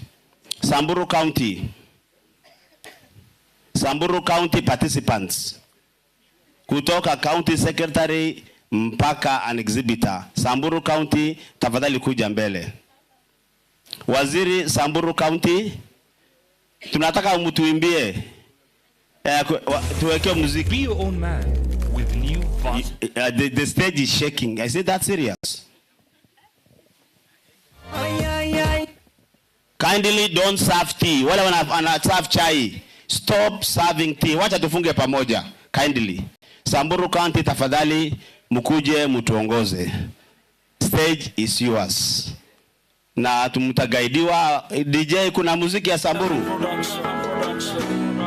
Gato kwenye beat, kwenye beat.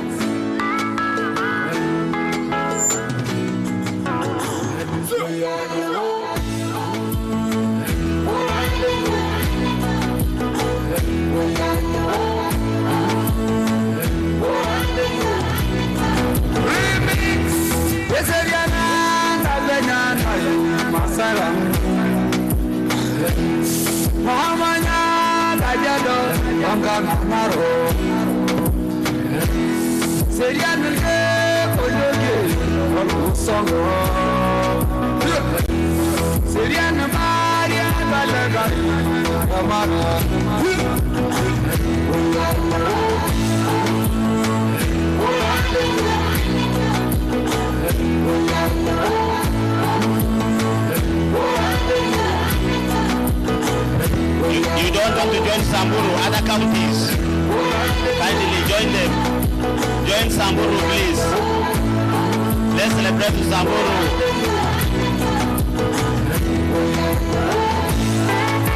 Let's join Samburu, please.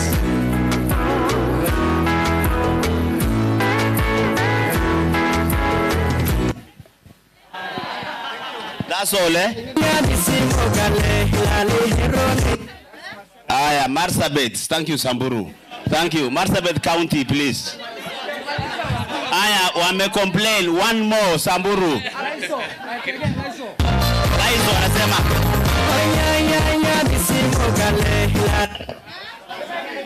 Samburu, Laiso, or we tell music and put, please hurry up. Tuweke Samburu, anasema waja warm up. They are not warmed up even.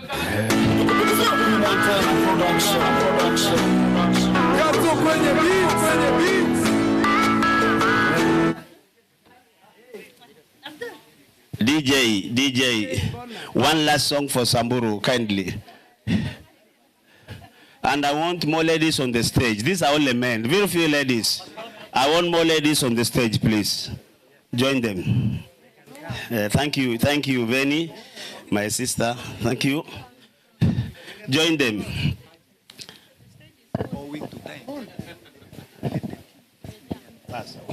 Okay, what area, please? Time ni mbaya pia. I have given Samburu benefit of doubt. Hakuna ya Samburu? Rudia hiyo moja very fast.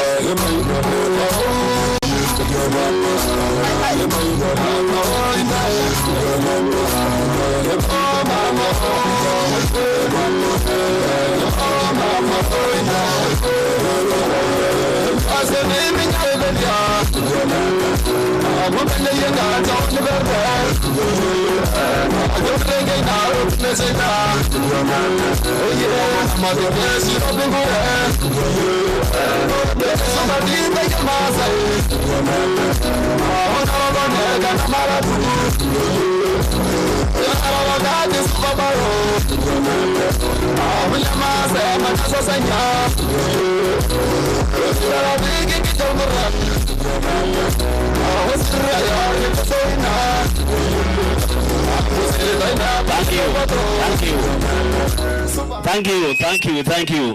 Marsabit County. Thank you, Samburu. Wonderful, thank you. Marsabit County, please. Marsabit County. Marsabit County. DJ. Marsabit County, wajipange.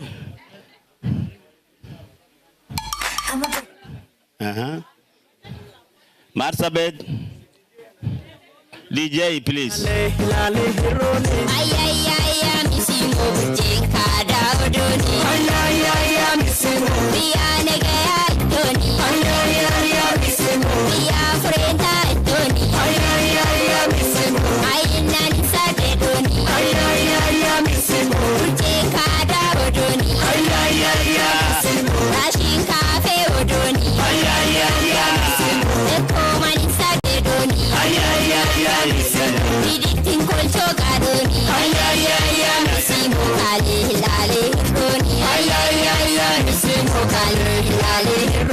Ay, ay, ay.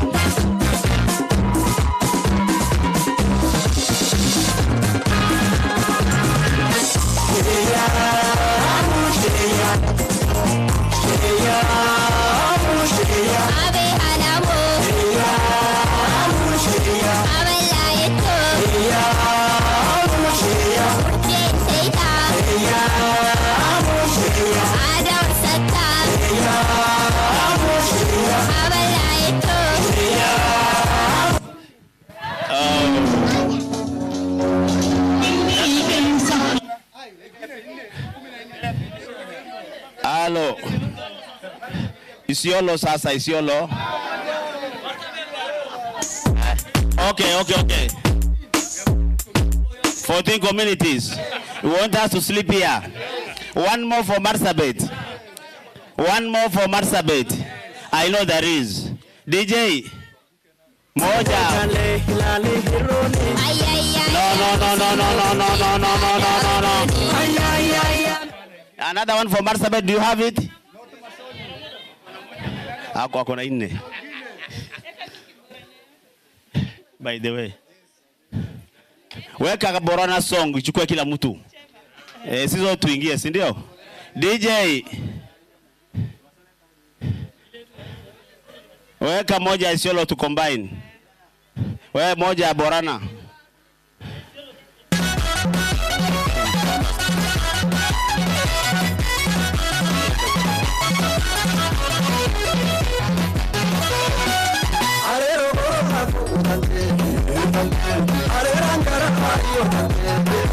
Watu wa Isiolo pia waingie. Isiolo.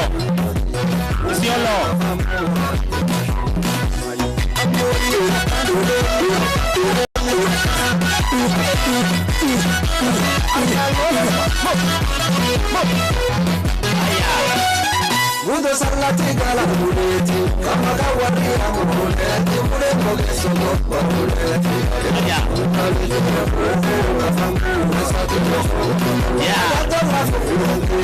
There you go.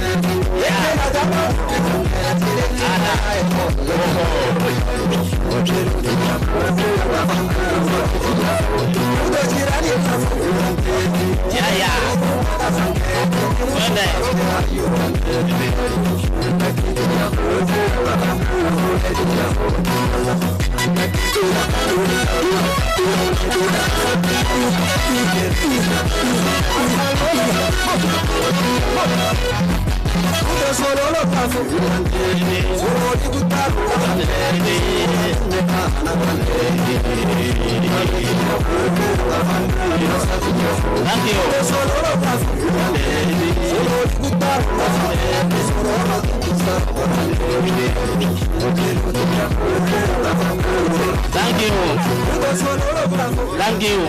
Isiolo. Isiolo moja Isiolo. After Isiolo tunafunga na Nairobi.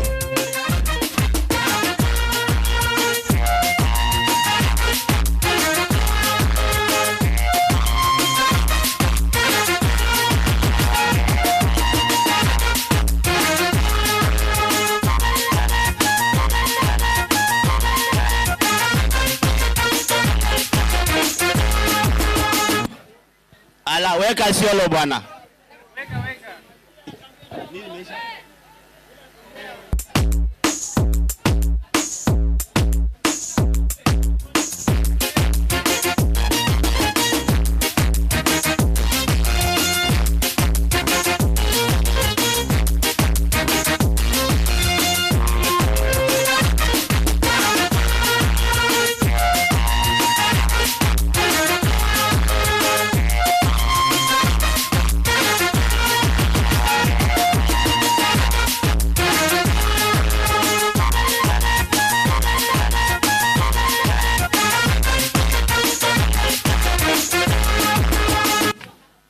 Thank you. One last one. Isiolo go, Isiolo leave. One for Nairobi. Nairobi team come to put the last one for Nairobi. Nairobi come. Jennifer, your team. Nairobi. Nairobi. Please, Nairobi team. Tushasikia tukiingia ni kupla. Kukonga bado unachukuliwa madam. Anguka nao itabaki meflow na vibe.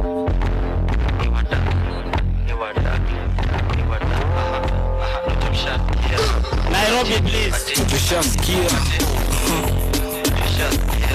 Kwa dad, please.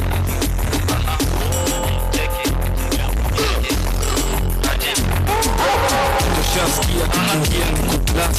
Kukonga bado unachukuliwa madam. Anguka nao itabaki meflow na vibe. Anguka nao koko single for now. Mdagi mteja patikani.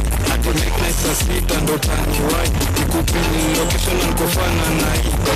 Tukate call niko chomba ya G. Mina jua utakuwa irizo reviews.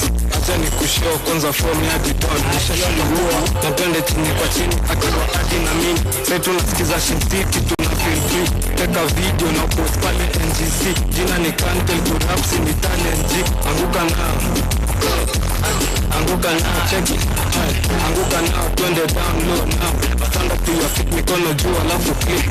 Uliza pesa alafu one leg your head. Anguka nao, one leg your head. Anguka nao. Anguka nao. Anguka nao.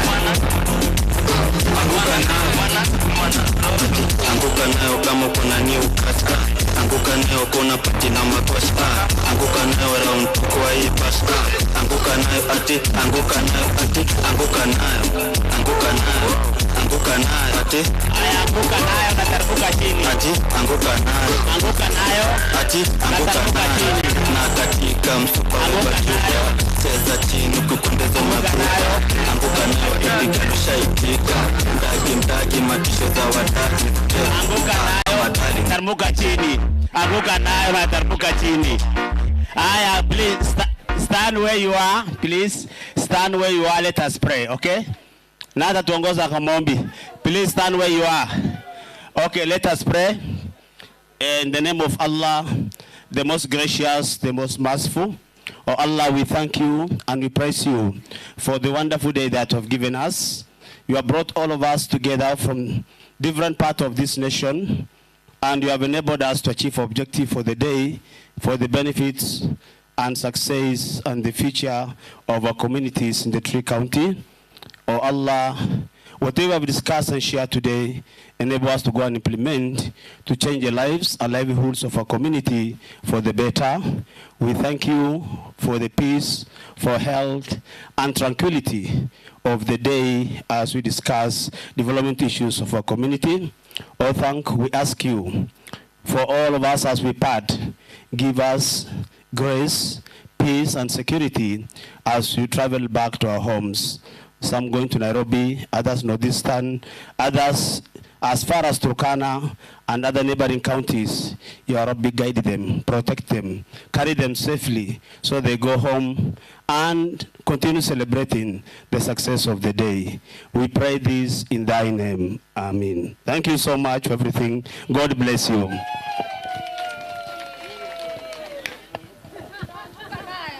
Weka mikono leo, anguka nayo, ipe dance, kaende kaende, anguka nayo, tena kudonjo, anguka nayo, mama tell you the delay, left na right niko, please, tukunywe chai, msiache chai tafadhali.